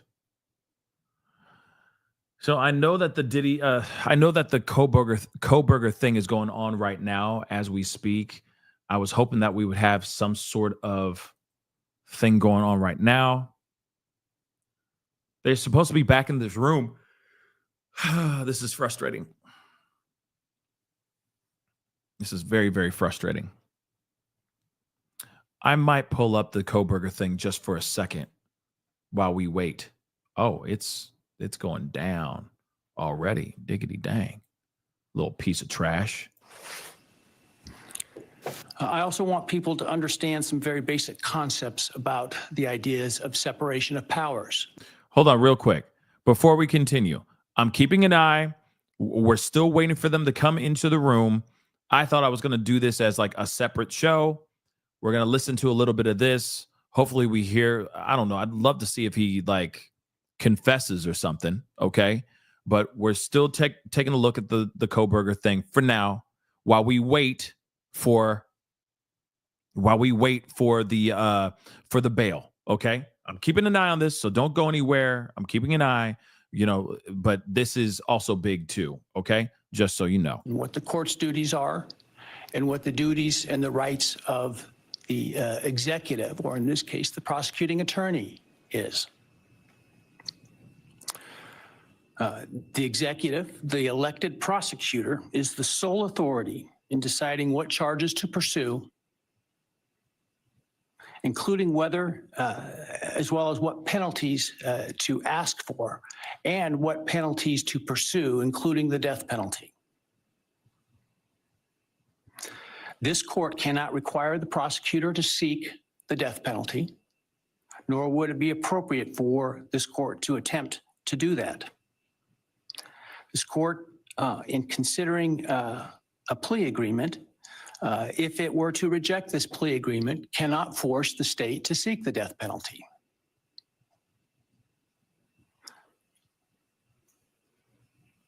My role and power in considering a plea agreement is extremely limited.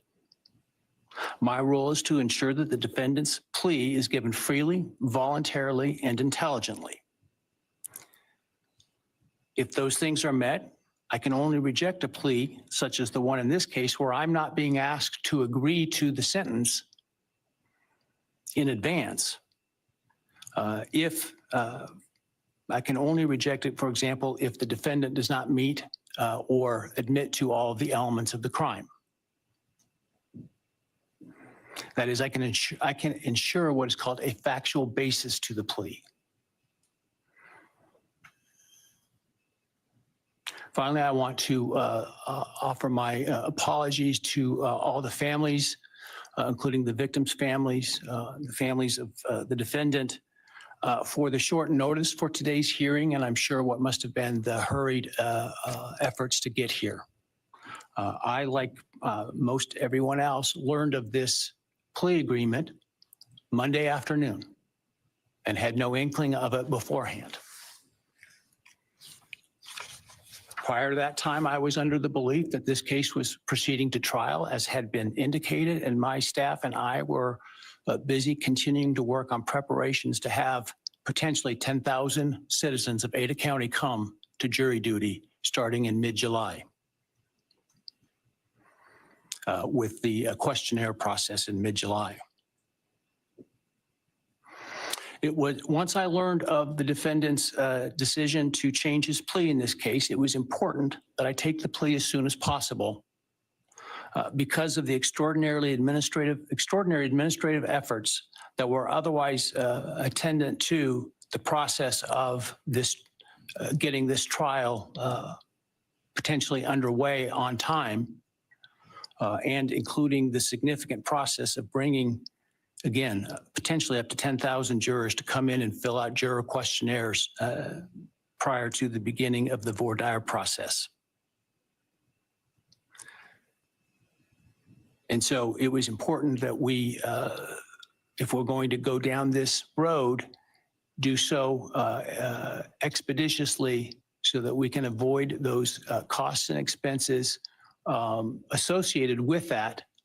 Otherwise, if it was not going to result in a plea, or if for some reason the plea were to fall through today, that we could continue diligently towards trial at the time specified. And so that obviously required that we act quickly And so some folks may have not had the amount of time that we would otherwise allow for them to travel here. And so, again, I apologize for that. I want to make people aware that during the hearing, if you are to leave the courtroom for any reason, you will not be readmitted during the hearing. Dang. So if you got to poo, also, pee, when we nothing. finish the hearing this morning, I Dang. ask that the public and media wait in their seats until the victims' families and the defendants' families and others are escorted out of the courtroom before you start to leave. Finally, I want to acknowledge the trial court administrator and her staff, the Ada County Sheriff, and Ada County 4th District Marshal Service for the huge lift that they've accomplished in preparing for and orchestrating this hearing today, as well as to all the security attendant today that you see, and some of whom many of whom you don't see, with less than 48 hours notice. And so I appreciate the hard work that they've been doing.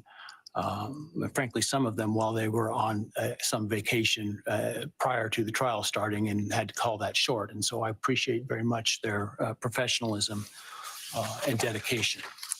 All right. That said, let's move to the business of today. I understand the state and the defense have reached a plea agreement in this case. For the record, I have a written plea agreement which indicates in sum, the defendant will plead guilty to all 5 counts in the indictment, burglary, felony, and first-degree murder, 4 counts. The state and the defendant stipulate, that is, that the defense is not free to argue for a lesser sentence at sentencing to the following.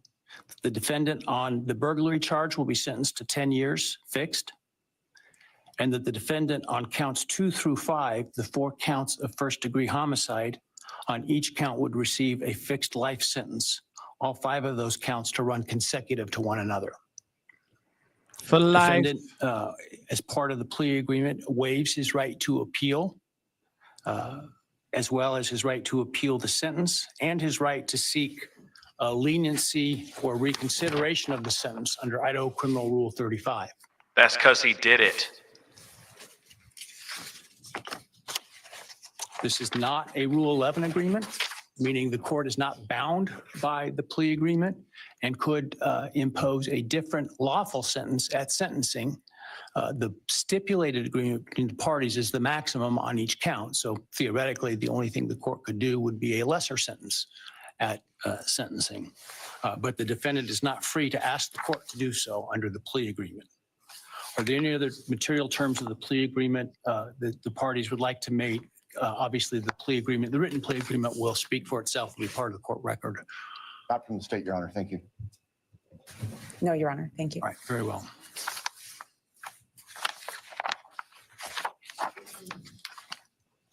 All right. Ms.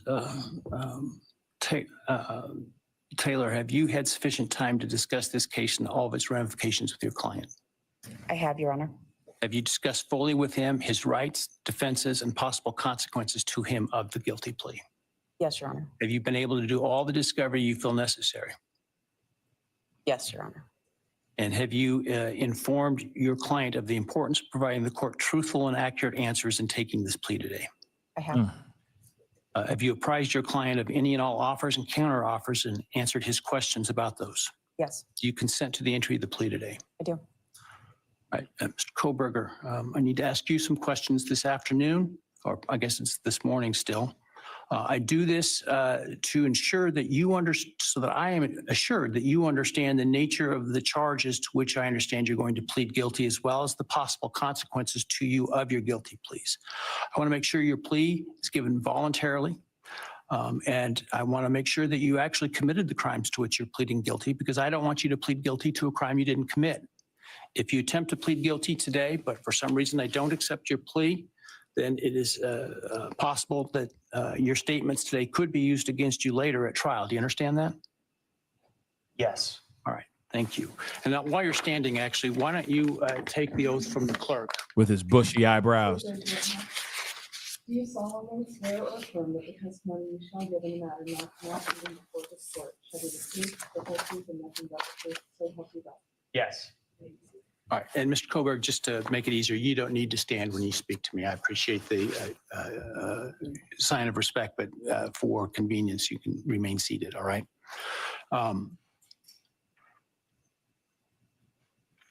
Before I start asking you questions today, have you consumed substantive questions? Let me ask you, have you consumed any alcohol, drug, or other intoxicating substance that would impair your ability to understand or exercise reasonable judgment?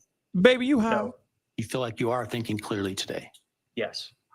All right, I want you to understand what the possible penalties are for each of the crimes to which I understand you're going to offer a guilty plea today. They include on count one, the burglary, a fine of up to $50,000 and a period of incarceration of up to 10 years in the state penitentiary. You may be required to pay restitution to any victims of the crime. Count 2, 3, 4, and 5 for first-degree murder. The consequences include a fine of up to $50,000, a period of incarceration of life imprisonment, which is a requirement of a sentence, that it be a life sentence with a mandatory minimum sentence of at least 10 years on each of those counts. In addition, you would be potentially responsible for a fine of up to $5,000 to each of the victims of your crime to be enforced in the form of a civil judgment to operate as additional punishment. This is in excess of any restitution or fines that the court could order. And again, you may be required to pay restitution to the victims of the crime. You would be required to provide, as to counts 1, 2, 3, 4, and 5, a DNA sample and a right thumbprint impression, and potentially pay for analysis of those samples. You would lose any right to possess, purchase, or carry a firearm, the right to serve on jury duty, the right to hold public office, and the right to gone vote. for life. Do you understand the charges and all those possible consequences? Yes. He gone for life, so he don't need any of that. And don't worry, I'm keeping an eye on the Diddy stuff. Still nothing so far. You've heard the plea agreement that I talked about today. Do you agree with that plea agreement? Yes. And do you understand the nature of the charges that are that you've been charged with that I understand you're going to plead guilty today to? Yes.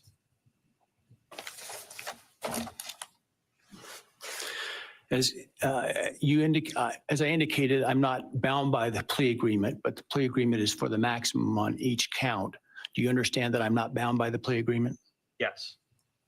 Has anyone promised you that I would be lenient or easy on you if you pled guilty? No. Has anyone threatened you or anyone close to you to get you to plead guilty? No. Is anyone other than the state's agreements with respect to the plea agreement, has anyone promised you anything in exchange for your plea agreement? No. Has anyone told you to be untruthful in answering my questions today? No. Has anyone offered you a reward of any kind other than the plea agreement in order to get you to plead guilty today? No.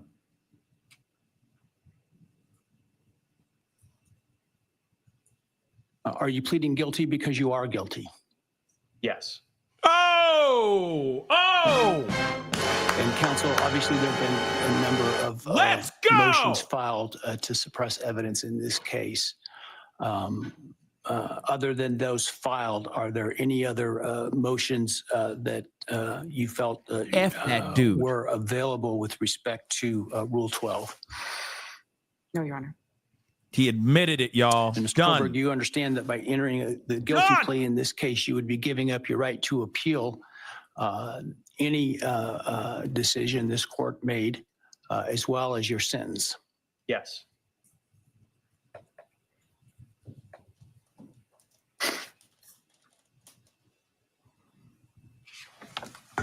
Mother lover, guilty as a mother lover, man. Have you All had you enough pro time to burgers? decide whether or not to He plead guilty? admitted it. Yes. Are you pleading guilty freely and voluntarily? Yes. given your choices, do you believe it's in your best interest to plead guilty? Yes.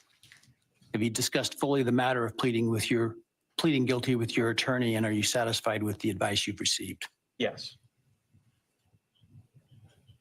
Has your attorney advised you to your satisfaction about what your rights are, what your defenses may be, and what the possible consequences to you of your guilty plea are? Yes. Has your attorney done everything you've asked them to do? Yes. Are you satisfied with their representation of you? Yes. Bye, you little snitch. I have received a written guilty plea advisory questionnaire that is purported to be filled out by you. Did you fill that document out? Yes. Did you understand the questions that you answered in this document? Yes. And are the answers that are outlined in this document your answers? Yes. Are those answers truthful? Yes. Did you sign the document? Yes.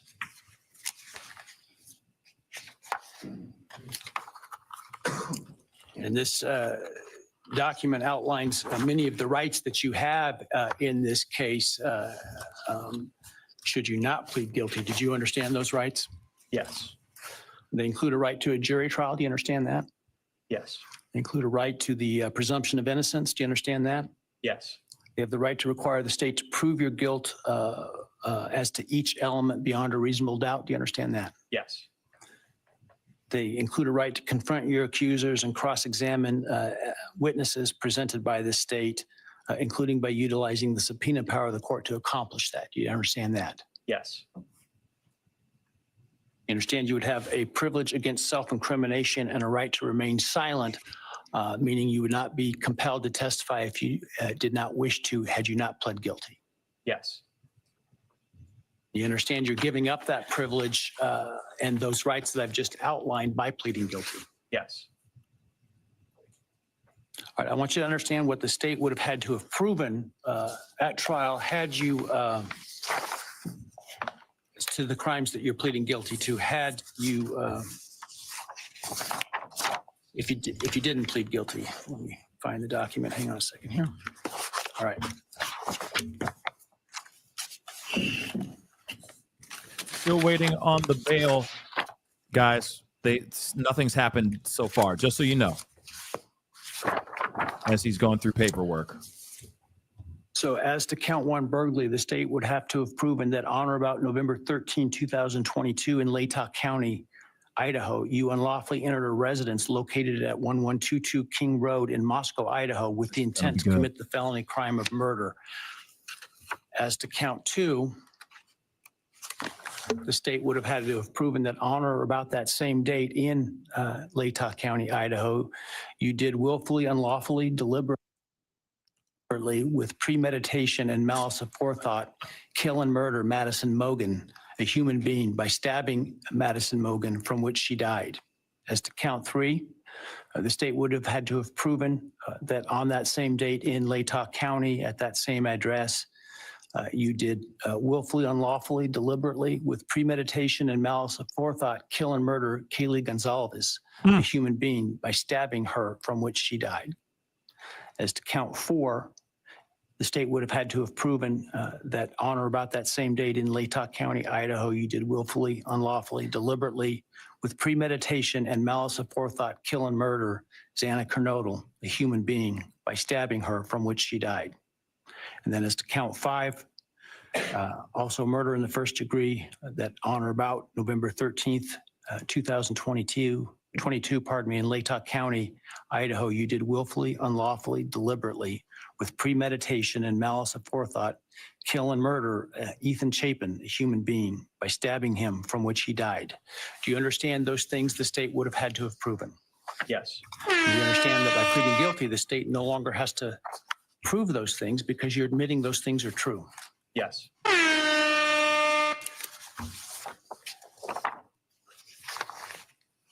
He gonna rot. Bye.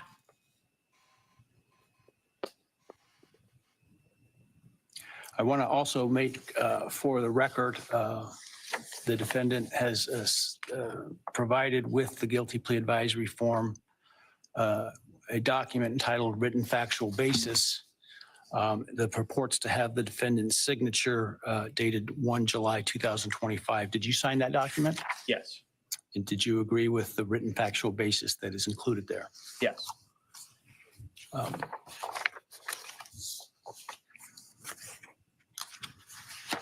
Come on. And then let me ask you, did you, on November 13th, 2022, enter the residence at 1122 King Road in Moscow, Idaho, with the intent to commit the felony crime of murder? Yes. Did you, on November 13th, 2022, in Latah County, state of Idaho, kill and murder Madison Mogan, a human being? Yes. And did you do that willfully, unlawfully, deliberately, and with premeditation and malice aforethought? Yes. Did you honor Oh about my that same God. date in Moscow, Idaho, kill and murder Kaylee Gonzalez, a human being? Yes. And did you do that willfully, unlawfully, deliberately, and with premeditation and malice aforethought? Yes. And did you, on that same date in Moscow, Idaho, kill and murder Xana Kernodle, a human being? Yes. And did you do that willfully, unlawfully, deliberately, with premeditation and malice aforethought? Yes. And then on or about November 13th, 2022, again in Latah County, Idaho, did you kill and murder Ethan Chapin, a human being? Yes. Did you do that willfully, unlawfully, deliberately, with premeditation and malice aforethought? Yes. I would ask the state at Have this time mercy. to provide its recitation of its factual basis had this case gone to trial. Thank you, Your Honor. Your Honor, the organization of the Unbelievable. recitation is different than what I think the court and the public may be familiar with from the probable cause affidavit and other documents. The state's evidence, as an overview, would show that back in March of 2022, when the defendant was residing in his parents' residence or was residing back in Pennsylvania, his home state, he purchased online a K-bar knife and sheath with an Amazon gift card that he had purchased shortly prior to the purchase of the knife, sheath, and sharpener. Jumping ahead, the end of June of that year, the defendant, Mr. Koberger, moved from Pennsylvania to Pullman, Washington, which is right across the state line from Moscow, Idaho, for the purpose of pursuing a PhD in criminal justice at Washington State University. The state's evidence would indicate that beginning July 9th of 2022, Mr. Koberger's phone began connecting to a cell tower that serves the area of the 1122 King Road residence in Moscow, Idaho. Now, I will acknowledge for the court and all present that there are many residences in that area. It's a dense population of mostly college-related occupants. Between July 9th of 2022 and November 7th, the defendant's phone connected to that particular tower during late night, early morning hours, 10 p.m. to 4 a.m. on approximately 23 times. Jeez. Now, I will acknowledge also, we do not have evidence that the defendant had direct contact with 1122 or with residents of 1122, but we can put his phone in that area on those times. In the interim, on August 22nd of 2022, Latah County Sheriff's Deputy Darren Duke conducted a traffic stop in the early morning hour or late evening hours, about 11 p.m. On the west side of Moscow, on the Moscow-Pullman Road. This was a traffic stop of Mr. Koberger's car, which turned out to be a 2015 white Hyundai Elantra with Pennsylvania plates. During the course of the traffic stop, Deputy Duke was able to obtain Mr. Koberger's name, Brian Koberger, his phone number, and his address, which at that point was an apartment address in Pullman. We then move to the early morning hours of November 13th, 2022. I got to pause this for a second really quick. Just so you know, there has been a letter, 6-page letter asking for the release today on bail for Diddy. Okay, just giving you guys a heads up. Okay, they have not gone back into the courtroom as we speak. I just wanted to give you guys that information. The bail, that paperwork has been docketed. We're still waiting to hear more information. Okay. So the attorney's letter is not in the docket as of 1:33 p.m. So again, this is the U.S. Attorney's Office letter. So it's supposed to be put into the docket, but they have not done. A decision has not been made yet. Okay, a letter was submitted just about 7 minutes ago. And so we'll see what's going on here. Just wanted to give you guys this update. Let's hear a little bit more of this here really quick. The state's evidence would show that early morning hours on that day, Mr. Koberger's phone left his Pullman residence, which is an apartment in kind of the central northwest part of Pullman. That phone was then subsequently turned off at approximately 2:54 a.m. and remained off until approximately 4:48 a.m. on Sunday, the 13th of November. The state's evidence would include a trial, video surveillance of a business on the Moscow-Pullman Highway, just across the state line from Moscow. It would show a vehicle matching the description of the defendant's Hyundai Elantra entering Moscow at approximately 3:02 a.m. Compiled surveillance. I don't know where the echo's coming from. Investigators put together from businesses and residents then show the defendant's car, the white Elantra. I just want to let you know the echo is not from me. It's coming from NBC where we're watching this right now, just so you guys know, okay? As I've described, circling the 1122 King Road area, that neighborhood, starting around 3:30 or so in the morning. Comes into the immediate area of 1122 King Road, which is actually on a dead end, and then leaves several times. And approximately 4:05 that morning, the defense car had entered that area, was leaving, stopped at the intersection of King and Queen Road, did a U-turn, and the state's evidence would show that the defendant's car came back and parked behind and above the 1122 King Road residence.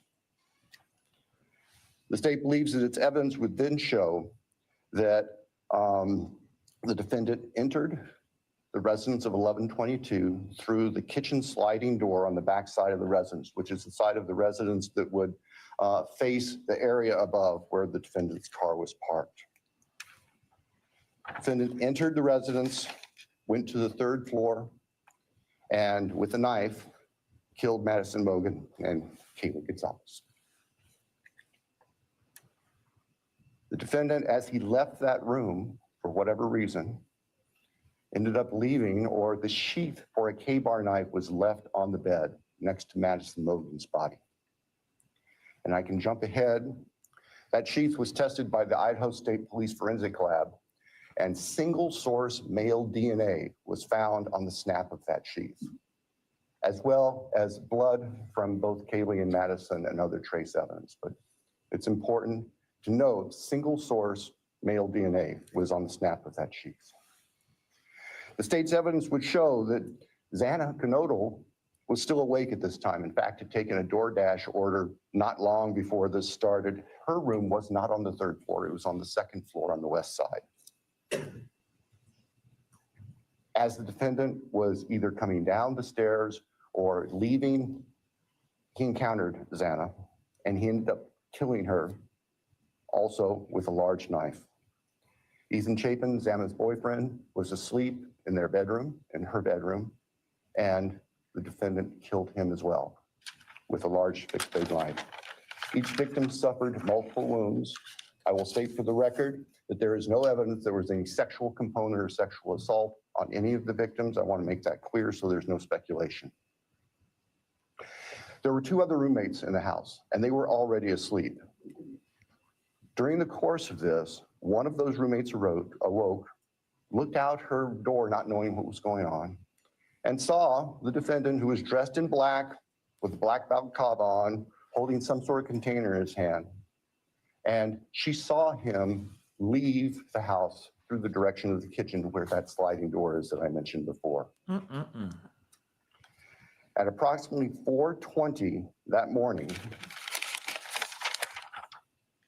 so this would have been 15 minutes or so later, defendant's car is seen on a surveillance camera for 1112 King Road, which is immediately next door to the west of 1122, leaving the area at a high rate of speed. And if the court were to see that, or anybody in this courtroom were to see that, you can see the car almost loses control as it makes the corner, heads north, and then turns to go south on Walinta, which is one of the only ways to get out of that part of town. The evidence would show that following that, the defendant in his Elantra drove south of Moscow. We know that he drove on the back roads because there are surveillance cameras on the main highways, Highway 95, that would have picked up the defendant's car if he'd gone that route. And they did not show the defendant's car on that route during the time. So we know that he went through a variety of back roads in very rural, isolated part of Latah County. About 4:48 that morning, the defendant's phone comes back on. And the evidence will show that that phone was located south of Moscow, likely at a side road intersection with Highway 95.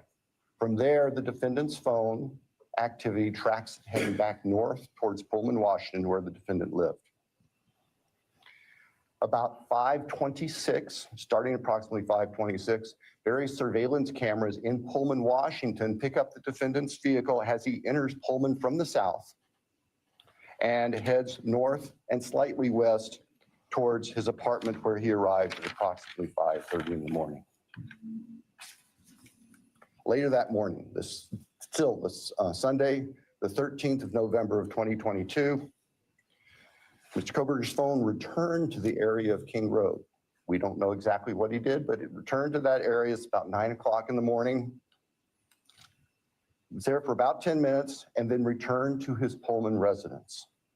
About 9:30, the state's evidence will show, evidence taken from the defendant's phone, that he took a selfie of himself on his phone in what appears to be the bathroom of his Pullman apartment with a thumbs up. The defendant's phone then went to the Lewiston-Clarkston Valley, approximately 30 miles south of Moscow and Pullman. And the defendant is actually seen with his car at various businesses down there. This area is the confluence of the Clearwater River and the Snake River. Lewiston is Idaho's seaport. Large bodies of moving water down there. In addition to tracing the defendant's activities, as I've just outlined, on the 13th and leading up to the 13th, the state's evidence will show that following Sunday, November 13th of 2022, business records show that the defendant began searching for a K-bar knife and a K-bar knife sheath, as the state believes, to replace the one that was left at the scene of the murders. The evidence also will suggest that there were at least attempts by the defendant to delete or alter his purchase history on Amazon, where all these transactions had occurred. Later that week, the state's evidence will show that Mr. Koberger went to what we would call DMV, motor vehicle licensing here in Idaho, in Pullman, to change his car registration from Pennsylvania to Washington. That's of note because Pennsylvania cars do not require a front license plate. The vehicles seen on the surveillance cameras of the defendant's car showed it didn't have a front license plate on it. Yeah, he was screwed. Okay, the breakdown of this, he is definitely screwed. Don't worry, we're coming back to this, but there are some updates with the Diddy trial, so we're going to get straight into that here. Don't worry, I'm coming back to that. I'm definitely coming back to that. I just wanted to give you guys a few of these updates here really, really quick. Okay, one thing is for sure. So first, just so you know, where's my mouse? First, just so you know, I know we're kind of bouncing back and forth, but it is what it is, okay? Because you're still waiting for updates on Diddy, and so there are a few. So let's take a look at this. Okay, so there is. So first and foremost, I told you guys that the defense did put out a 6-page letter. Okay, they released that about 17 minutes ago, like I told you guys a little bit ago. Okay. And again, they're moving to try to get him to be released on bail today. Okay, so they have, they put that out, as of 1:33, okay, p.m. But then just recently, because it's almost 2 o'clock, okay, they put out, there was a letter. Finally, the U.S., okay, the government finally submits their letter, okay, docu-signed by Deontay Nash, by the way, which is interesting. Okay, so a release equals the message with wealth and influence can shield someone indefinitely from accountability. It will also endanger those who cooperated under subpoena who are already living in fear of retaliation. So they had Deontay Nash sign this to basically say, yo, I approve this message. I'm terrified. I don't want to mess with this dude. I don't want to be around this dude right now. Please don't have him be out here on bail because he can still come after me, or he could still order some of his people to come after me. I'm scared, right? This is all that is being said. Okay, this was docu-signed by Deontay Nash. So they even sent it out to Deontay Nash as one of the people who just testified. Okay, he's one of the people who, sashayed into the trial and said what he said, right? He was a very colorful testimony for sure. But he was one of the people that saw how Diddy was, treating Cassie and put his paws on Cassie and blah, blah, blah. How he himself had been receiving pain, okay, had been attacked by Diddy in the past too. So the the signing of this is definitely a way of them saying, like, please don't let him out. He is dangerous. Doesn't matter if he's not, being hit with RICO or the STing. He is still a dangerous person, and he could still retaliate against the people that came up and testified against him. You got to remember, he's remembering everybody right now. And for a fact, he mad.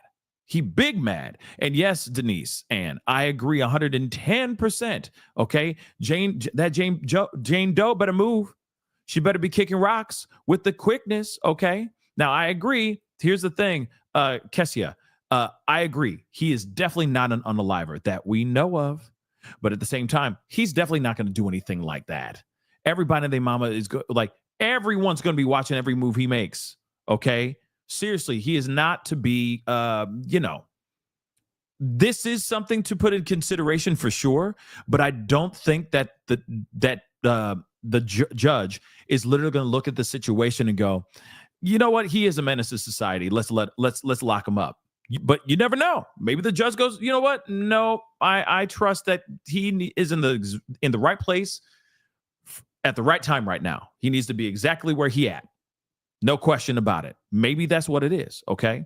Now, Deontay Nash is the stylist for Cassie and a good friend of Cassie's. He was one of the people that was standing who jumped on the back of Diddy at one point because Diddy, the moment where Diddy threw Cassie down and she hit her head and she got a huge gash on her eyebrow. It was Mia and Deontay that were actually jumping on his back, trying to slow him down, trying to stop him from actually attacking Cassie because Cassie was in her apartment asleep, and he barged in all mad as hell, mad that she was taking a nap instead of packing. And then he just started viciously attacking her. Deontay and Mia were actually there, and they tried to stop him. But he was in can't stop, won't stop mode, y'all. Okay. So this one is a little bit shorter. So see, respectfully, it was docu-signed, and also backed by Deontay Nash, right? So let's take a look at this really quick, okay? Because the other one's 6 pages long. We already know what they're going to say. Hey, he's not going to do anything bad. He's not going to do anything crazy. He's not going to be a menace. He's not going to go and retaliate. He's not a flight risk. He's not going to jump on a plane and fly off somewhere. He can be trusted. Judge, trust him, right?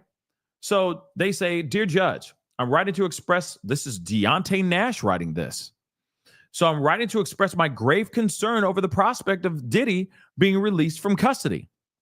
While I appreciate the fairness you have shown throughout this proceeding, I feel compelled to be unequivocal about the danger he poses to the public and to the individuals who have risked everything by coming forward. Let me just say this. I see his point. Definitely. But will the judge actually see this as a true threat? Think about that too. Because again, I'm like, is Diddy really going to do anything when he gets out? Maybe not. But it also depends on how long the time between between the time he is let out on bail to the time that he is sentenced. Is it going to be months? Is it just going to be a day or two? How long, y'all, right? I think we all want to know that, right? And we should find that out at some point today, whenever they get in that mother-loving courtroom, dag nabbit. But let's move on. Diddy has a long, well-documented history of violence, coercive or violent, coercive, and retaliatory behavior. Over the years, he has repeatedly escaped meaningful accountability. And each time, this has only enforced his sense of impunity.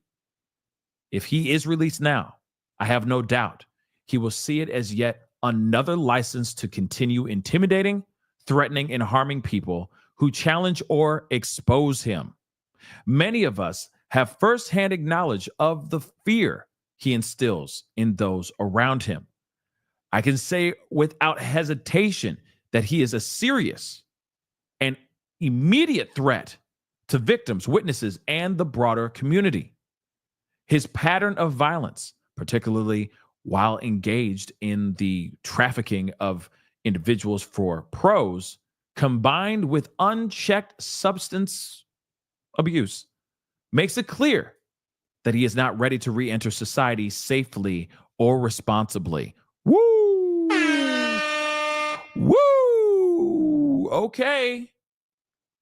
To release Diddy without substantial consequence would undermine, the integrity of this process and send a dangerous message. The wealth and influence can shield someone indefinitely from accountability.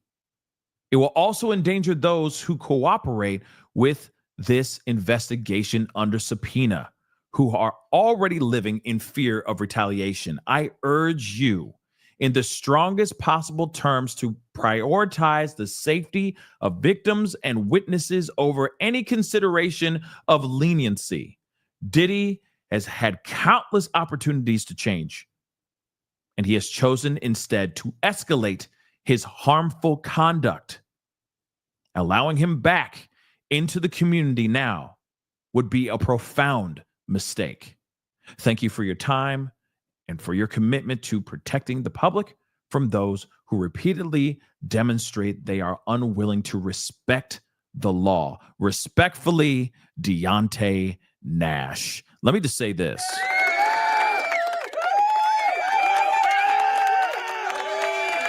That is a very, very solid letter to send to the judge. Because you got to remember, let's be real.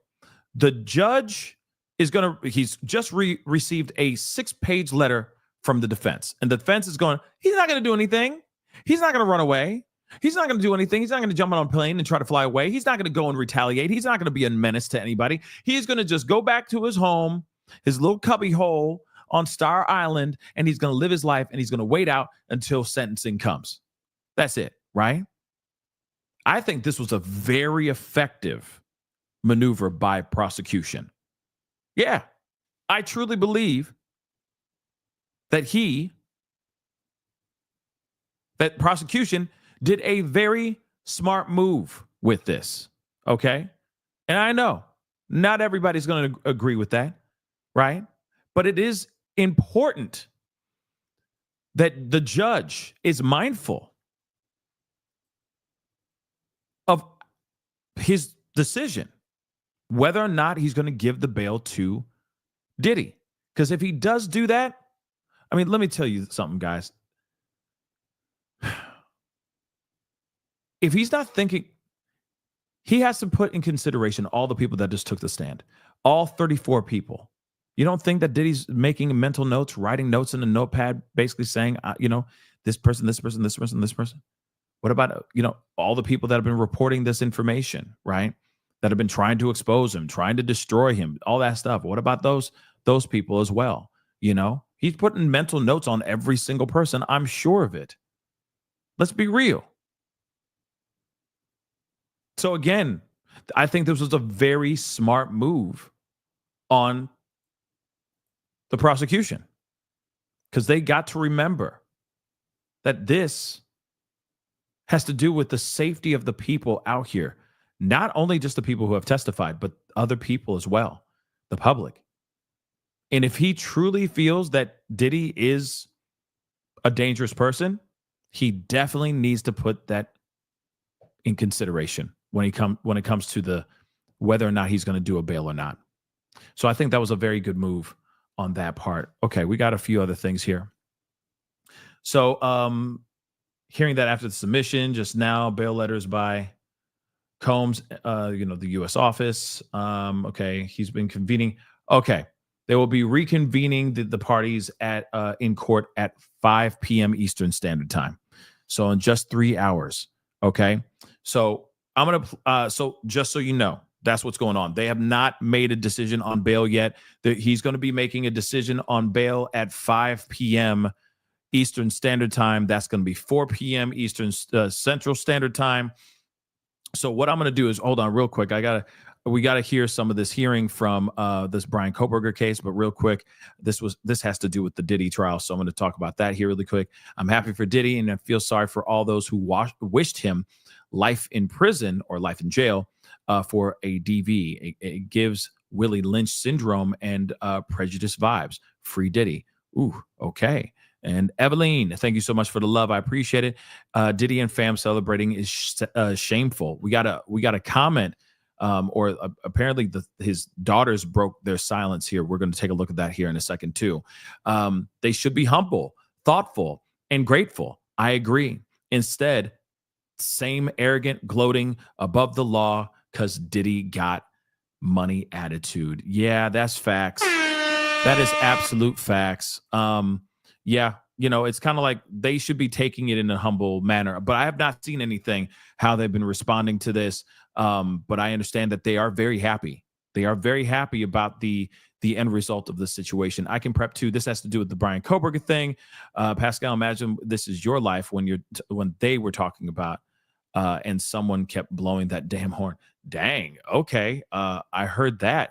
I can prep too. In fact, I was blowing the horn out of respect and actually out of a shout out to say, hey, this mother lover is taking accountability for all of it. Damn right. It was almost like a shot in the air type of thing out of respect. But, everybody can misinterpret or, interpret the horn blaring thing for however you want to take it. But my show. Sorry. Okay. So just so you know, bail hearing is happening at 5 p.m., 4 p.m. Eastern Standard Time. Just so you know, I am going to be going back over to the Brian Koberger thing in just a minute, but I do want to share with you guys this, because apparently they are very happy about this. Okay, so they are appearing jubilant. Okay, as they break their silence on shock verdict as Cassie holds up at New York City home. Okay, so they're ecstatic. Privately celebrated their father's stunning courtroom victory today. Diddy's son Justin and Christian said that they, quote unquote, hoped he would beat the most serious of charges, which he did, and were eager now for their father to return home. It was a different story across town, which we already heard that Cassie was very unhappy and feeling some type of way about that. Diddy's ex-girlfriend and the witness reacted with horror to the jurors' findings.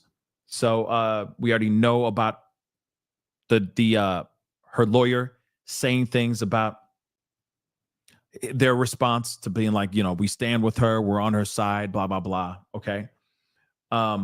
So over at the courthouse, the mood couldn't be more different. Okay. Because obviously Cassie's feeling some type of way and the kids are very happy. First thing I'm going to do is hug my pops. This is what Christian said, known professionally as King Combs. Apparently he's the slow one. Isn't he the slow one? I think he's the slow one. But anyway, yelled in jubilation as he celebrated his father's victory in an elevator at the Manhattan Federal Courthouse. I'm so happy. I'm so happy. This is what Justin said. Then Kristen said, we were hopeful, but you never know. Okay. So a lot of them are very happy right now. Understandably that they're happy, right? You know, you ooh, that's loud. You expect you'd expect them to I would expect them to react in, with a smile on their face at least, right? But humble victory, right? Because he still got convicted on some charges, though, for sure. But let's take a look.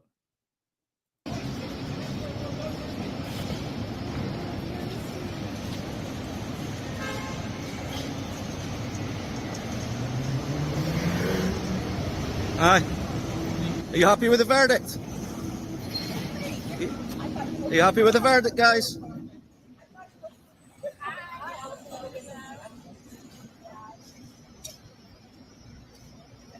Yeah, I mean, from what I'm understanding, from what I'm gathering, sounds like they're very, very happy about that verdict. And honestly, I don't blame them. So again, so apparently, yeah, and that's the thing. No, I don't think there's anything wrong with being happy, right? They are all smiles, and I don't think there's anything wrong with them smiling and being happy, for sure. Okay, they're about to get their dad back at some point. Even so, if he gets bail, they'll have him for a brief time, and then he goes back to prison, right? Then he'll go get sentenced, and then he goes to prison. For how long? We don't know. We'll find out soon enough, though, right? But let's go back to this Koberger time, okay? And I'm going to only play a little bit more, but then I will most likely be back for the actual decision, okay? The decision part of the for Diddy. We'll do a separate stream on that, just so you know, at around 4 o'clock when everything goes up and gets moving, just so you guys know, okay? But yeah, I'm gonna play this. Let's rock and roll. I'm only gonna play a little bit more because unfortunately, like I said, I have a few things I gotta go take care of. But then I'll be back and we will watch and listen or cover whether or not Diddy is going to get bail or not. At the time of the traffic stop by Deputy Duke in August, it was Pennsylvania plate, no front license plate. Mr. Koberger proceeded to finish his semester of studies at Washington State University and returned to Pennsylvania for the holidays.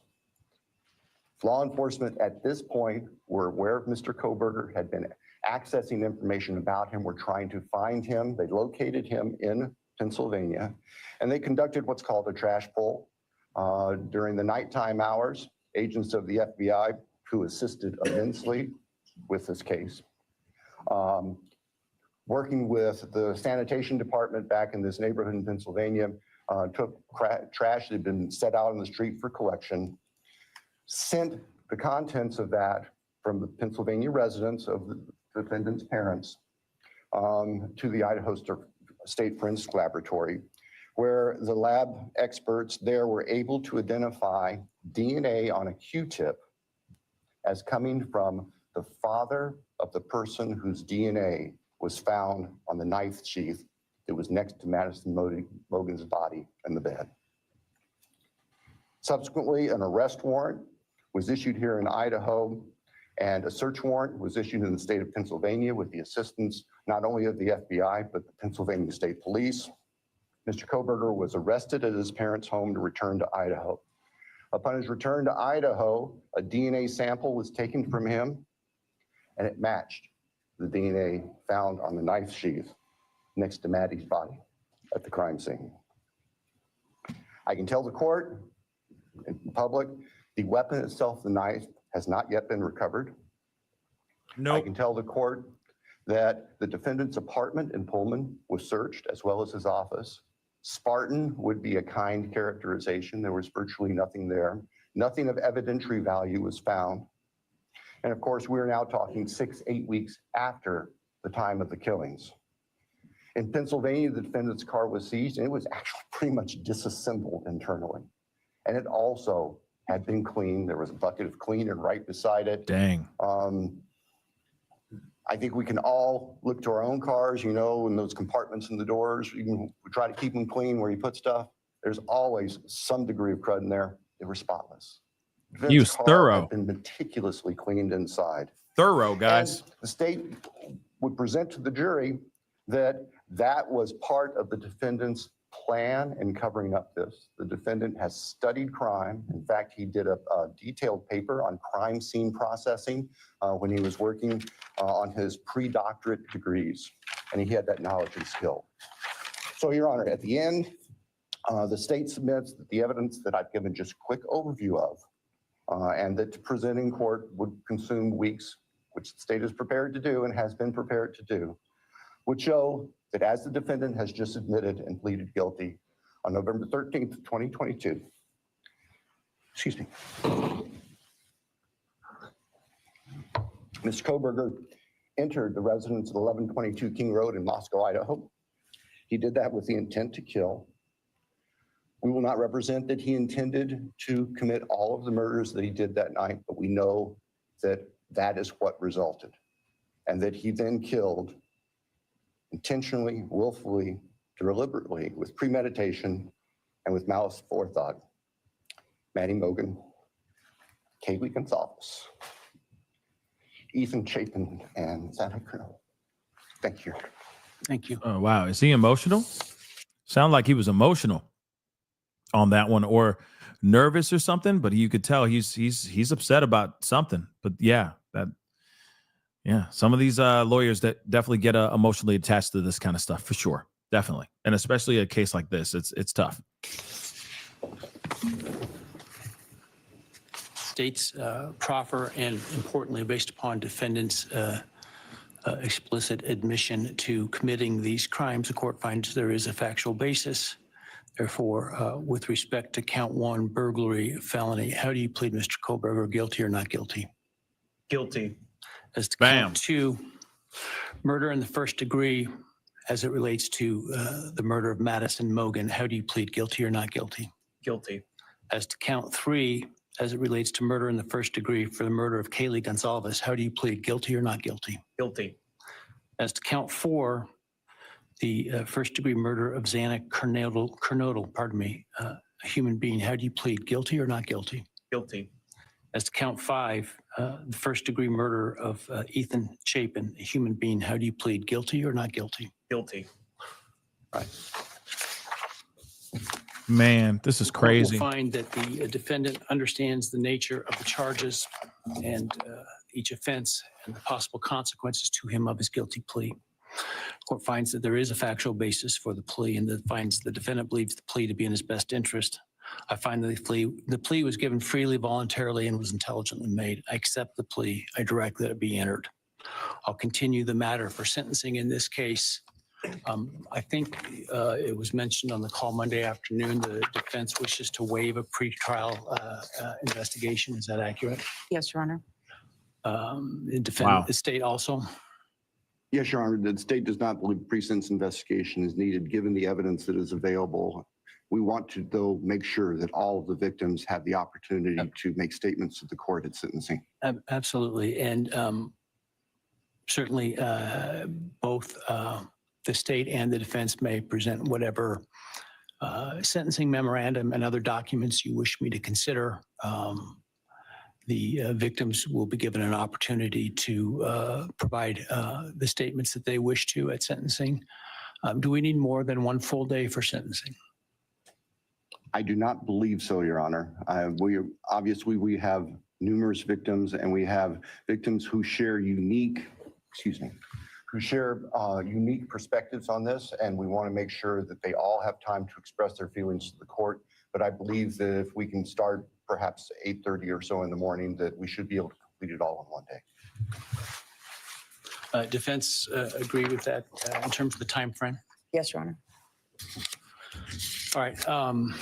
So as it happens, we have some time reserved in this case in July and August. the week of July 22nd is available. I don't know if that's too soon for the parties, or the next week, the week of August 4 is available. Any preference? Your Honor, we're prepared as soon as the court wants to schedule it. The state, I believe, would be prepared on the 22nd. We've told the victims' families that we're looking at approximately those dates. All right. So because of the plan to bring in so many jurors to fill out questionnaires, I had ordered that no other trials could take place in this courthouse the week of July 22nd. And so we will use that in terms of the sentencing date because of what I'm sure will be the significant interest of the media and the public, and the logistics that will be required to make that happen. Without trials going, it'll be a lot easier to do that. So let's pick that week. Why don't we pick July 23rd with the idea that if for some reason we don't finish, we could continue into the 24th. We'll start at 9 in the morning. Does that give your team enough time, Sandra? 9 in the morning? All right. Any concerns with that date? No, Your Honor. Thank you. No, sir. All right.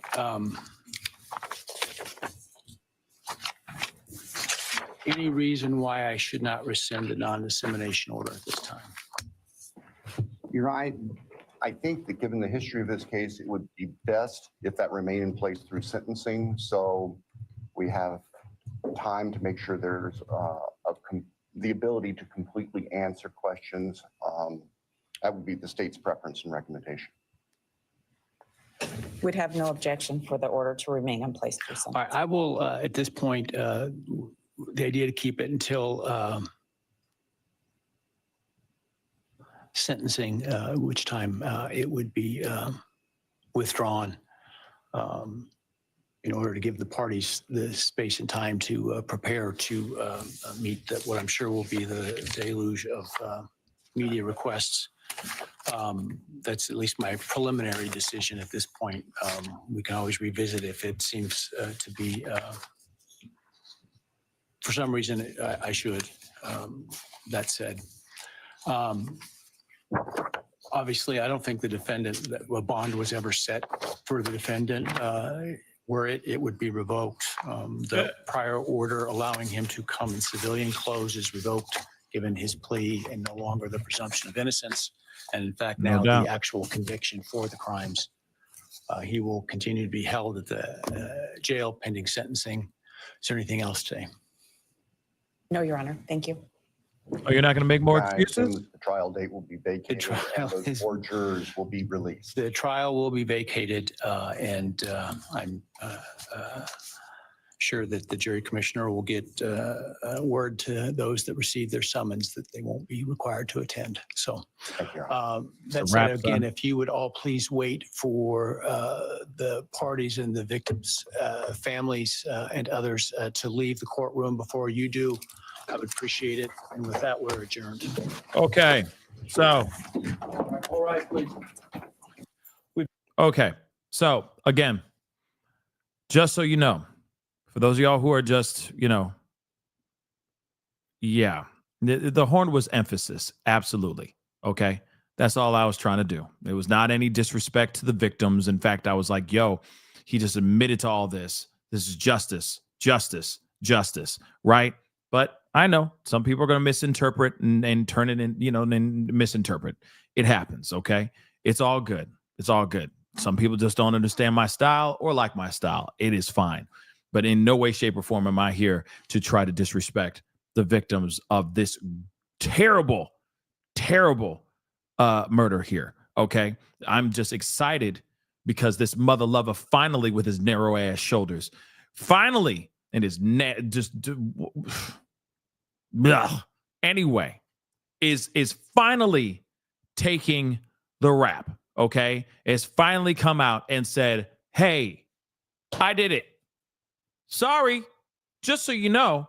And with all due respect, even after they said the plea deal and everything, they did the whole plea deal and everything, right? I even saw people out here, content creators, still trying to move the goalpost as much as they could. Still being like, just because he's taken the plea deal doesn't mean that he really did it. Oh my God. He went under oath just now and said, I did it. I did it. On all four. Ethan, Madison, Xana, and Kaylee. All of them. I did them all. Okay? Real talk. I did them all. It's crazy. But I know if somebody's going to try to move the goalpost again and say, well, no, he did this-ish. Okay? He did this. No question. You don't have to ask any more questions anymore. He did this-ish. May this mother lover rot. Okay? May he rot in hell. That's exactly where he needs to be. Okay? With his weird body and his weird face. Okay? Looking like a damn owl. Okay? Seriously. Like a damn pelican. I don't know. Something about his face, it just drives me nuts. And it seems like he looks different in every photo that we ever see of him. It's weird. It's like he's a chameleon. You know what I mean? It's a weird situation, but it is what it is. Okay? He finally admitted to doing what he did. There's no question, guys. All the paperwork, all the cell phone tower pings and all that crap. I remember people were doing that stuff ad nauseum, talking about, oh, this, and this. No. He didn't do that because of the cell phone tower data. Because of the cell phone tower data. I mean, come on, guys. Oh, the chronologic, the genealogy, the touch DNA. What does it exactly mean about the touch DNA? Like over and over and over again. He did this. Period. He did this-ish. Okay? No question. All right? And I'm happy about it. Happy as hell because we're finally getting justice for those kids. Now, I understand that family members are not happy about this.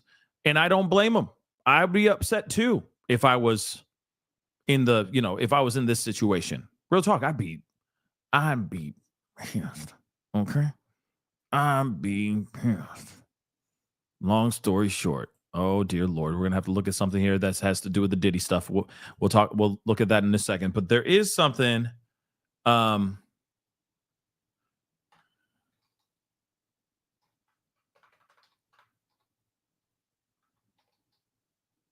we go. I was looking for it. Hold on, guys. Sorry. Where did it go? Okay. Because there's obviously video of Steve Gonzalez outside of the courtroom before this hearing and everything. And don't get me wrong, he's livid. Okay. He's not happy about this news. Okay. He's not happy about this hearing. He wanted to see this guy rot. And I don't blame him for wanting full justice. Right. Let me share this. This is from Anjanette Levy from Court TV. Law and Crime. Sorry about that. But yeah, take a listen to this. She says that Steven Gonzalez is furious. I mean, it was good enough for mine. Do you have any message for co-drivers? Yeah, what do you want? We know when you flew out here. We know. We have your flight records. How are you preparing to see him today? I'm not going to see him. When you say you know the flight records, what do you mean, Steve? I know when his parents booked their flight. When his father did. What does that mean? You'll find out. Would you like to say something to them? No, I don't care about it. The rest of your family went inside. Is it important for them to be in there today? Yeah, for sure. Where are you going? Are you not able to get it? He said, I'm getting out of this zoo. I don't blame him. Listen, y'all, I don't blame him for being mad. You know, you could tell him he's at the brink of tears. Real talk. He's about to start bawling. He's mad. You know what I mean? He's rightfully pissed off. He is rightfully pissed off, guys. And I don't blame him. If I was him, if I was in his shoes, I'd probably be lunging over that mother lover. lunging towards him, I'd be like, let me at him. Just give me 5 seconds. Just let me get a couple licks in. Just let me get a couple licks in, man. You know what I mean? But that's interesting that he said, you know why they flew out here. He said, why they flew out here. You know why the parents flew out here. We know when you flew out here. We know. We have your flight records. How are you preparing to see him today? So again, remember, there's apparently a story being said that Brian Koberger called his parents. We already know about him calling his parents at like 6 o'clock in the morning, right? The day after or the morning of, let's just say that, okay, of this crime. And then all of a sudden, daddy flies out to pick him up to drive and do a road trip all the way back to Pennsylvania. It's a little bit odd, don't you think? And apparently that was not a pre-planned trip. That was impromptu as hell.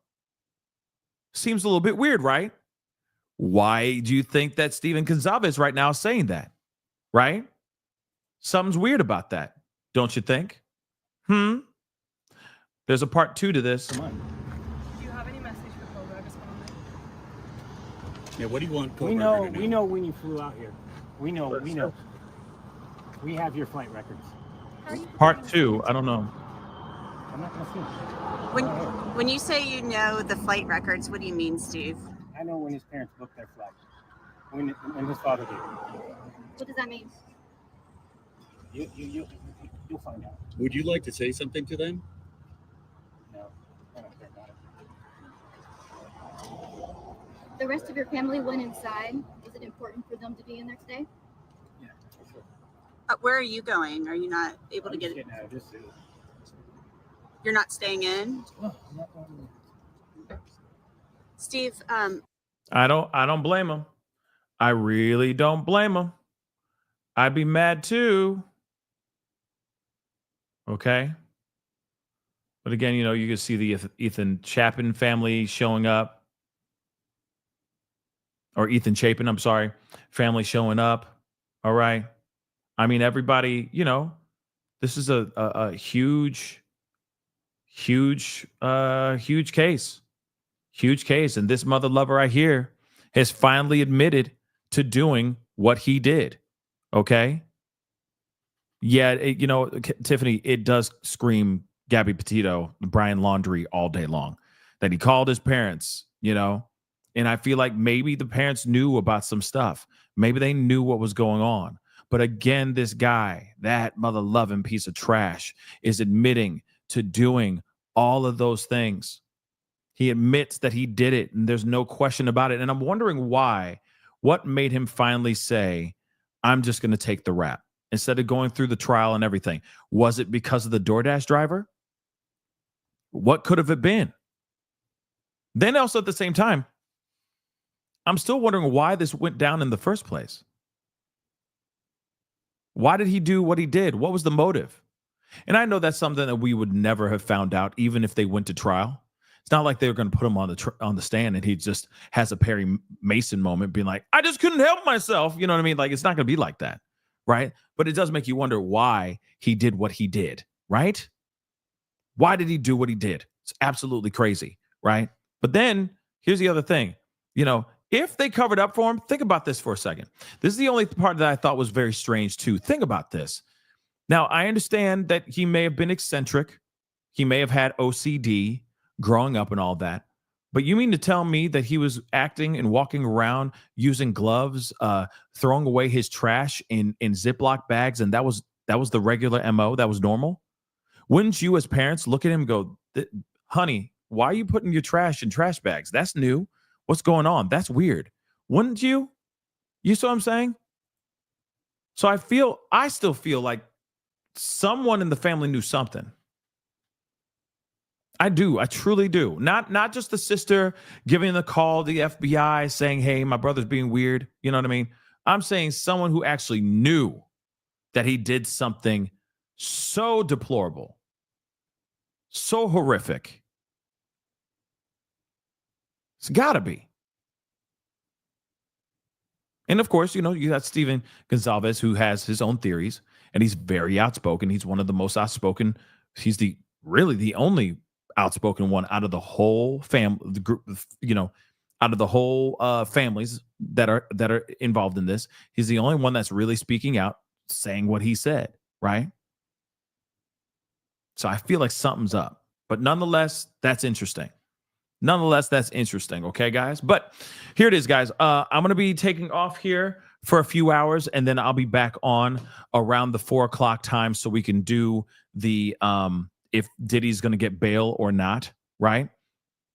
Because, I need to take a break. I got a few things I got to take care of. I got an appointment and everything I got to go and take care of. Okay. But I will be back around 4 o'clock, okay, to talk about and cover whether or not Diddy is actually going to get out on bail. So that is the show, okay? I appreciate all y'all for being here. It really means a lot. Thank you so much for being here. Thank you. I'll be back on in a few hours. Trust. Okay. I'll be back on very, very soon. So please do me a favor, okay? Hit that like button down below. Crush it, do what it do. Hit that reaction button if you're watching on other platforms. If you are watching on those other platforms like Facebook, X, Twitter, Instagram, TikTok, Rumble, make sure. Oh, Kick and Twitch. Let's not forget that too. Please hit that follow button. Follow. Don't forget to subscribe over here on my main channel. Go over to my second channel, The Pascal Show Clips. Subscribe over there. Hit that notification bell as well. Set it to all so you know whenever I go live. Hit that join button down below. Become a member. Check out my Patreon. And, of course, check out PascalMerch.com. Okay, guys? Anyway, it is time to get going. We'll be talking very soon. Have a great rest of your day if I don't see you in a couple hours. But you will, because we're still covering that Diddy trial. And we got to find out if he's getting granted bail or not. So be sure to tune in. But anyway, it's time to get going. Be good to yourselves. Be good to one another. This is The Pascal Show. Bye.